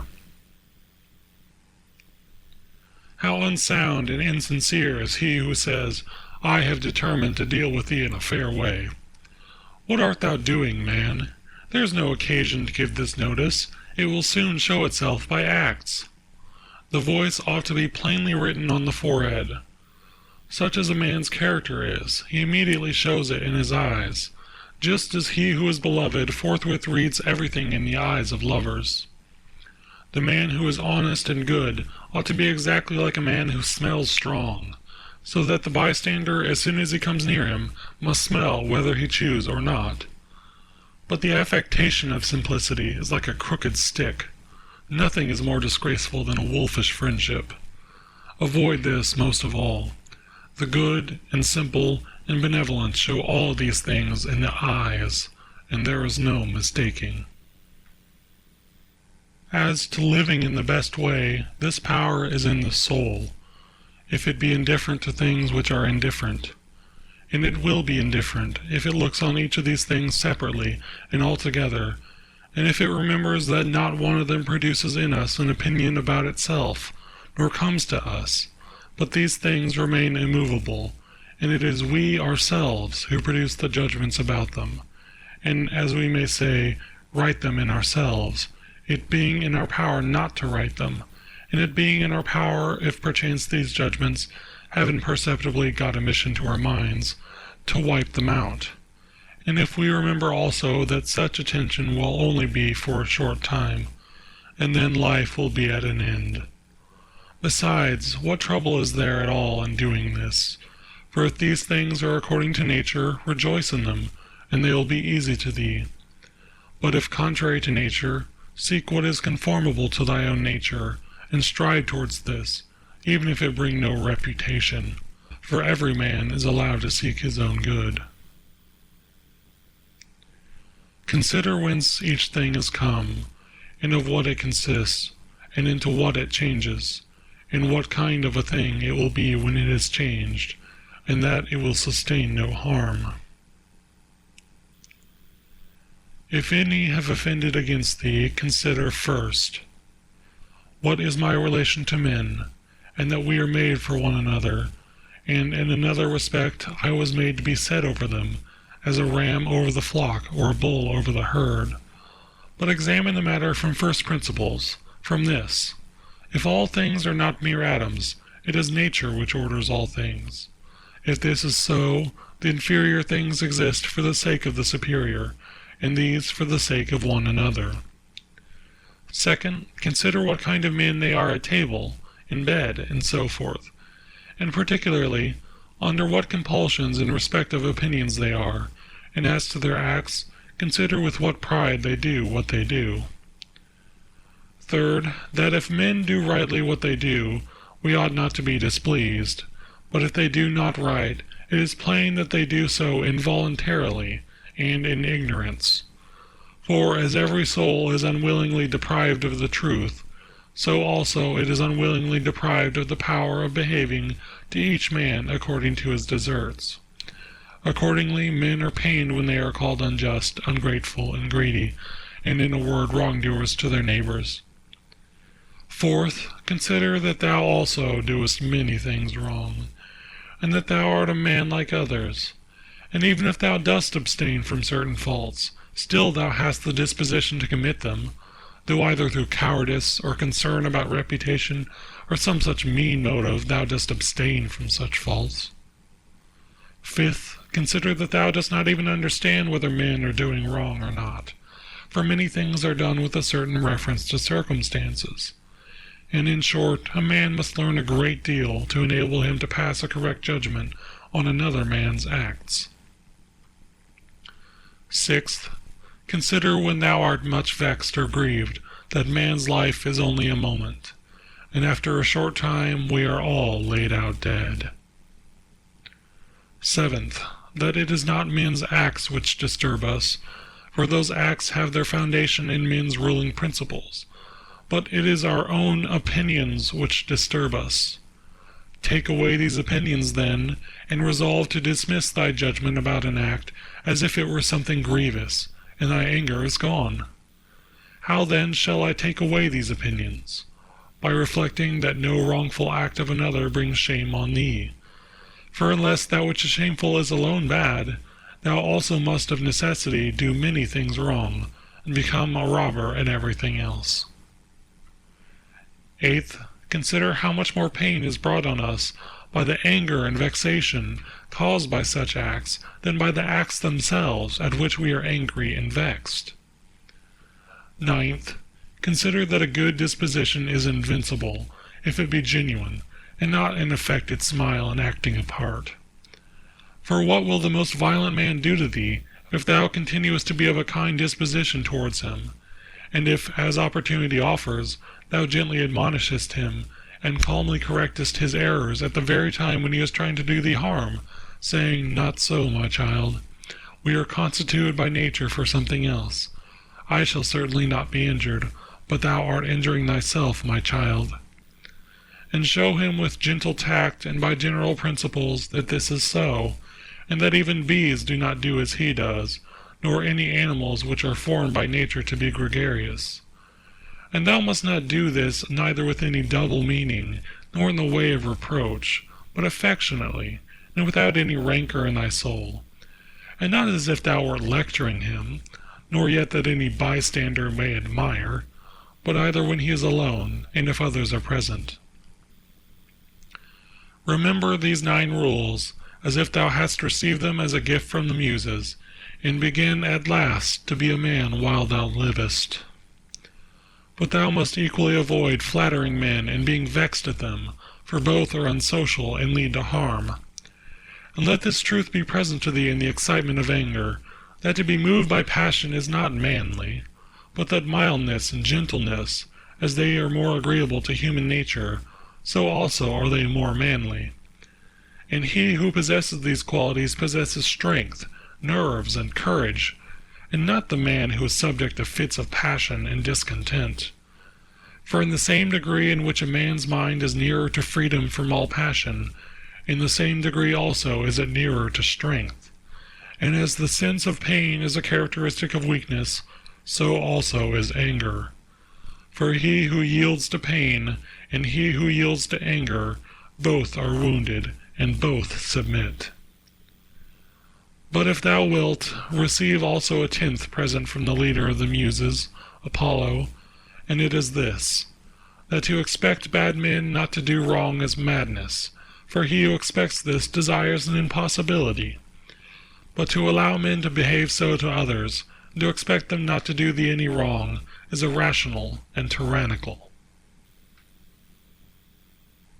There are 4 principal aberrations of the superior faculty, against which thou shouldst be constantly on thy guard, and when thou hast detected them, thou shouldst wipe them out, and say on each occasion thus, "This thought is not necessary. This tends to destroy social union. This which thou art going to say comes not from the real thoughts. For thou shouldst consider it among the most absurd of things, for a man not to speak from his real thoughts. But the 4th is when thou shalt reproach thyself for anything. For this is an evidence of the diviner part within thee being overpowered and yielding to the less honorable and to the perishable part, the body, and to its gross pleasures. Thy aerial part and all the fiery parts which are mingled in thee, though by nature they have an upward tendency, still in obedience to the disposition of the universe they are overpowered here in the compound mass, the body. And also the whole of the earthy part in thee and the watery, though their tendency is downwards, still are raised up and occupy a position which is not their natural one. In this manner then the elemental parts obey the universal, for when they have been fixed in any place perforce they remain there until again the universal shall sound the signal for dissolution. Is it not then strange that thy intelligent part only should be disobedient and discontented with its own place? And yet no force is imposed on it, but only those things which are conformable to its nature. Still it does not submit, but is carried in the opposite direction. For the movement toward injustice and intemperance, and to anger and grief and fear, is nothing else than the act of one who deviates from nature. And also when the ruling faculty is discontented with anything that happens, then too it deserts its post, for it is constituted for piety and reverence toward the gods, no less than for justice. For these qualities also are comprehended under the generic term of contentment with the constitution of things, and indeed they are prior to acts of justice. He who has not one and always the same object in life cannot be one and the same all through his life. But what I have said is not enough, unless this also is added, what this object ought to be. For as there is not the same opinion about all the things which in some way or other are considered by the majority to be good, but only about some certain things, that is, things which concern the common interest, so also we ought to propose to ourselves an object which shall be of a common kind, social and political. For he who directs all his own efforts to this object will make all his acts alike, and thus will always be the same. Think of the country mouse, and of the town mouse, and of the alarm and trepidation of the town mouse. Socrates used to call the opinions of the many by the name of lamii, bugbears to frighten children. The Lacedaemonians, at their public spectacles, used to set seats in the shade for strangers, but themselves sat down anywhere. Socrates excused himself to Perdiccas for not going to him, saying, "It is because I would not perish by the worst of all ends, that is, I would not receive a favor and then be unable to return it." In the writings of the Ephesians there was this precept, constantly to think of someone of the men of former times who practiced virtue. The Pythagoreans bid us in the morning look to the heavens, that we may be reminded of those bodies which continually do the same things, and in the same manner perform their work, and also be reminded of their purity and nudity, for there is no veil over a star. Consider what a man Socrates was when he dressed himself in a skin, after Xanthippe had taken his cloak and gone out, and what Socrates said to his friends who were ashamed of him, and drew back from him when they saw him dressed thus. Neither in writing nor in reading wilt thou be able to lay down rules for others, before thou shalt have learned to obey rules thyself. Much more is this so in life. A slave thou art, free speech is not for thee. And my heart laughed within. Odyssey 9:4-13. And virtue they will curse, speaking harsh words. Hesiod, Works and Days 184. To look for the fig in winter is a madman's act. Such is he who looks for his child when it is no longer allowed. Epictetus 3:24-87. When a man kisses his child, said Epictetus, he should whisper to himself, "Tomorrow perchance thou wilt die." But those are words of bad omen. No word is a word of bad omen, said Epictetus, which expresses any work of nature. Or, if it is so, it is also a word of bad omen to speak of the ears of corn being reaped. Epictetus 3:24-88. The unripe grape, the ripe bunch, the dried grape, all are changes, not into nothing, but into something which exists not yet. Epictetus 3:24. No man can rob us of our free will. Epictetus 3:22-105.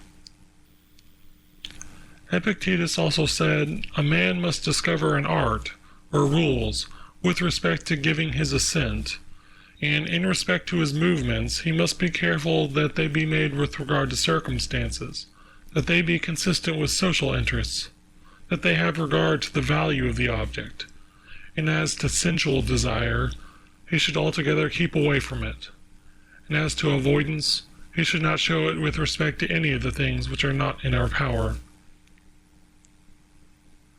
The dispute, then, he said, is not about any common matter, but about being mad or not.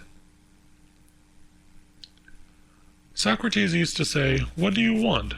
Souls of rational men or irrational?" Souls of rational men. Of what rational men? Sound or unsound? Sound. Why then do you not seek for them? Because we have them. Why then do you fight and quarrel? End of chapter 11.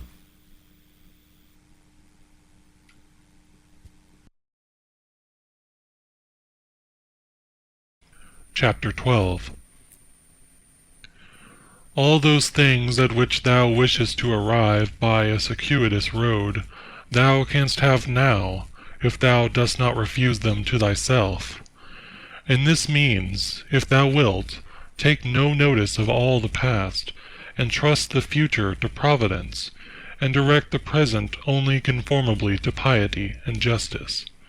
Conformably to piety, that thou mayest be content with the lot which is assigned to thee, for nature designed it for thee, and thee for it.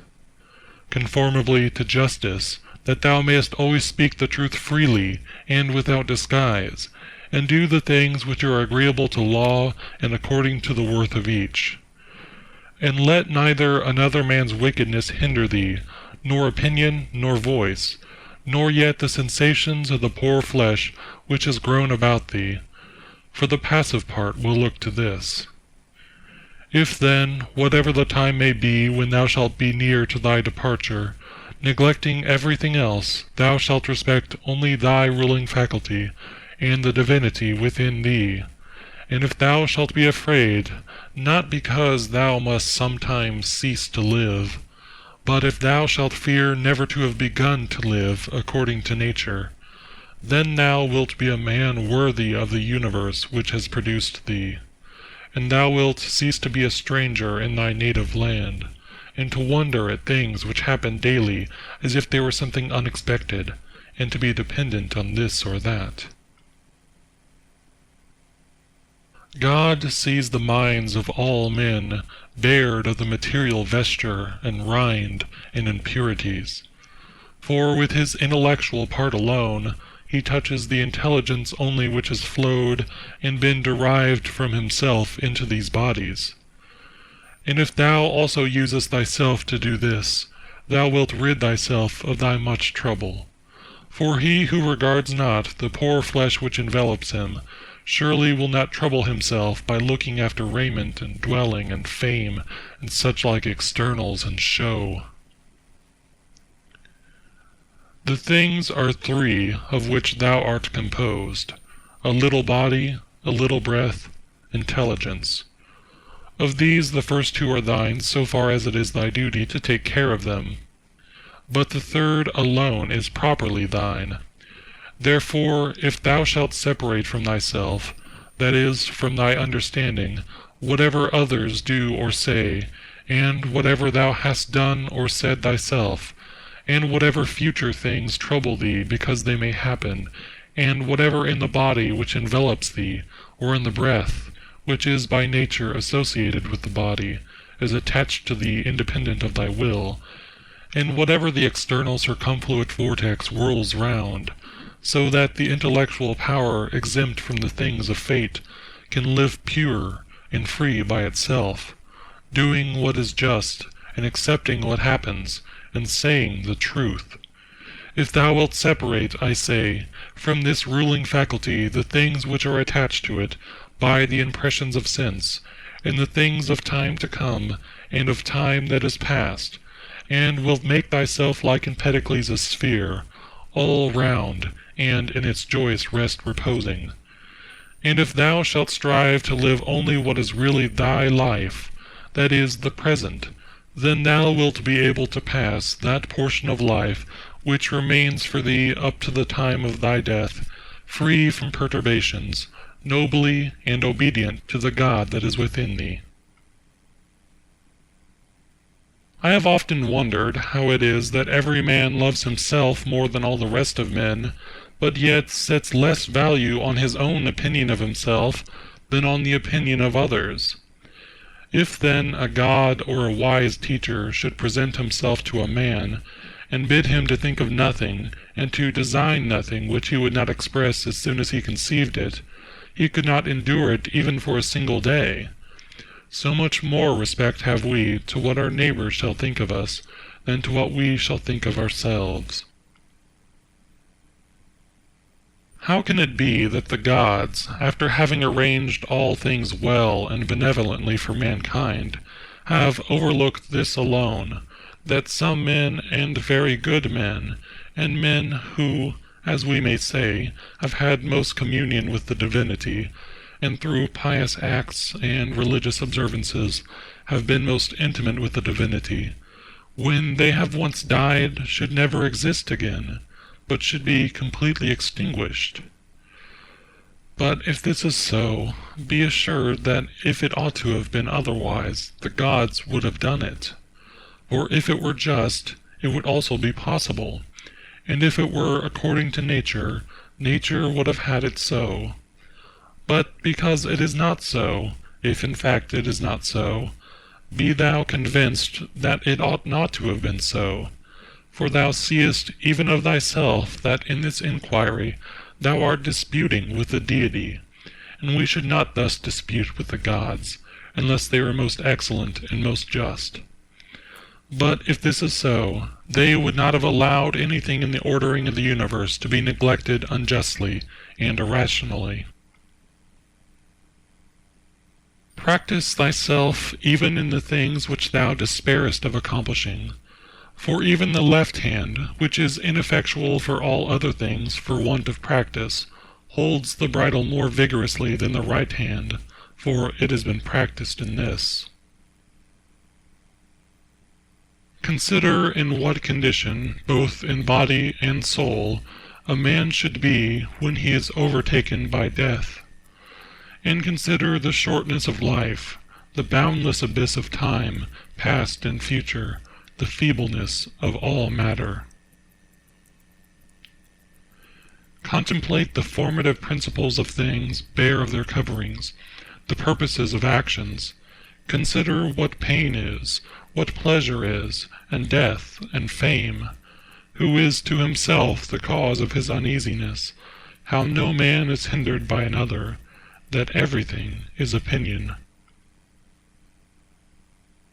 In the application of thy principles, thou must be like the pancratiast, not like the gladiator, for the gladiator lets fall the sword which he uses, and is killed, but the other always has his hand, and needs to do nothing else than use it. See what things are in themselves, dividing them into matter, form, and purpose. What a power man has to do nothing except what God will approve, and to accept all that God may give him. With respect to that which happens conformably to nature, we ought to blame neither gods, for they do nothing wrong either voluntarily or involuntarily, nor men, for they do nothing wrong except involuntarily. Consequently, we should blame nobody. How ridiculous and what a stranger he is, who is surprised at anything which happens in life. Either there is a fatal necessity and invincible order, or a kind providence, or a confusion without a purpose and without a director. If then there is an invincible necessity, why dost thou resist?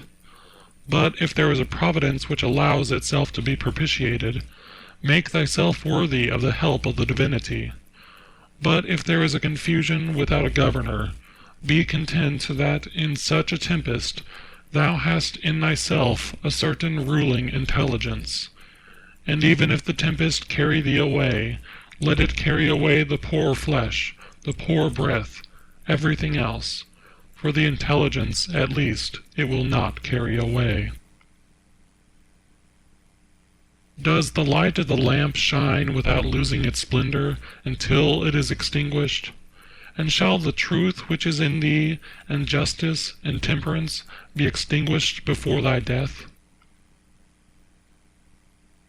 When a man has presented the appearance of having done wrong, say, how then do I know if this is a wrongful act?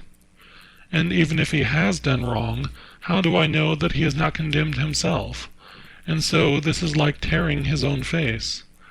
Consider that he who would not have the bad man do wrong is like the man who would not have the fig tree to bear juice in the figs, and infants to cry, and the horse to neigh, and whatever else must of necessity be.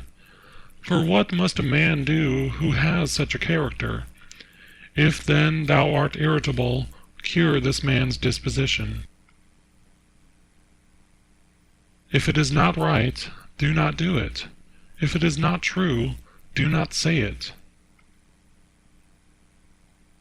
In everything, always observe what the thing is which produces for thee an appearance, and resolve it by dividing it into the formal, the material, the purpose, and the time within which it must end. Perceive at last that thou hast in thee something better and more divine than the things which cause the various effects, and as it were pull thee by the strings. What is there now in my mind? Is it fear, or suspicion, or desire, or anything of the kind? First, do nothing inconsiderately, nor without a purpose. Second, make thy acts refer to nothing else than to a social end. Consider that before long thou wilt be nobody and nowhere, nor will any of the things exist which thou now seest, nor any of those who are now living. For all things are formed by nature to change and be turned and to perish, in order that other things in continuous succession may exist. Consider that everything is opinion, and opinion is in thy power. Take away then, when thou choosest, thy opinion, and like a mariner who has doubled the promontory, thou wilt find calm, everything stable, and a waveless bay.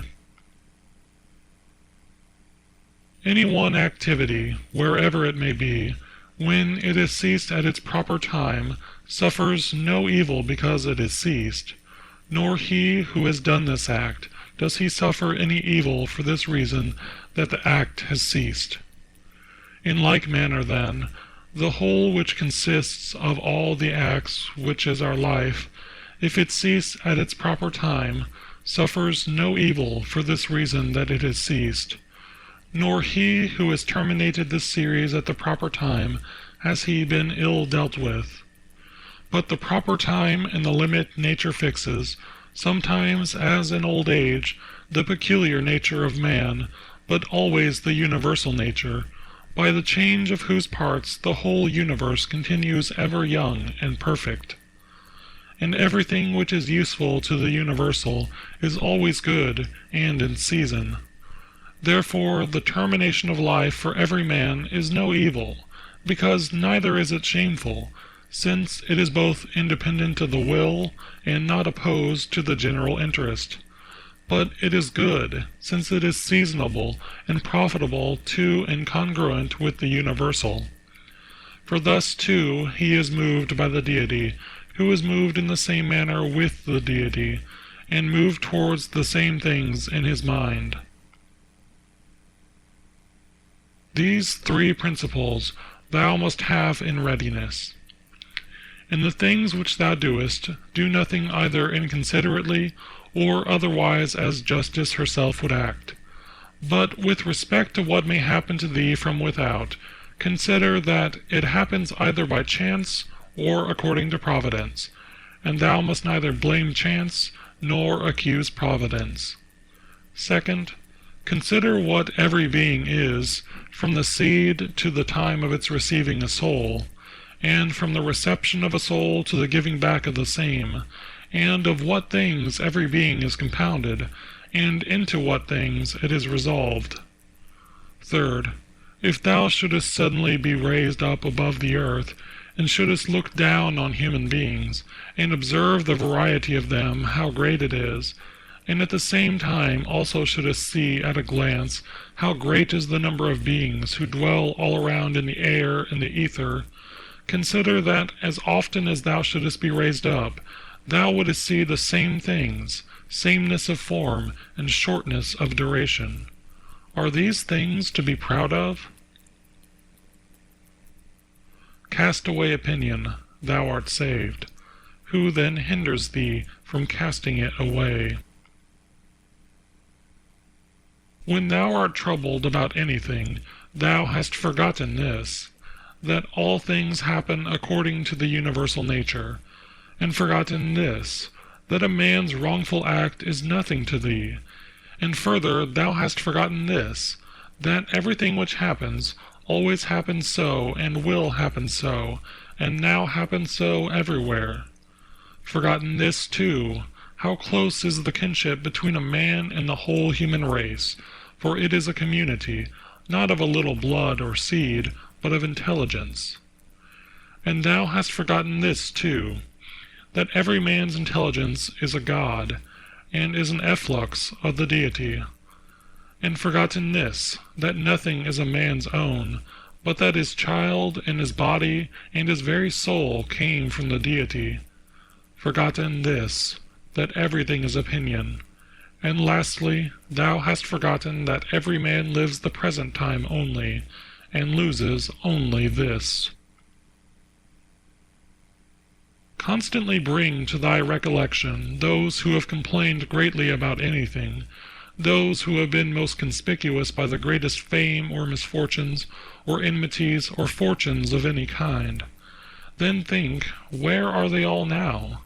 Smoke and ash and a tale, or not even a tale. And let there be present to thy mind also everything of this sort, how Fabius Catilinus lived in the country, and Lucius Lupus in his gardens, and Stertonius at Baiae, and Tiberius at Caprii, and Rufus at Velia. And, in fine, think of the eager pursuit of anything conjoined with pride, and how worthless everything is after which men violently strain, and how much more philosophical it is for a man in the opportunities presented to him to show himself just, temperate, obedient to the gods, and to do this with all simplicity. For the pride which is proud of its want of pride is the most intolerable of all. To those who ask, where hast thou seen the gods, or how dost thou comprehend that they exist, and so worshipest them?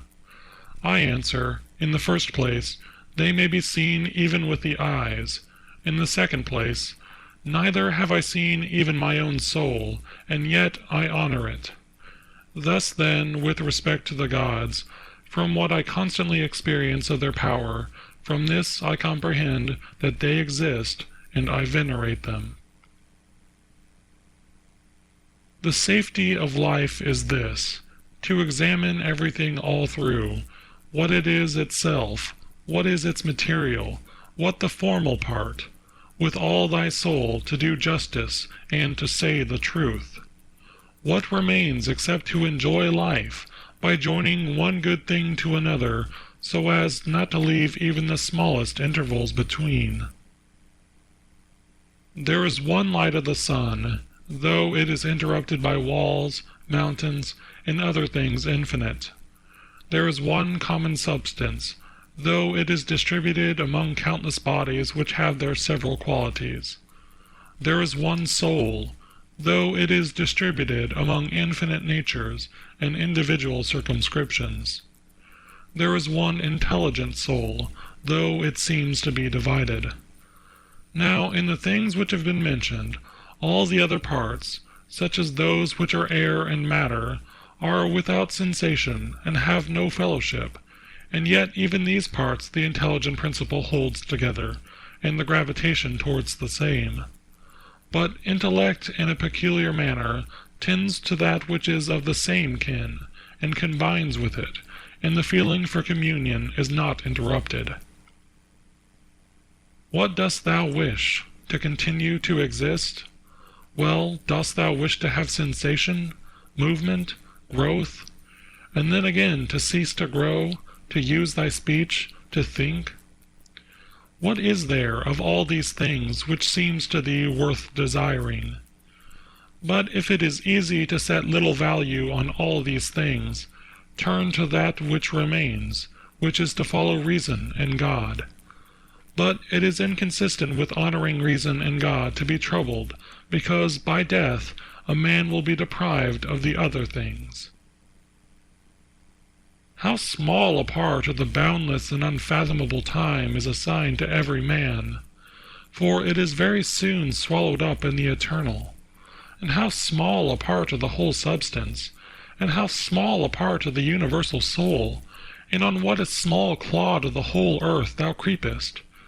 Reflecting on all this, consider nothing to be great, except to act as thy nature leads thee, and to endure that which the common nature brings. How does the ruling faculty make use of itself? For all lies in this. But everything else, whether it is in the power of thy will or not, is only lifeless ashes and smoke. This reflection is most adapted to move us to contempt of death, that even those who think pleasure to be a good, and pain an evil, still have despised it. The man to whom that only is good which comes in due season, and to whom it is the same thing whether he has done more or fewer acts conformable to right reason, and to whom it makes no difference whether he contemplates the world for a longer or a shorter time. For this man neither is death a terrible thing. Man, thou hast been a citizen in this great state, the world. What difference does it make to thee, whether for 5 years or 3? For that which is conformable to the laws is just for all. Where is the hardship then, if no tyrant, nor yet an unjust judge, sends thee away from the state, but nature who brought thee into it? The same as if a praetor who is employed an actor dismisses him from the stage. But I have not finished the 5 acts, but only 3 of them. Thou sayest well, but in life the 3 acts are the whole drama. For what shall be a complete drama is determined by him who was once the cause of its composition, and now of its dissolution. But thou art the cause of neither. Depart then, satisfied, for he also who releases thee is satisfied. End of chapter 12.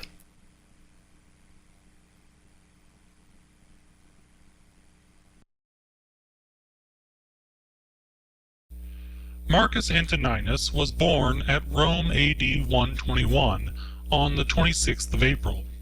His father Aeneas Verus died while he was praetor. His mother was Domitia Culvilla, also named Lucilla. The emperor Titus Antoninus Pius married Aeneia Galeria Faustina, the sister of Aeneas Verus, and was consequently the uncle of Marcus Antoninus. When Hadrian adopted Antoninus Pius and declared him his successor in the empire, Antoninus Pius adopted both Lucius Saonius Commodus, the son of Aelius Caesar, and Marcus Antoninus, whose original name was Marcus Aeneas Verus. Antoninus then took the name of Marcus Aelius Aurelius Verus, to which was added the title of Caesar in AD 139. The name Aelius belonged to Hadrian's family, and Aurelius was the name of Antoninus Pius. When Marcus Antoninus became Augustus, he dropped the name of Verus and took the name of Antoninus.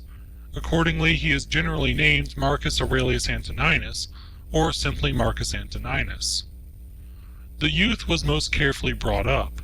He thanks the gods that he had good grandfathers, good parents, a good sister, good teachers, good associates, good kinsmen and friends, nearly everything good. He had the happy fortune to witness the example of his uncle and adoptive father Antoninus Pius, and he has recorded in his work the virtues of this excellent man and prudent ruler. Like many young Romans, he tried his hand at poetry and studied rhetoric. Herodes Atticus and Marcus Cornelius Fronto were his teachers in eloquence. There are extant letters between Fronto and Marcus, which show the great affection of the pupil for the master, and the master's great hopes of his industrious pupil.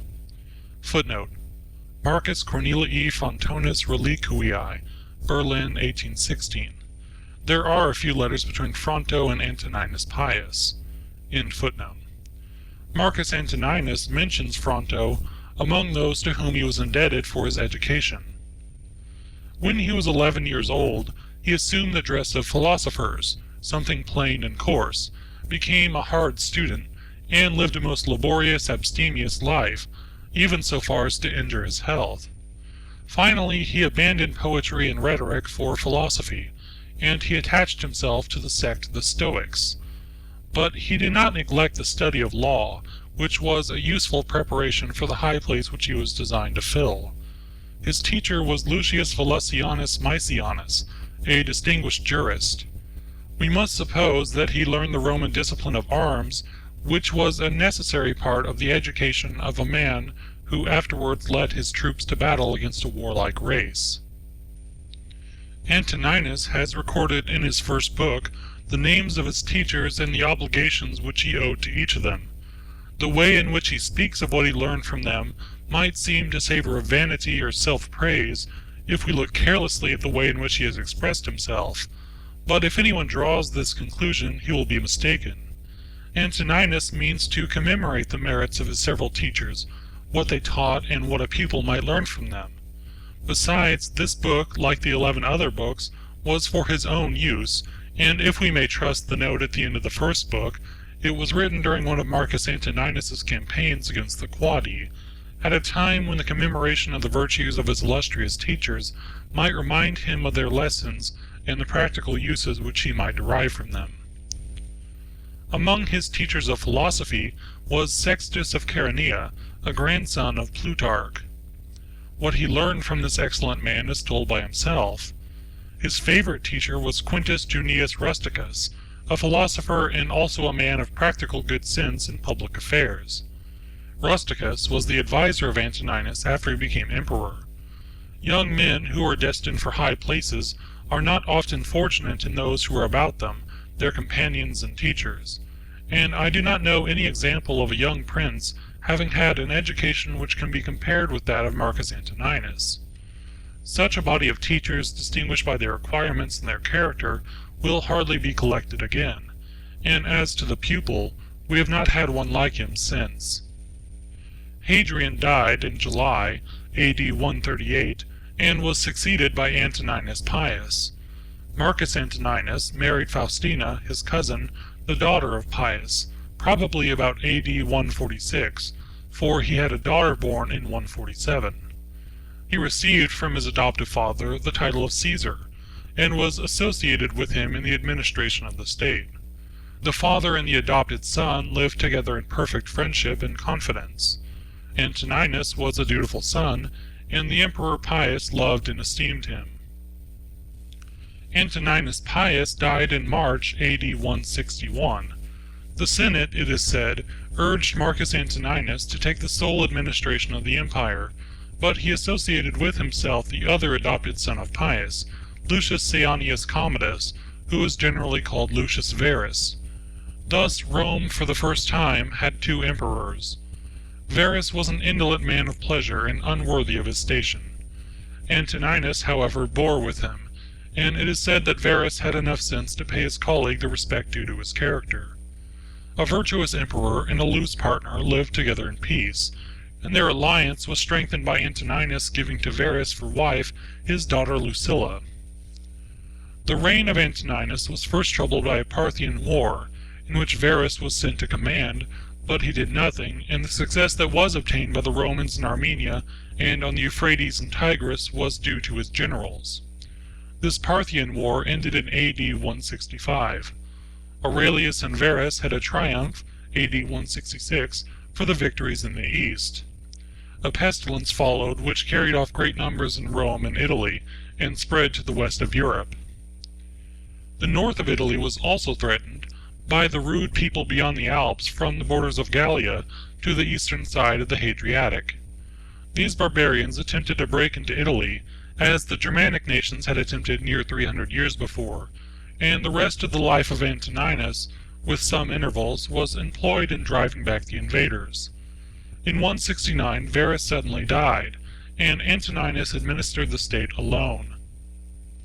During the German wars, Antoninus resided for 3 years on the Danube at Carnuntum.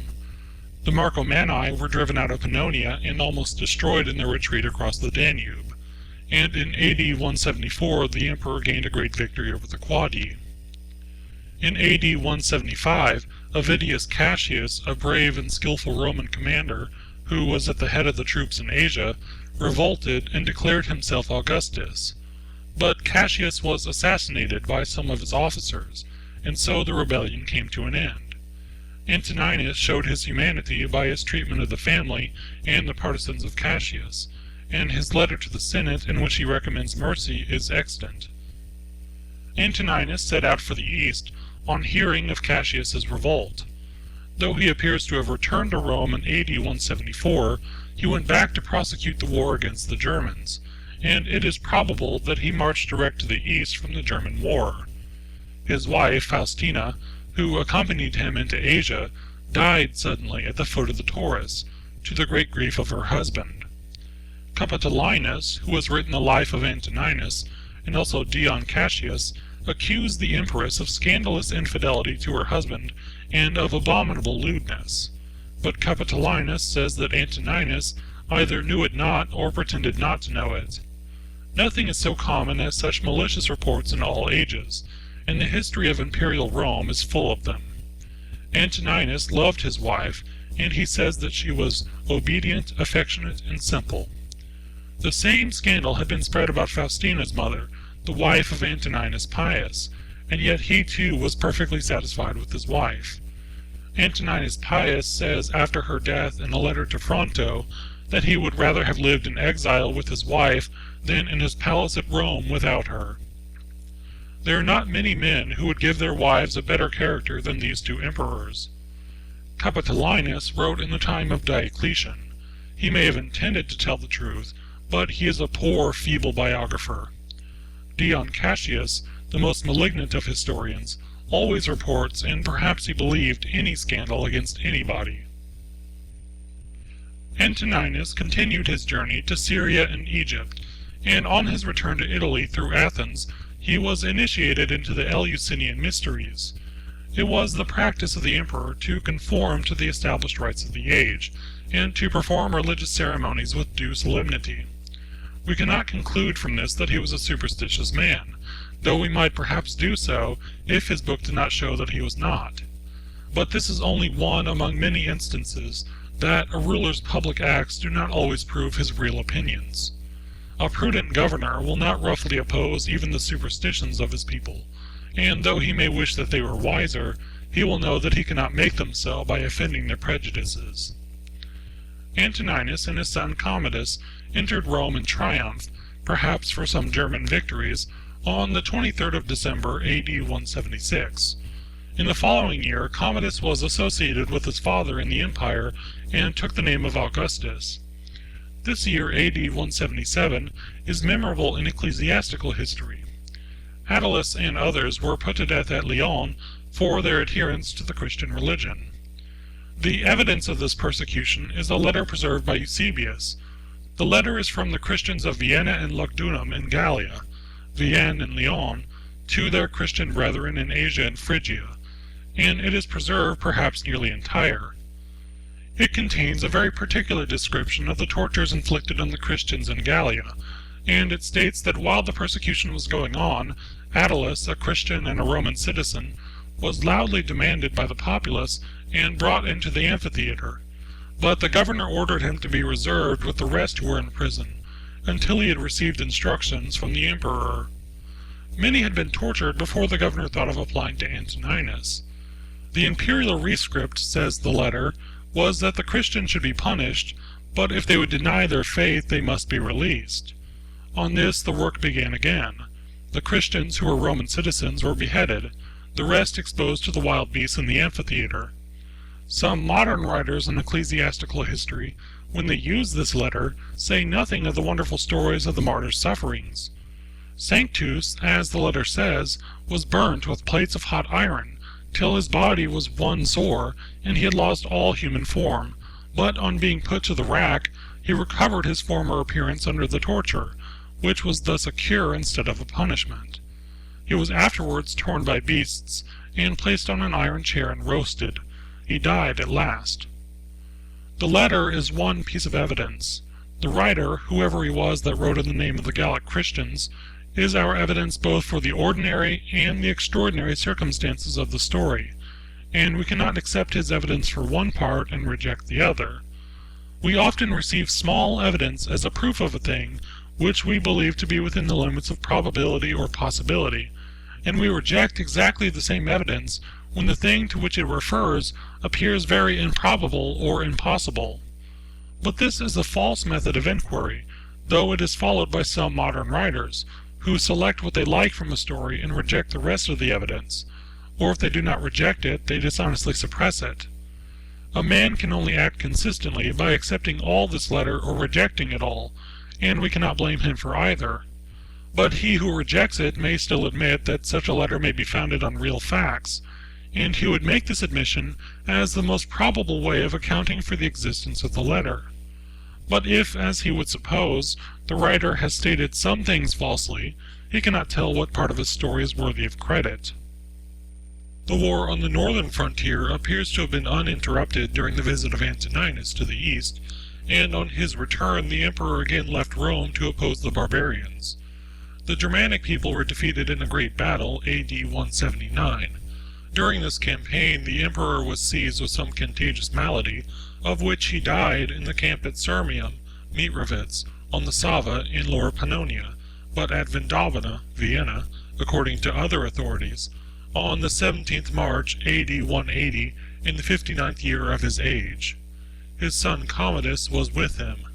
The body or the ashes, probably of the emperor, were carried to Rome, and he received the honor of deification. Those who could afford it had his statue or bust, and when Capitolinus wrote, many people still had statues of Antoninus among the Dea Penates, or household deities. He was in a manner made a saint. Commodus erected to the memory of his father the Antonine column, which is now in the Piazza Colonna at Rome. The bas-reliefs, which are placed in a spiral line round the shaft, commemorate the victories of Antoninus over the Marcomanni and the Quadi, and the miraculous shower of rain which refreshed the Roman soldiers and discomfited their enemies. The statue of Antoninus was placed on the capital of the column, but it was removed at some time unknown, and a bronze statue of St. Paul was put in the place by Pope Sixtus V. The historical evidence for the times of Antoninus is very defective, and some of that which remains is not credible. The most curious is the story about the miracle which happened in AD 174 during the war with the Quadi. The Roman army was in danger of perishing by thirst, but a sudden storm drenched them with rain, while it discharged fire and hail on their enemies, and the Romans gained a great victory. All the authorities which speak of the battle speak also of the miracle. The Gentile writers assign it to their gods, and the Christians to the intercession of the Christian legion and the emperor's army. To confirm the Christian statement, it is added that the emperor gave the title of Thundering to this legion, but Dacier and others who maintain the Christian report of the miracle admit that this title of Thundering or Lightning was not given to this legion because the Quadi were struck with lightning, but because there was a figure of lightning on their shields, and that this title of the legion existed in the time of Augustus. Scaliger also had observed that the legion was called Thundering before the reign of Antoninus. We can learn this from Dion Cassius, who enumerates all the legions of Augustus's time. The name Thundering or Lightning also occurs on an inscription of the reign of Trajan, which was found at Trieste. Eusebius, when he relates the miracle, quotes Apollinarius, bishop of Hierapolis, as authority for this name being given to the legion Melitini by the emperor in consequence of the success which he had obtained through their prayers, from which we may estimate the value of Apollinarius's testimony. Eusebius does not say in what book of Apollinarius the statement occurs. Dion says that the Thundering Legion was stationed in Cappadocia in the time of Augustus. Valesius also observes that in the Notitia of the Imperium Romanum there is mentioned under the commander of Armenia the prefectura of the 12th Legion named Thundering Melitini, and this position in Armenia will agree with what Dion says of its position in Cappadocia. Accordingly, Valesius concludes that Melitini was not the name of the legion, but of the town in which it was stationed. Melitini was also the name of the district in which this town was situated. The legions did not, he says, take their name from the place where they were on duty, but from the country in which they were raised, and therefore what Eusebius says about the Melitini does not seem probable to him. Yet Valesius, on the authority of Apollinarius and Tertullian, believed that the miracle was worked through the prayers of the Christian soldiers in the emperor's army.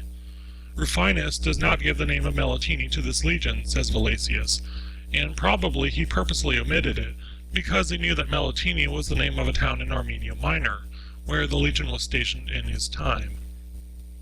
The emperor, it is said, made a report of his victory to the Senate, which we may believe, for such was the practice, but we do not know what he said in his letter, for it is not extant. Dacier assumes that the emperor's letter was purposely destroyed by the Senate, or the enemies of Christianity, that so honorable a testimony to the Christians and their religion might not be perpetuated. The critic has, however, not seen that he contradicts when he tells us purport of the letter, for he says that it was destroyed, and even Eusebius could not find it. But there does exist a letter in Greek addressed by Antoninus to the Roman people and the Sacred Senate after this memorable victory. It is sometimes printed after Justin's first apology, but is totally unconnected with the apologies. This letter is one of the most stupid forgeries of the many which exist, and it cannot be possibly founded even on the genuine report of Antoninus to the Senate. If it were genuine, it would free the emperor from the charge of persecuting men because they are Christians. For he says in this false letter that if a man accuse another only of being a Christian, and the accused confess and there is nothing else against him, he must be set free. With this monstrous addition, made by a man inconceivably ignorant, that the informer must be burnt alive. During the time of Antoninus Pius and Marcus Antoninus, there appeared the first apology of Justinus, and under Marcus Antoninus the oration of Tatian against the Greeks, which was a fierce attack on the established religions. The address of Athenagoras to Marcus Antoninus on behalf of the Christians, and the apology of Melito, bishop of Sardes, also addressed to the emperor, and that of Apollinarius. The first apology of Justinus is addressed to Titus Antoninus Pius, and his two adopted sons, Marcus Antoninus and Lucius Verus, but we do not know whether they read it. Footnote: Orosius says that Justinus the philosopher presented to Antoninus Pius his work in defense of the Christian religion, and made him merciful to the Christians. End footnote. The second apology of Justinus is entitled To the Roman Senate, but this superscription is from some copyist. In the first chapter, Justinus addresses the Romans. In the second chapter, he speaks of an affair that had recently happened in the time of Marcus Antoninus and Lucius Verus, as it seems, and he also directly addresses the emperor, saying of a certain woman, quote, "She addressed a petition to thee, the emperor, and thou didst grant the petition," unquote. In other passages, the writer addresses the two emperors, from which we must conclude that the apology was directed to them. Eusebius states that the second apology was addressed to the successor of Antoninus Pius, and he names him Antoninus Verus, meaning Marcus Antoninus. In one passage of the second apology, Justinus, or the writer whoever he may be, says that even men who followed the Stoic doctrines, when they ordered their lives according to ethical reason, were hated and murdered, such as Heraclitus, Musonius in his own times, and others. For all those who in any way labored to live according to reason, and avoided wickedness, were always hated, and this was the effect of the work of demons. Justinus himself is said to have been put to death at Rome, because he refused to sacrifice to the gods. It cannot have been in the reign of Hadrian, as one authority states, nor in the time of Antoninus Pius, if the second apology was written in the time of Marcus Antoninus, and there is evidence that this event took place under Marcus Antoninus and Lucius Verus, when Rusticus was prefect of the city. The persecution in which Polycarp suffered at Smyrna belongs to the time of Marcus Antoninus. The evidence for it is the letter of the church of Smyrna to the churches of Philomelium and the other Christian churches, and it is preserved by Eusebius. But the critics do not agree about the time of Polycarp's death, differing in the two extremes to the amount of 12 years. The circumstances of Polycarp's martyrdom were accompanied by miracles, one of which Eusebius has omitted, but it appears in the oldest Latin version of the letter, which Ussher published, and it is supposed that this version was made not long after the time of Eusebius. The notice at the end of the letter states that it was transcribed by Caius, from the copy of Irenaeus, the disciple of Polycarp, then transcribed by Socrates at Corinth, quote, "After which I, Paeanius, again wrote it out from the copy above mentioned, having searched it out by the revelation of Polycarp, who directed it to me, etc." Unquote. The story of Polycarp's martyrdom is embellished with miraculous circumstances, which some modern writers on ecclesiastical history take the liberty of omitting. Footnote: Conyers Middleton, An Inquiry into the Miraculous Powers, etc., page 126. Middleton says that Eusebius omitted to mention the dove, which flew out of Polycarp's body, and Dodwell and Archbishop Wake have done the same. Wake says, "I am so little a friend to such miracles that I thought it better with Eusebius to omit that circumstance than to mention it from Bishop Ussher's manuscript," unquote, which manuscript, however, says Middleton, he afterwards declares to be so well attested that we need not any further assurance of the truth of it. End footnote. In order to form a proper notion of the condition of the Christians under Marcus Antoninus, we must go back to Trajan's time. When the younger Pliny was governor of Bithynia, the Christians were numerous in those parts, and the worshippers of the old religion were falling off. The temples were deserted, the festivals neglected, and there were no purchasers of victims for sacrifice. Those who were interested in the maintenance of the old religion thus found that their profits were in danger.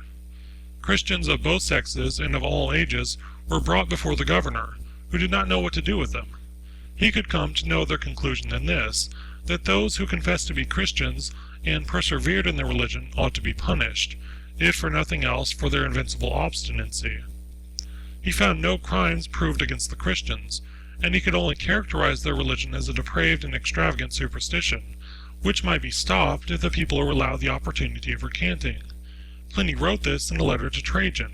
Footnote: the Martyrium Ignatii, first published in Latin by Archbishop Usher, is the chief evidence for the circumstances of Ignatius's death. End footnote.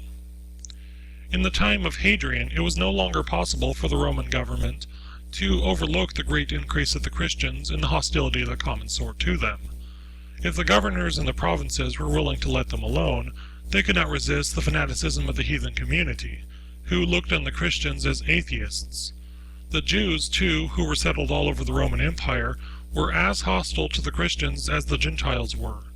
Footnote: we have the evidence of Justinus to this effect, quote, the Christians are attacked by the Jews as if they were men of a different race, and are persecuted by the Greeks, and those who hate them cannot give the reason of their enmity, unquote. End footnote.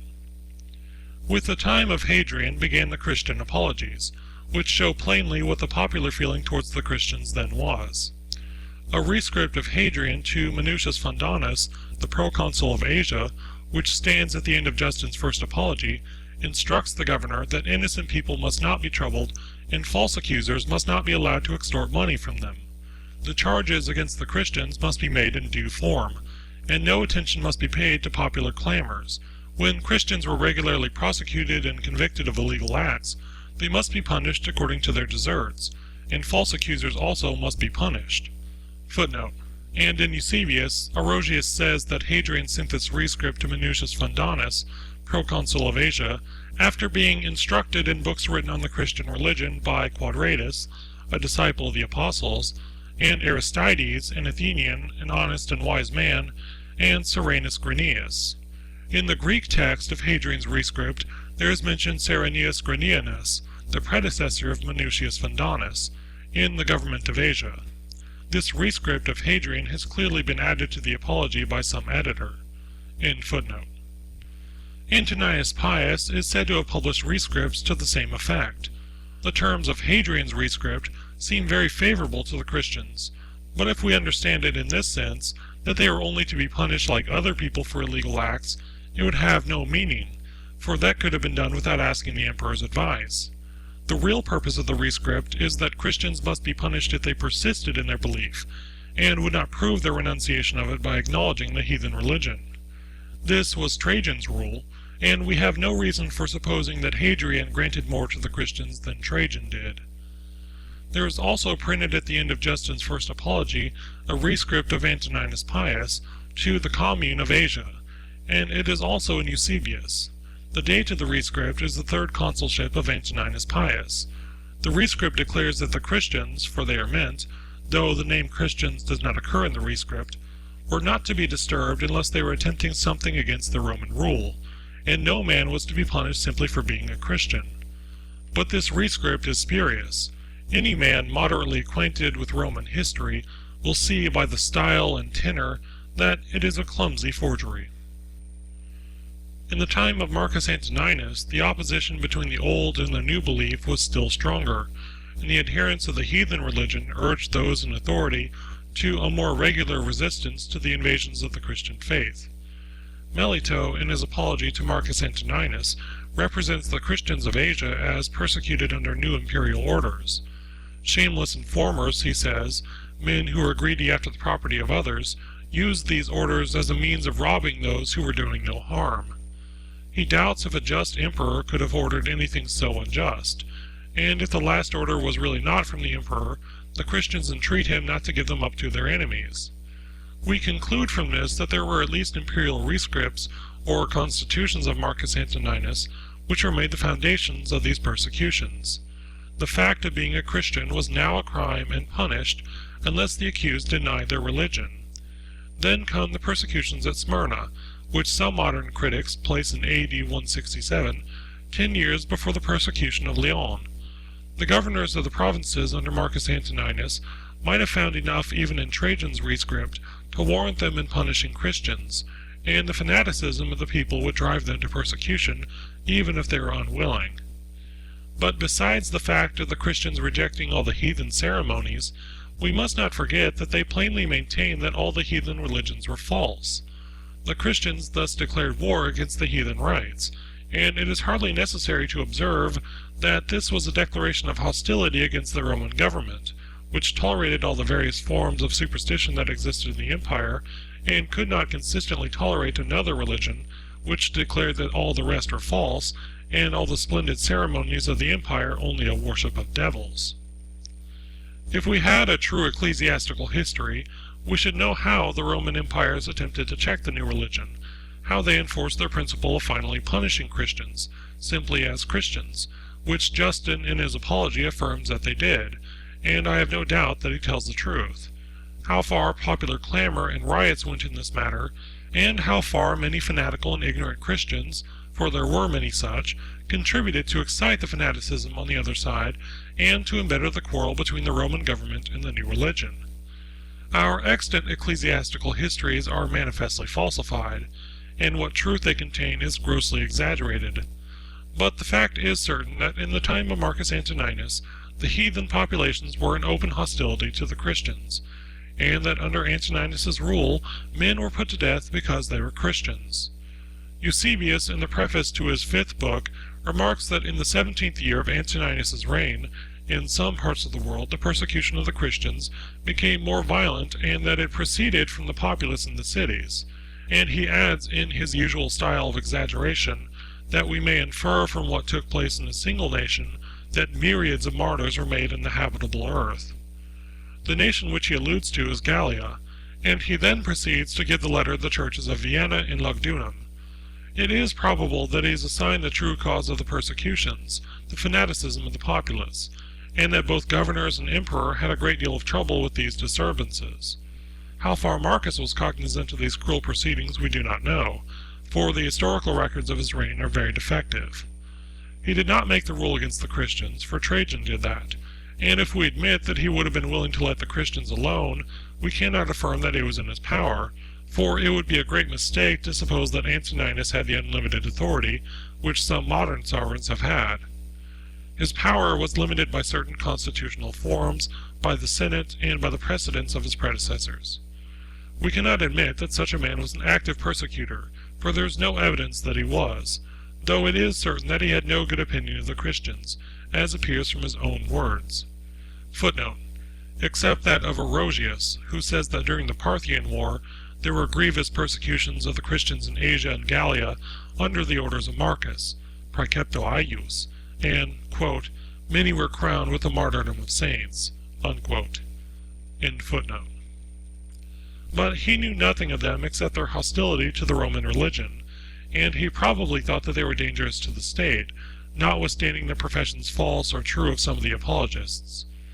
So much I have said, because it would be unfair not to state all that can be urged against a man whom his contemporaries in subsequent ages venerated as a model of virtue and benevolence. If I admitted the genuineness of some documents, he would be altogether clear from the charge of even allowing any persecutions, but as I seek the truth, and am sure that they are false, I leave him to bear whatever blame is his due. Footnote: Dr. F.C. Bauer, in his work entitled Das Christentum und die Christliche Kirche der drei ersten Jahrhunderte, etc., has examined this question with great good sense and fairness, and I believe he has stated the truth as near as our authorities enable us to reach it.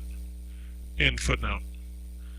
I add that it is quite certain that Antoninus did not derive any of his ethical principles from a religion of which he knew nothing. Footnote: In the digest there is the following excerpt from Modestinus, quote, Si cuis aliquid feceret, quo levas hominum anima, superstitiona naminas terrerenter. Divus Marcus hu jasmada hominas, in insulam relegere rescripsit. Unquote. There is no doubt that the Emperor's reflections, or his meditations, as they are generally named, is a genuine work.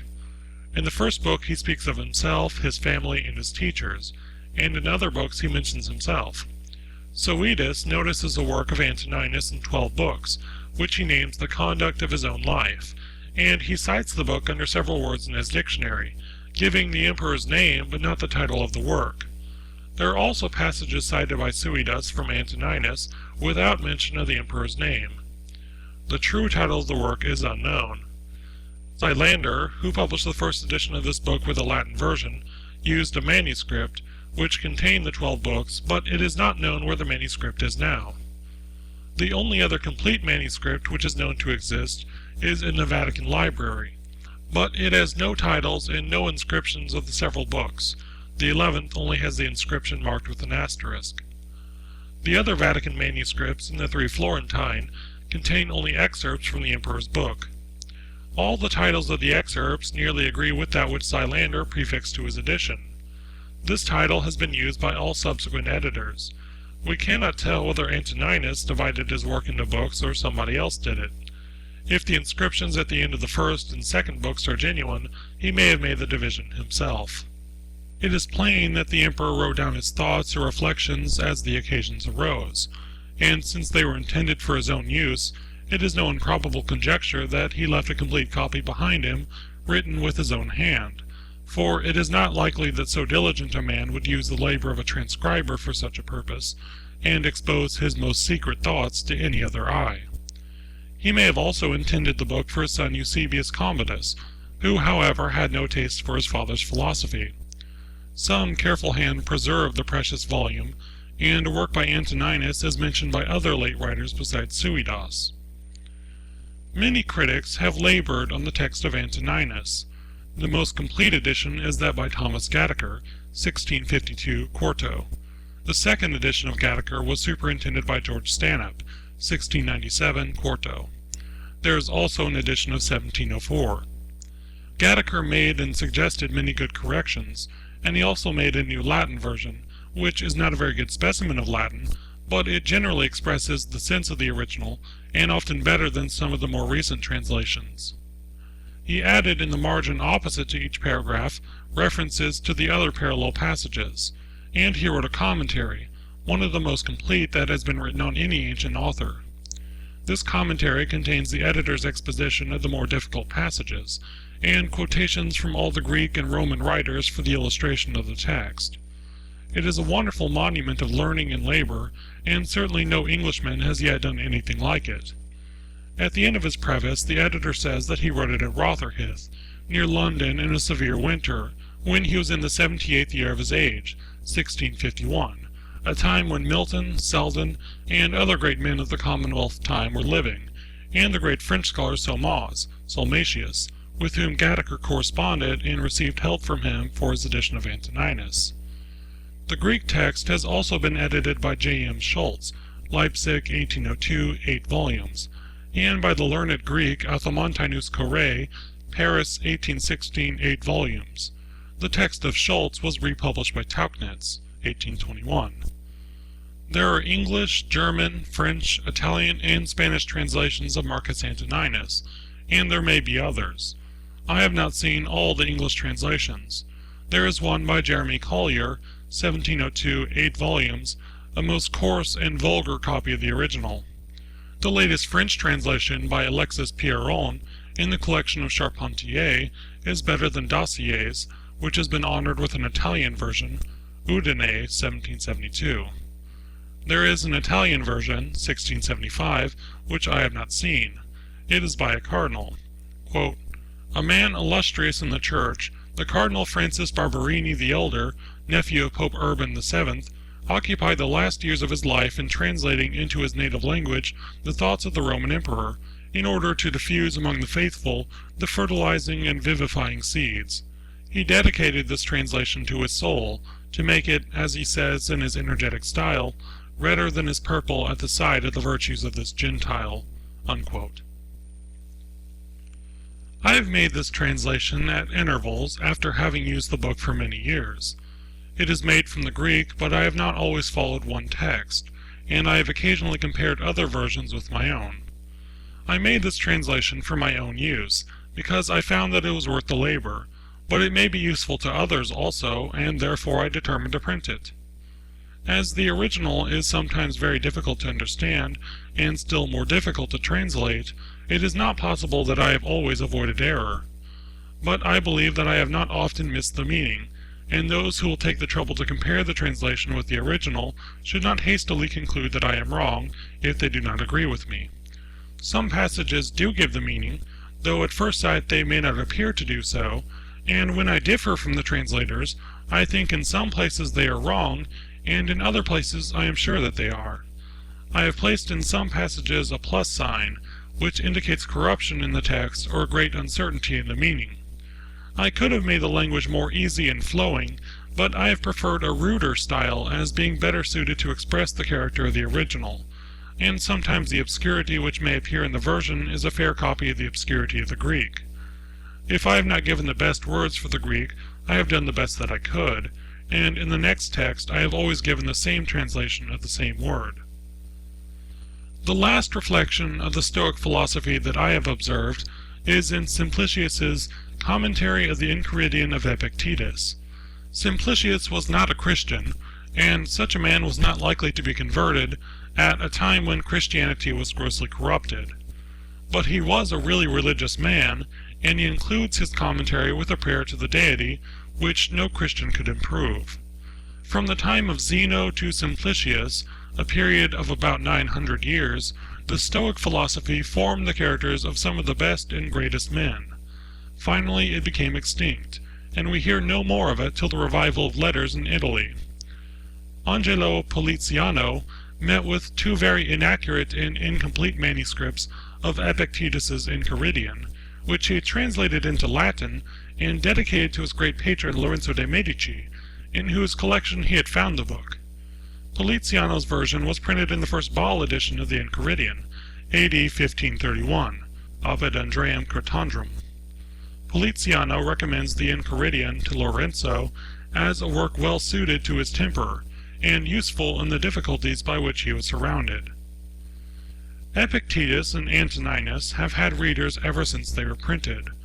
The little book of Antoninus has been the companion of some great men.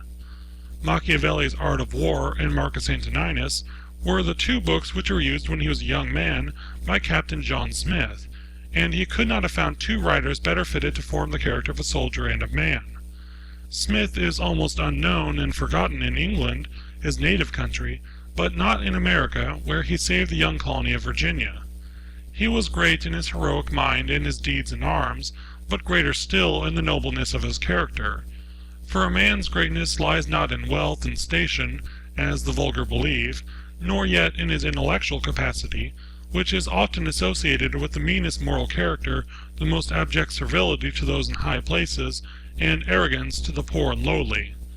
But a man's true greatness lies in the consciousness of an honest purpose in life, founded on a just estimate of himself and everything else, on frequent self-examination, and a steady obedience to the rule which he knows to be right, without troubling himself, as the emperor says he should not, about what others may think or say, or whether they do or do not do that which he thinks and says and does. End of chapter 13.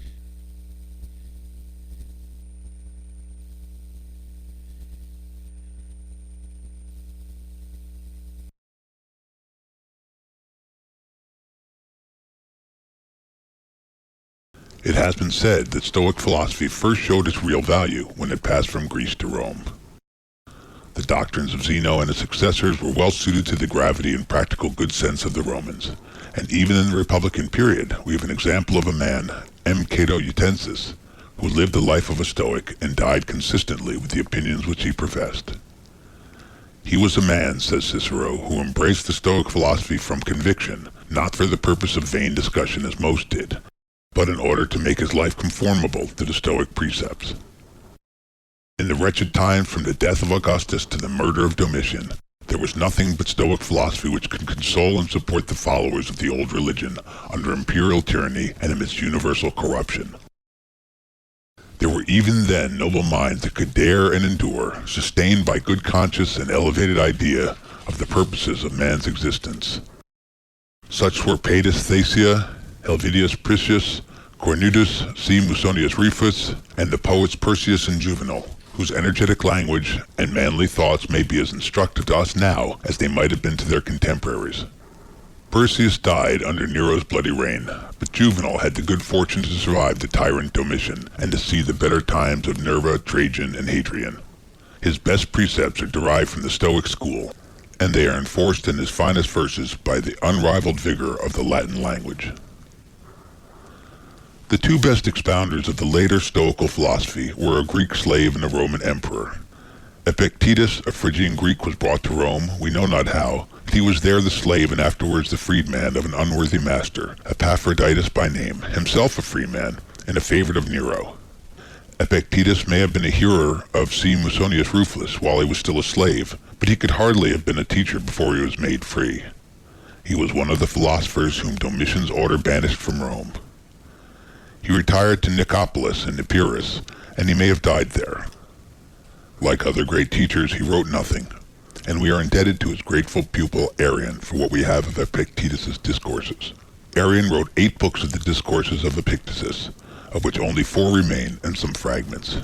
We also have from Arrian's hand the small Enchiridion or manual, or the chief precepts of Epictetus. There is a valuable commentary on the Enchiridion by Simplicis, who lived at the time of the Emperor Justinian. Antoninus, in his first book, in which he gratefully commentaries his obligations to his teachers, says that he was made acquainted by Junius Rusticus with the discourses of Epictetus, whom he mentions also in other passages.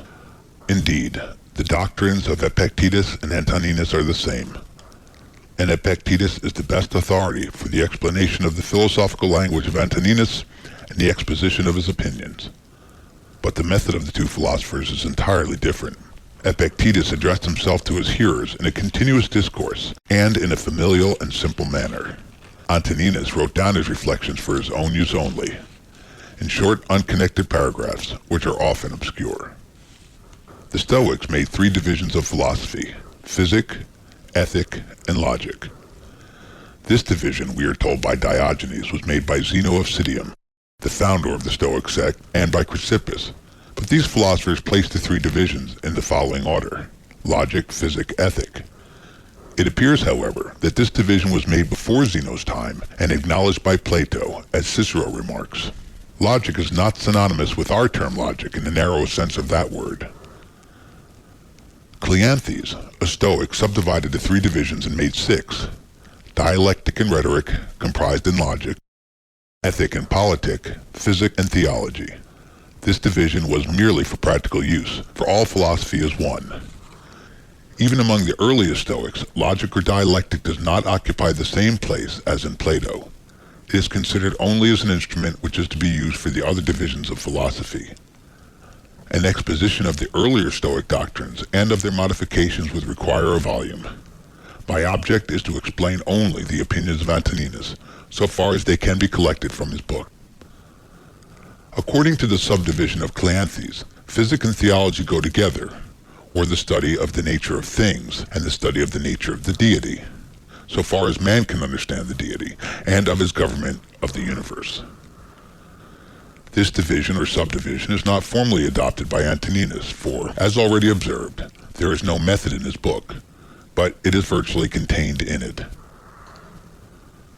Cleanthes also connects ethic and politic, or the study of principles and morals, in the study of the constitution of civil society, and undoubtedly he did well in subdividing ethic into 2 parts: ethic in a narrower sense and politic, for though the 2 are intimately connected, they are also very distinct, and many questions can only be properly discussed by carefully observing the distinction.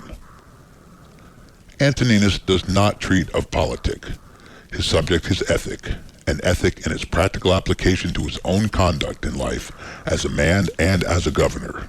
His ethic is founded on the doctrines about man's nature, the universal nature, and the relations of every man to everything else. It is therefore intimately and inseparably connected with physics or the nature of things, and with theology or the nature of the deity.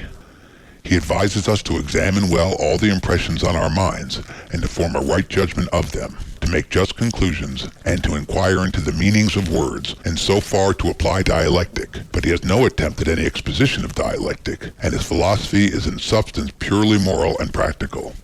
He says, quote, "Constantly, and, if it be possible on the occasion of every impression on the soul, apply it to the principles of physic, of ethic, and of dialectic," end quote.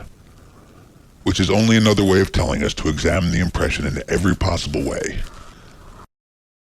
In another passage he says, quote, "To the age which have been mentioned, let this one still be added. Make for thyself a definition or description of the object, which is presented to thee so as to see distinctly what kind of a thing it is in its substance, in its nudity, in its complete entirety, and tell thyself its proper name and the names of the things which it has been compounded, and into which it will be resolved," end quote. Such an examination implies the use of dialectic, which Antoninus accordingly employed as a mean towards establishing his physical, theological, and ethical principles. There are several expositions of the physical, theological, and ethical principles which are contained in the work of Antoninus, and more expositions than I have read. Ritter, after explaining the doctrines of Epictetus, treats very briefly and insufficiently those of Antoninus, but he refers to a short essay in which the work is done better. There is also an essay on the philosophical principles of M. Aurelius Antoninus by J. M. Schultz, placed at the end of his German translation of Antoninus. With the assistance of these two useful essays and his own diligent study, a man may form a sufficient notion of the principles of Antoninus, but he will find it more difficult to expound them to others. Besides the want of arrangement in the original and of connection among the numerous paragraphs, the corruption of the text, the obscurity of the language and the style, and sometimes perhaps the confusion in the writer's own ideas, besides all this there is occasionally an apparent contradiction in the emperor's thoughts, as if his principles were sometimes unsettled, as if doubt sometimes clouded his mind. A man who leads a life of tranquility and reflection, who is not disturbed at home, and meddles not with the affairs of the world, may keep his mind at ease and his thoughts on one even course. But such a man has not been tried. All his ethical philosophy and his passive virtue might turn out to be idle words if he were once exposed to the rude realities of human existence. Fine thoughts and moral dissertations from men who have not worked and suffered may be read, but they will be forgotten. No religion, no ethical philosophy is worth anything if the teacher has not lived the, quote, life of an apostle, end quote, and has been ready to die, quote, the death of a martyr, end quote. Quote, "Not in passivity, the passive affects, but in activity lie the evil and the good of the rational social animal, just as his virtue and his vice lie not in passivity, but in activity," end quote. Section 9, paragraph 16. The Emperor Antoninus was a practical moralist. From his youth, he followed the laborious discipline, and though his high station placed him above all want or the fear of it, he lived as frugally and as temperately as the poorest philosopher. Epictetus wanted little, and it seems that he always had the little that he wanted, and he was content with it, as he had been with his servile station. But Antoninus, after his accession to the empire, sat on an uneasy seat. He had the administration of an empire which extended from the Euphrates to the Atlantic, from the cold mountains of Scotland to the hot sands of Africa, and we may imagine, though we cannot know it by experience, what must be the trials, the troubles, the anxiety, and the sorrows of him who has the world's business on his hands, with the wish to do the best he can, and the certain knowledge that he can do very little of the good which he wishes. In the midst of war, pestilence, conspiracy, general corruption, and with the weight of so unwieldy an empire upon him, we may easily comprehend that Antoninus often had need of all his fortitude to support him. The best and bravest men have moments of doubt and of weakness, but if they are the best and the bravest, they rise again from their depression by recurring to first principles, as Antoninus does. The emperor says that life is smoke, a vapor, and St. James in his epistle is of the same mind, that the world is full of envious, jealous, malignant people, and a man might well be content to get out of it. He has doubts perhaps, sometimes even about that to which he holds most firmly. There are only a few passages of this kind, but they are the evidence of struggles which even the noblest of the sons of men had to maintain against the hard realities of his daily life. A poor remark it is, which I have seen somewhere, and made in a disparaging way, that the emperor's reflections show that he had need of consolation and comfort in life, and even to prepare him to meet his death. True that he did need comfort and support, and we see how he found it. He constantly recurs to his fundamental principle that the universe is wisely ordered, that every man is a part of it and must conform to that order which he cannot change, that whatever the deity has done is good, that all mankind are a man's brethren, that he must love and cherish them and try to make them better, even those who would do him harm. This is his conclusion. Quote, "What then is that which is able to conduct a man? One thing and only one, philosophy. But this consists in keeping the divinity within a man free from violence and unharmed, superior to pains and pleasures, doing nothing without a purpose, nor yet falsely and with hypocrisy, not feeling the need of another man's doing, or not doing anything, and besides accepting all that happens and all that is allotted, as coming from thence, wherever it is, from whence he himself came, and finally, waiting for death with a cheerful mind as being nothing else than a dissolution of the elements of which every living being is compounded. But if there is no harm to the elements themselves and each continually changing into another, why should the man have any apprehension about the change and dissolution of all the elements himself? For it is according to nature, and nothing is evil that is according to nature." End quote. The physic of Antoninus is the knowledge of the nature of the universe, of its government, and of the relation of man's nature to both. He names the universe, quote, "the universal substance," end quote, and he adds that, quote, "reason," end quote, covers the universe. He also uses the term, quote, "universal nature," end quote, or, quote, "nature of the universe," end quote. He calls the universe, quote, "the one and all, which we name cosmos or order," end quote. If he ever seems to use these general terms as significant of the all, of all that man can in any way conceive to exist, he still on other occasions plainly distinguishes between matter, material things, and cause, origin, reason. This is conformable to Zeno's doctrine that there are two original principles of all things, that which acts and that which is acted upon. That which is acted on is the formless matter. That which acts is the reason, God, who is eternal and operates through all matter and produces all things. So Antoninus speaks of the reason which pervades all substance and through all time by fixed periods, parentheses, revolutions, and parentheses, administers the universe. God is eternal and matter is eternal. It is God who gives form to matter, but he is not said to have created matter. According to this view, which is as old as Anaxagoras, God and matter exist independently, but God governs matter. This doctrine is simply the expression of the fact of the existence both of matter and of God. The Stoics did not perplex themselves with the insoluble question of the origin and nature of matter. Antoninus also assumes a beginning of things, as we now know them, but his language is sometimes very obscure. I have endeavored to explain the meaning of one difficult passage.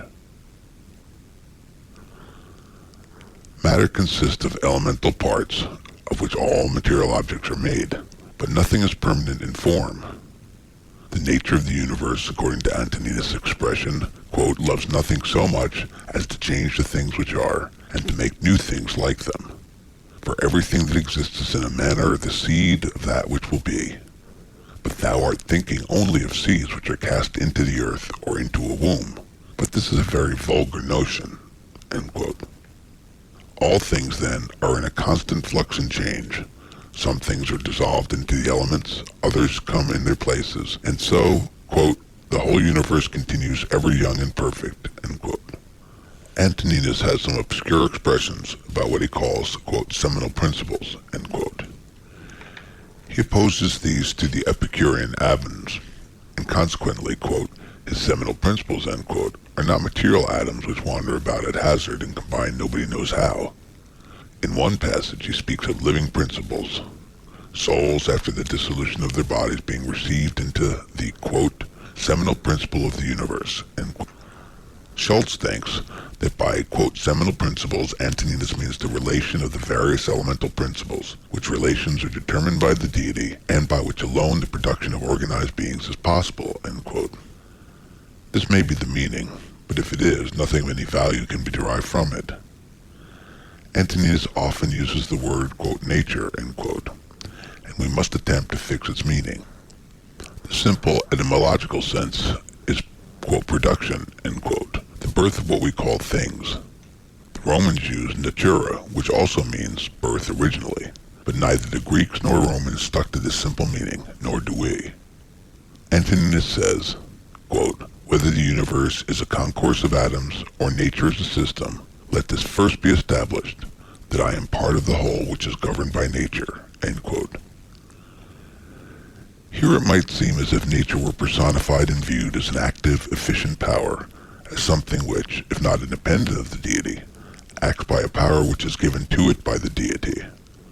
Such, if I understand the expression right, is the way in which the word nature is often used now, though it is plain that many writers use the word without fixing any exact meaning to it. It is the same with the expression laws of nature, which some writers may use in an intelligible sense, but others as clearly use in no definite sense at all. There is no meaning in this word nature except that which Bishop Butler assigns to it when he says, quote, the only distinct meaning of that word natural is stated, fixed, or settled, since what is natural as much require and presupposes an intelligent agent to render it so, i.e. to effect it continually or at stated times, as what is supernatural or miraculous does to effect it at once, end quote. This is Plato's meaning, when he says that God holds the beginning and end and middle of all that exists, and proceeds straight on his course, making his circuit according to nature, parens, that is, by fixed order, end parens, and he is continually accompanied by justice, who punishes those who deviate from the divine law, that is, from the order or course which God observes. When we look at the motion of the planets, the action of what we call gravitation, the elemental combination of unorganized bodies and their resolution, the production of plants and of living bodies, their generation, growth, and their dissolution, which we call their death, we observe a regular sequence of phenomena, which, within the limits of experience, present, and past, so far as we know the past, is fixed and invariable. But if this is not so, if the order and sequence of phenomena as known to us are subject to change in the course of an infinite progression, and such change is conceivable, we have nor discovered, not shall we ever discover, the whole of the order and sequence of phenomena, in which sequence there may be involved according to its very nature, that is, according to its fixed order, some variation of which we now call order or the nature of things. It is also conceivable that such changes have taken place, changes in the order of things, as we are compelled by the imperfection of language to call them, which are no changes. And further, it is certain that our knowledge of the true sequence of all actual phenomena, as for instance, the phenomena of generation, growth, and dissolution, is and ever must be imperfect. We do not fare much better when we speak of causes and effects than when we speak of nature. For the practical purposes of life, we may use the terms cause and effect conveniently, and we may fix a distinct meaning to them, distinct enough at least to prevent all misunderstanding. But the case is different when we speak of causes and effects as of things. All that we know is that phenomena, as the Greeks called them, or appearances which follow one another in a regular order as we conceive it, so that if some one phenomena should fail in a series, we conceive that there must either be an interruption of the series, or that something else will appear after the phenomena which has failed to appear, and will occupy the vacant place, and so the series in its progression may be modified or totally changed. Cause and effect then mean nothing in a sequence of natural phenomena beyond what I've said, and the real cause, or the transcendent cause, as some would call it, of each successive phenomena is in that which is the cause of all things which are, which have been, and which will be forever.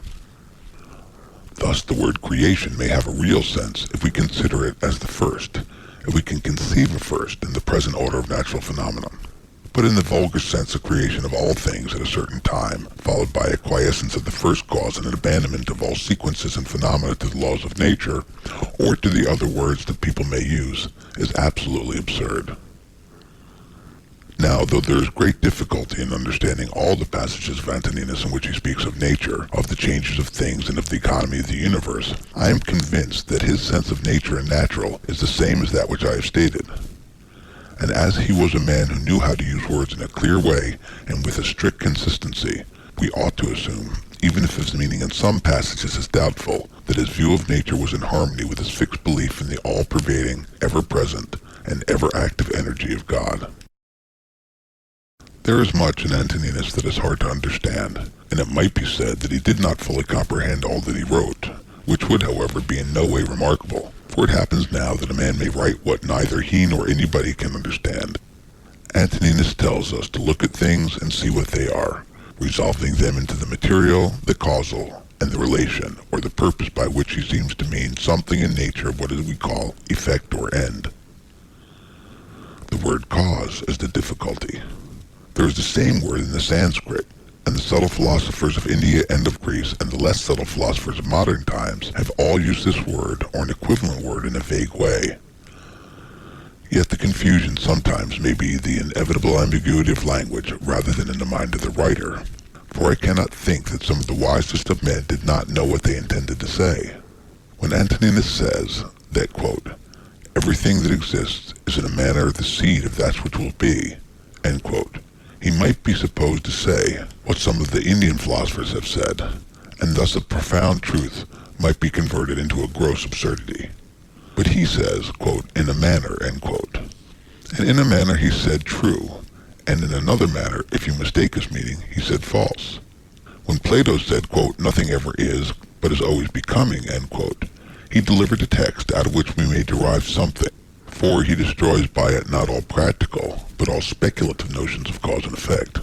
The whole series of things as they appear to us must be contemplated in time, that is, in succession, and we conceive or suppose intervals between one state of things and another state of things, so that there is priority and sequence, an interval and being, and a ceasing to be, and beginning and ending.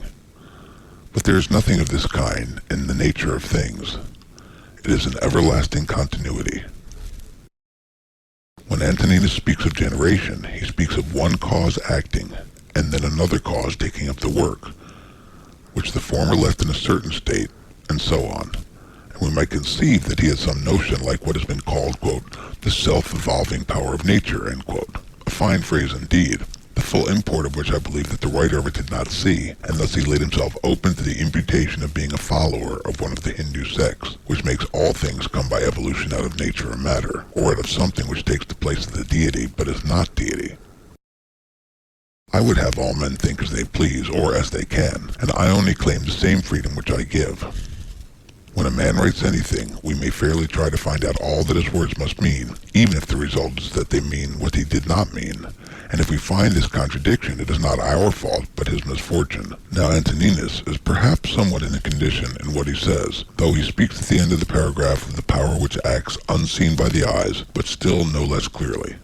But whether in this passage he means the power is conceived to be in different successive causes, or in something else, nobody can tell. From other passages, however, I do collect that his notion of the phenomena of the universe is what I have stated. The deity works unseen, if we may use such language, and perhaps I may, as Job did, or he who wrote the book of Job. Quote, in him we live and move and are, end quote, said St. Paul to the Athenians. And to show his bearers that this was no new doctrine, he quoted the Greek poets. One of these poets was the Stoic Cleanthes, whose noble hymn to Zeus or God is an elevated expression of devotion and philosophy. It deprives nature of her power and puts her under the immediate government of the deity. Quote, thee all this heaven which whirls around the earth obeys and willing follows where thou leadest. Without thee, God, nothing is done on earth, nor in the ethereal realms, nor in the sea, save what the wicked through their folly do. End quote. Antoninus' conviction of the existence of a divine power and government was founded on his perception of the order of the universe. Like Socrates, he says that though we cannot see the form of divine powers, we know that they exist because we see their works. Quote, to those who ask, where hast thou seen the gods, or how dost thou comprehend that they exist, and so worshipeth them? I answer, in the first place, that they may be seen even with the eyes. In the second place, neither have I seen my own soul, and yet I honor it. Thus then, with respect to the gods, from what I constantly experience of their power, from this I comprehend that they exist, and I venerate them. End quote. This is a very old argument, which has always had great weight with most people, and has appeared sufficient. It does not acquire the least additional strength by being developed in a learned treatise. It is as intelligible in its simple enunciation as it can be made. If it is rejected, there is no arguing with him who rejects it. And if it is worked out into innumerable particulars, the value of the evidence runs the risk of being buried under a mass of words.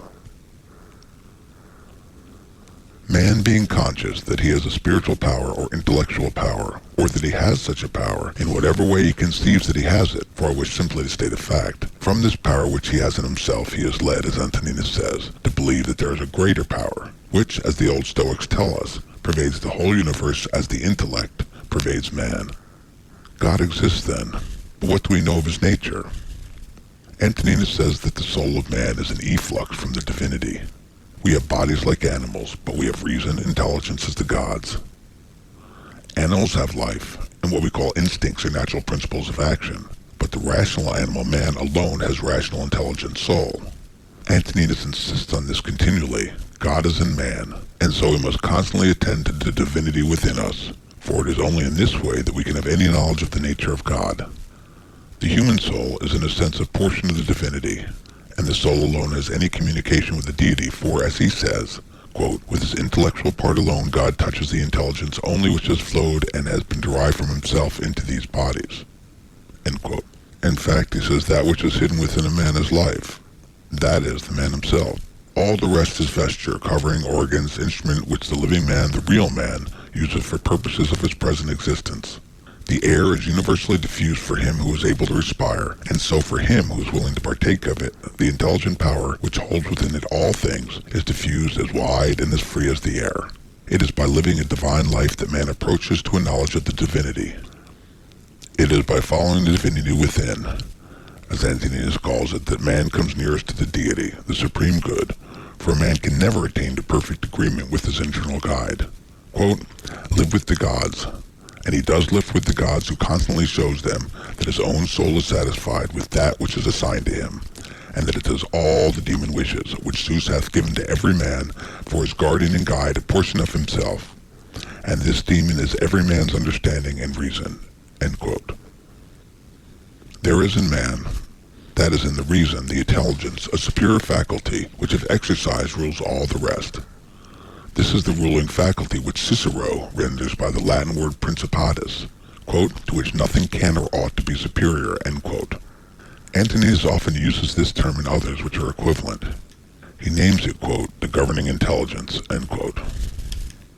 The governing faculty is the master of the soul. A man must reverence only his ruling faculty and the divinity within him.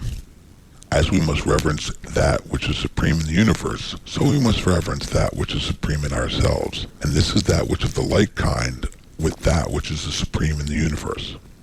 So, as Plotinus says, the soul of man can only know the divine so far as it knows itself.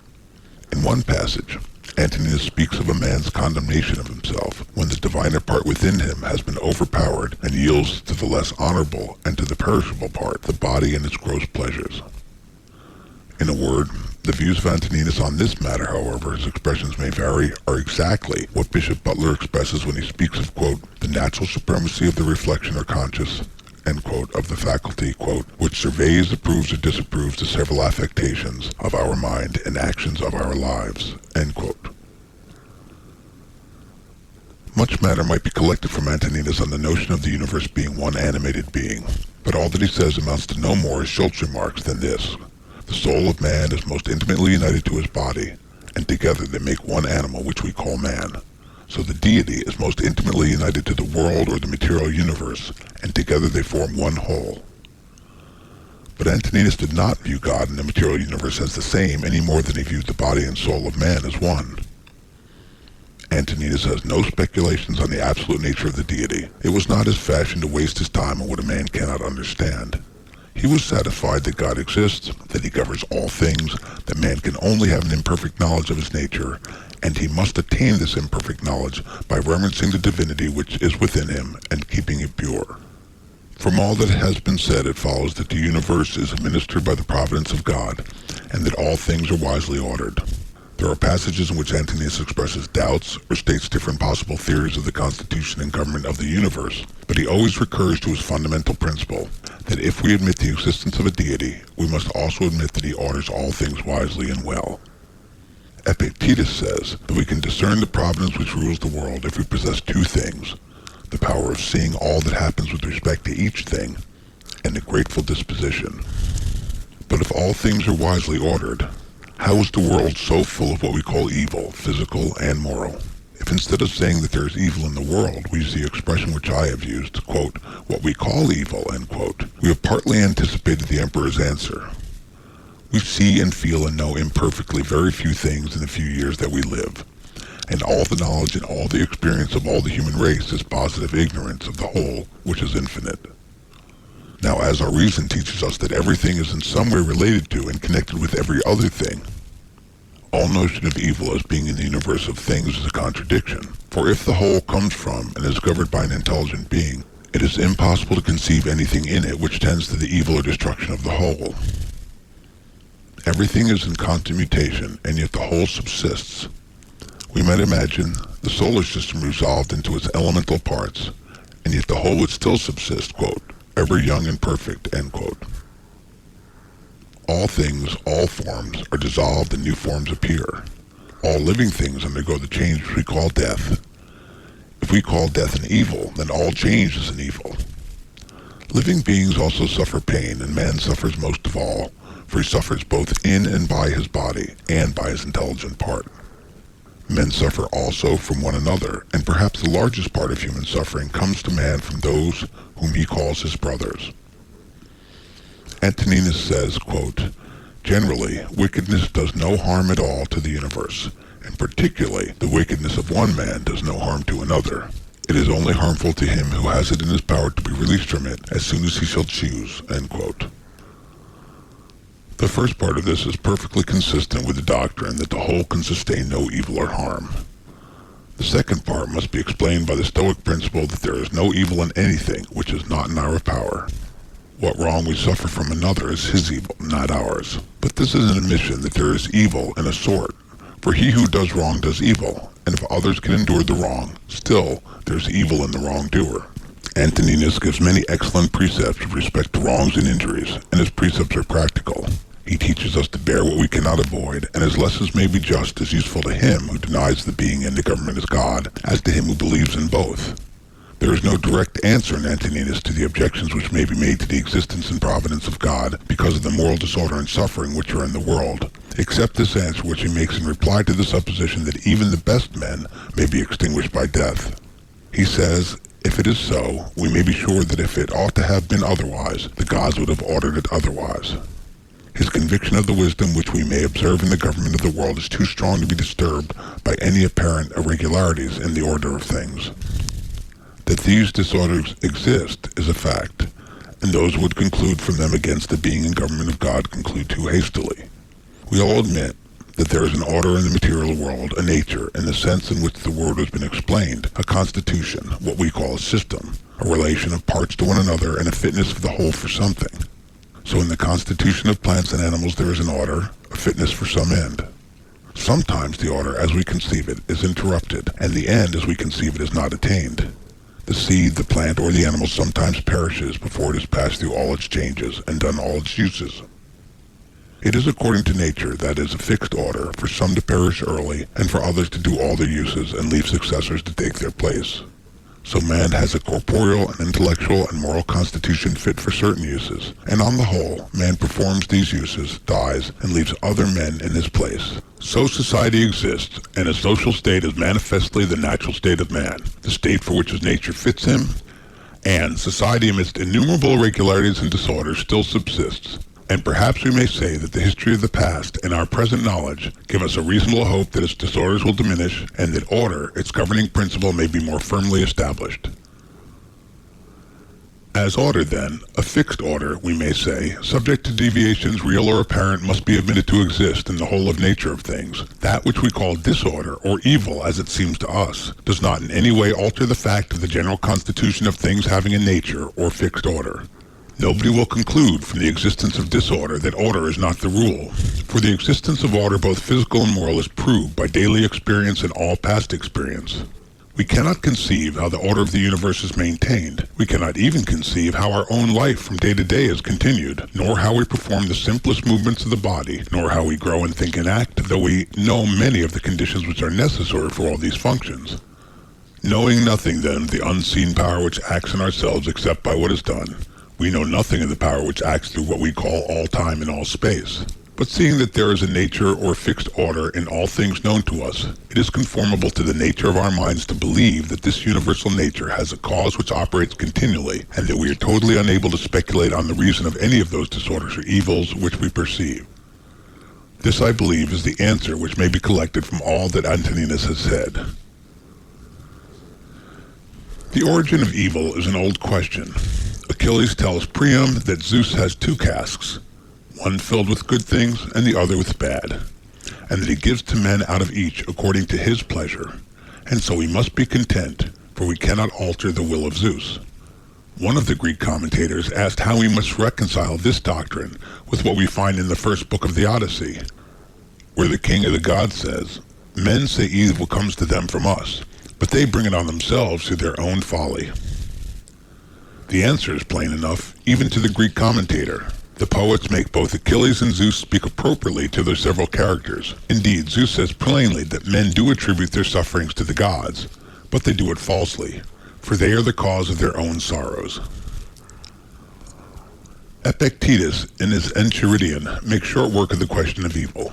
He says, quote, "As a mark is not set up for the purpose of missing it, so neither does the nature of evil exist in the universe." End quote.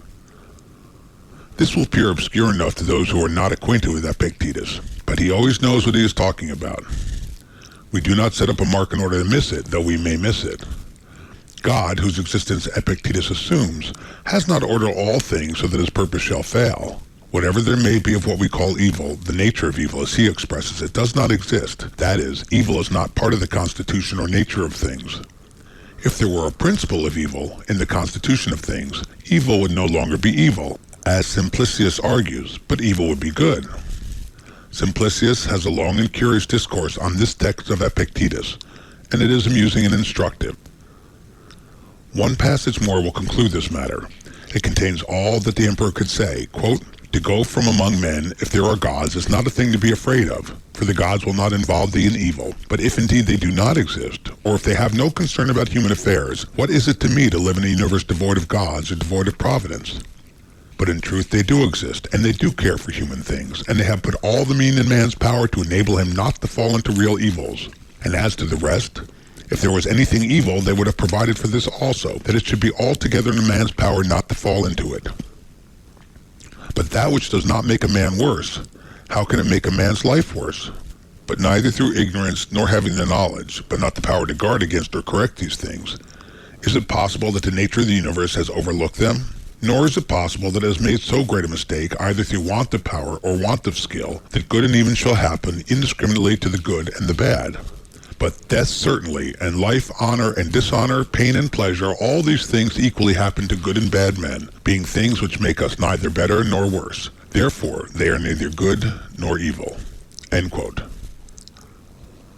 The ethical part of Antoninus' philosophy follows from his general principles. The end of all his philosophy is to live conformably to nature, both a man's own nature and the nature of the universe.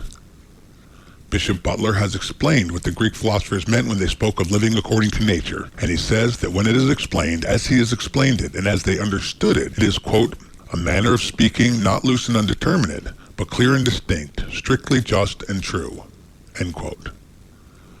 To live according to nature is to live according to a man's whole nature, not according to a part of it, and to reverence the divinity within him as the governor of all his actions. Quote, "To the rational animal, the same act is according to nature and according to reason." End quote.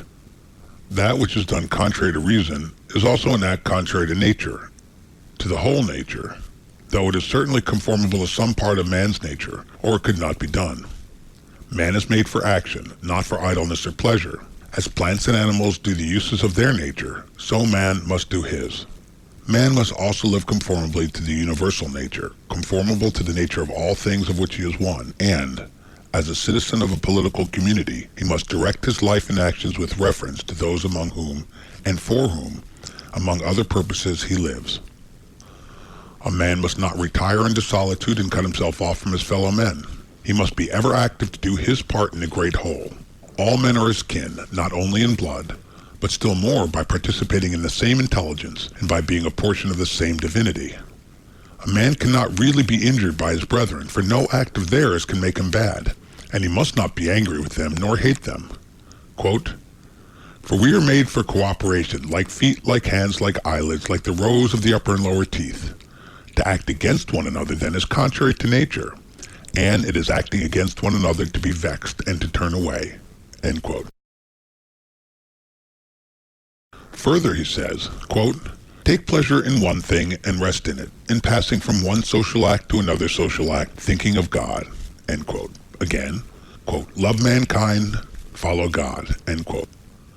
It is the characteristic of the rational soul for man to love his neighbor. Antoninus teaches in various passages the forgiveness of injuries, and we know that he also practiced what he taught. Bishop Butler remarks that, quote, "This divine precept to forgive injuries and to love our enemies, though to be met with genteel moralist, yet is in a particular sense a precept of Christianity, as our Savior has insisted more upon it than on any other single virtue." End quote. The practice of this precept is the most difficult of all virtues. Antoninus often enforces it and gives us aid towards following it. When we are injured, we feel anger and resentment, and the feeling is natural, just, and useful for the conservation of society. It is useful that wrongdoers should feel the natural consequences of their actions, among which is the disapprobation of society and the resentment of him who is wronged. But revenge, in the proper sense of that word, must not be practiced. Quote, "The best way of avenging thyself," end quote, says the emperor, quote, "is not to become like the wrongdoer," end quote. It is plain by this that he does not mean that we should in any case practice revenge, but he says to those who talk of revenging wrongs, "Be not like him who has done the wrong." Socrates in the Credo says the same in other words, and St. Paul, quote, "When a man has done thee any wrong, immediately consider with what opinion about good or evil he has done wrong. For when thou hast seen this, thou wilt pity him, and wilt neither wonder nor be angry." End quote. Antoninus would not deny that wrong naturally produces the feeling of anger and resentment, for this is implied in the recommendation to reflect on the nature of the man's mind who has done the wrong, and then you will have pity instead of resentment. And so it comes to the same as St. Paul's advice to be angry and sin not, which, as Butler well explains it, is not a recommendation to be angry, which nobody needs, for anger is a natural passion. But it is a warning against allowing anger to lead us into sin. In short, the emperor's doctrine about wrongful acts is this: wrongdoers do not know what good and bad are. They offend out of ignorance, and in the sense of the Stoics, this is true. Though this kind of ignorance will never be admitted as a legal excuse, and ought not to be admitted as a full excuse in any way by society, there may be grievous injuries, such as it is in a man's power to forgive without harm to society. And if he forgives because he sees that his enemies know not what they do, he is acting in the spirit of the sublime prayer, quote, "Father, forgive them, for they know not what they do." End quote. The emperor's moral philosophy was not a feeble, narrow system which teaches man to look directly to his own happiness, though a man's happiness or tranquility is indirectly promoted by living as he ought to do. A man must live conformably to the universal nature, which means, as the emperor explains it in many passages, that a man's action must be conformable to his true relations to all other human beings, both as a citizen of a political community and as a member of the whole human family. This implies, and he often expresses it in the most forcible language, that a man's words and actions, so far as they affect others, must be measured by a fixed rule, which is their consistency with the conservation and the interests of the particular society of which he is a member, and of the whole human race. To live conformably to such a rule, a man must use his rational faculties in order to discern clearly the consequences and full effect of all his actions, and of the actions of others. He must not live a life of contemplation and reflection only, though he must often retire within himself to calm and purify his soul by thought, but he must mingle in the work of man and be a fellow laborer for the general good. A man should have an object or purpose in life, that he may direct all his energies to it, of course a good object. He who has not one object or purpose of life cannot be one and the same all through his life. Bacon has a remark to the same effect on the best means of, quote, "reducing of the mind unto virtue and good estate, which is the electing and propounding unto a man's self-good and virtuous ends of his life, such as may be in a reasonable sort within his compass to attain." End quote. He is a happy man who has been wise enough to do this when he was young and has had the opportunities. But the emperor, seeing well that a man cannot always be so wise in his youth, encourages him to do it when he can, and not to let his life slip away before he has begun. He who can propose to himself good and virtuous ends of life and be true to them cannot fail to live conformably to his own interest and the universal interest, for in the nature of things they are one. If a thing is not good for the hive, it is not good for the bee. One passage may end this matter. Quote, "If the gods have determined about me and about the things which must happen to me, they have determined well, for it is not easy even to imagine a deity without forethought. And as to doing me harm, why should they have any desire towards that? For what advantage would result to them for this or to the whole, which is the special object of their providence? But if they have not determined about me individually, they have certainly determined about the whole at least, and the things which happen by way of sequence in this general arrangement I ought to accept with pleasure, and to be content with them. But if they determine about nothing, which it is wicked to believe, or if we do believe it, let us neither sacrifice, nor pray, nor swear by them, nor do anything else which we do as if the gods were present and lived with us. But if, however, the gods determine about none of these things which concern us, I am able to determine about myself, and I can inquire about that which is useful, and that is useful to every man which is conformable to his own constitution and nature. But my nature is rational and social, and my city and country, so far as I am Antoninus, is Rome. But so far as I am a man, it is the world. The things then which are useful to these cities are alone useful to me.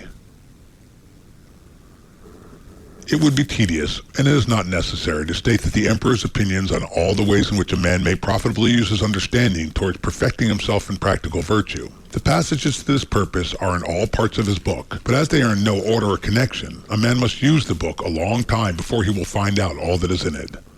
A few words may be added here. If we analyze all other things, we find how insufficient they are for human life, and how truly worthless many of them are. Virtue alone is indivisible, one and perfectly satisfying. The notion of virtue cannot be considered vague or unsettled, because a man may find it difficult to explain the notion fully to himself, or to expound it to others in such a way as to prevent cavilling. Virtue is a whole, and no more consists of parts than man's intelligence does, and yet we speak of various intellectual faculties as a convenient way of expressing the various powers which man's intellect shows by his works. In the same way, we may speak of various virtues or parts of virtue in a practical sense, for the purpose of showing what particular virtues we ought to practice in order to exercise of the whole of virtue, that is, as much as man's nature is capable of. The prime principle in man's constitution is social. The next in orders is not to yield to the persuasions of the body when they are not conformable to the rational principle which must govern. The third is freedom from error and from deception. Quote, "Let then the ruling principle holding fast to these things go straight on, and it has what is its own." End quote. The emperor selects justice as the virtue which is the basis of all the rest, and this had been said long before his time. It is true that all people have some notion of what is meant by justice as a disposition of the mind, and some notion about acting in conformity to this disposition. But experience shows that men's notions about justice are as confused as their actions are inconsistent with the true notion of justice. The emperor's notion of justice is clear enough, but not practical enough for all mankind. Quote, "Let there be freedom from perturbations with respect to the things which come from the external cause, and let there be justice in the things done by virtue of the internal cause. That is, let there be a movement and action terminating in this, in social acts, for this is according to thy nature." End quote. In another place, he says that, quote, "He who acts unjustly acts impiously," end quote, which follows, of course, from all that he says in various places. He insists on the practice of truth as a virtue and as a means to virtue, which it no doubt is, for lying even in indifferent things weakens the understanding, and lying maliciously is as great a moral offense as man can be guilty of, viewed both as showing an habitual disposition and viewed with respect to consequences. He couples the notion of justice with action. A man must not pride himself on having some fine notion of justice in his head, but he must exhibit his justice in act, like St. James' notion of faith.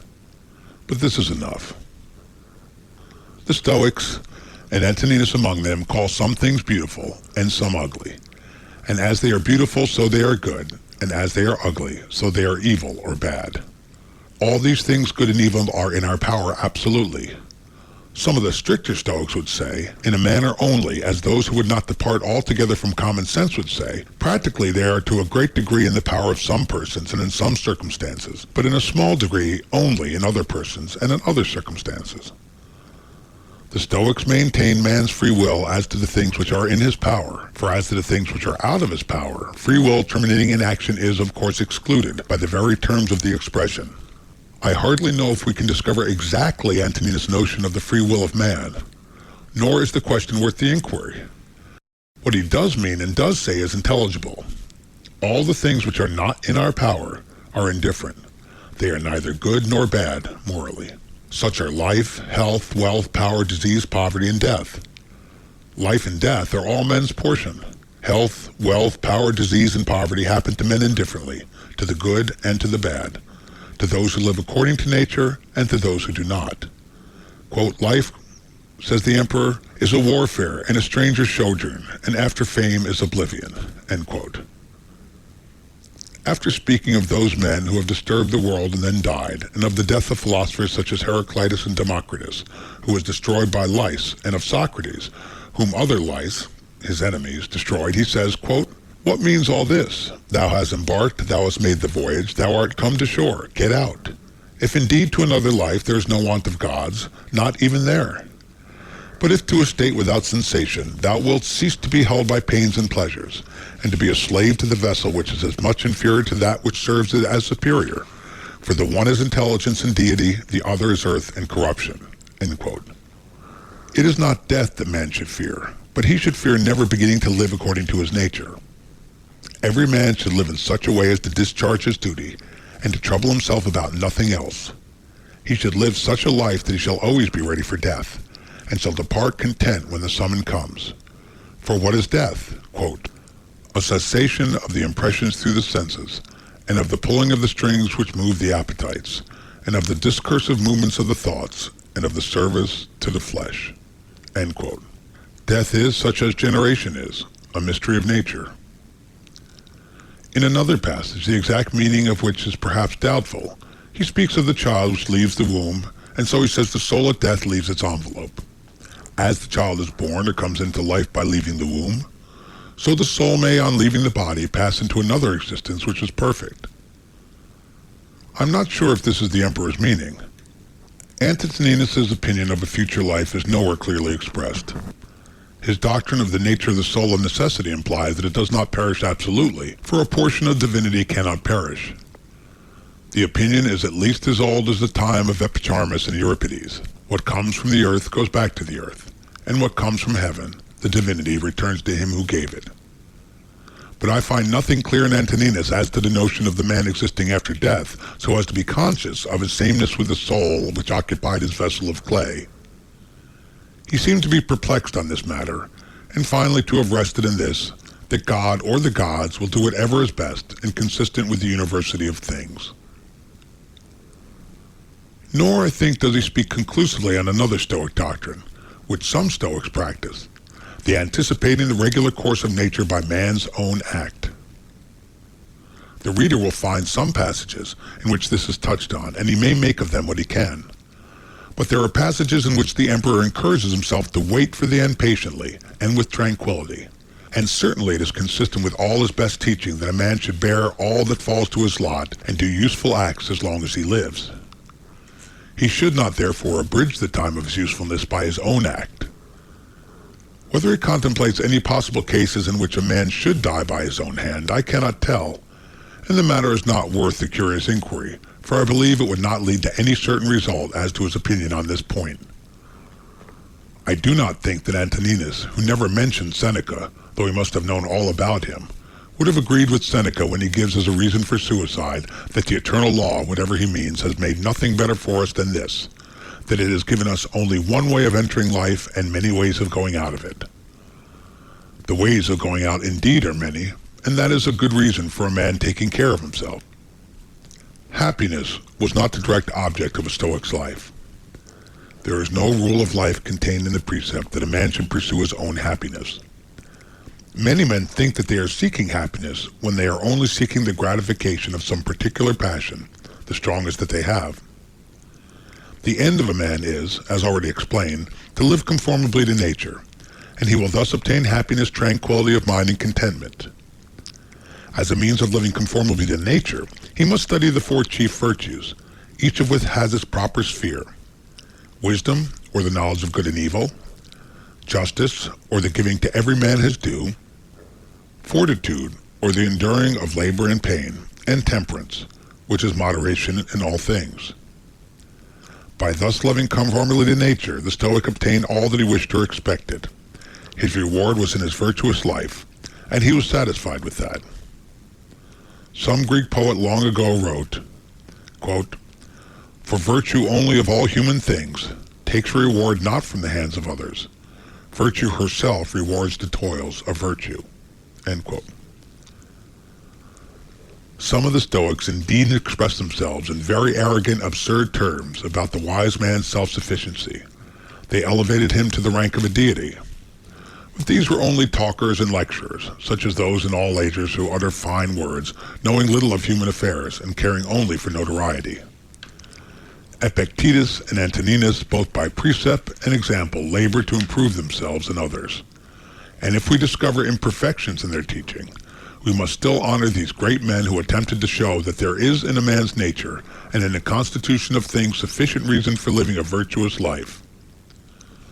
It is difficult enough to live as we ought to live, difficult even for any man to live in such a way as to satisfy himself, if he exercises only in a moderate degree the power of reflecting upon and reviewing his own conduct. And if all men cannot be brought to the same opinions in morals and religion, it is at least worthwhile to give them good reasons for as much as they can be persuaded to accept. End Meditations of Marcus Aurelius Antoninus, Section 14, The Philosophy of Antoninus by George Long. End of Meditations of Marcus Aurelius.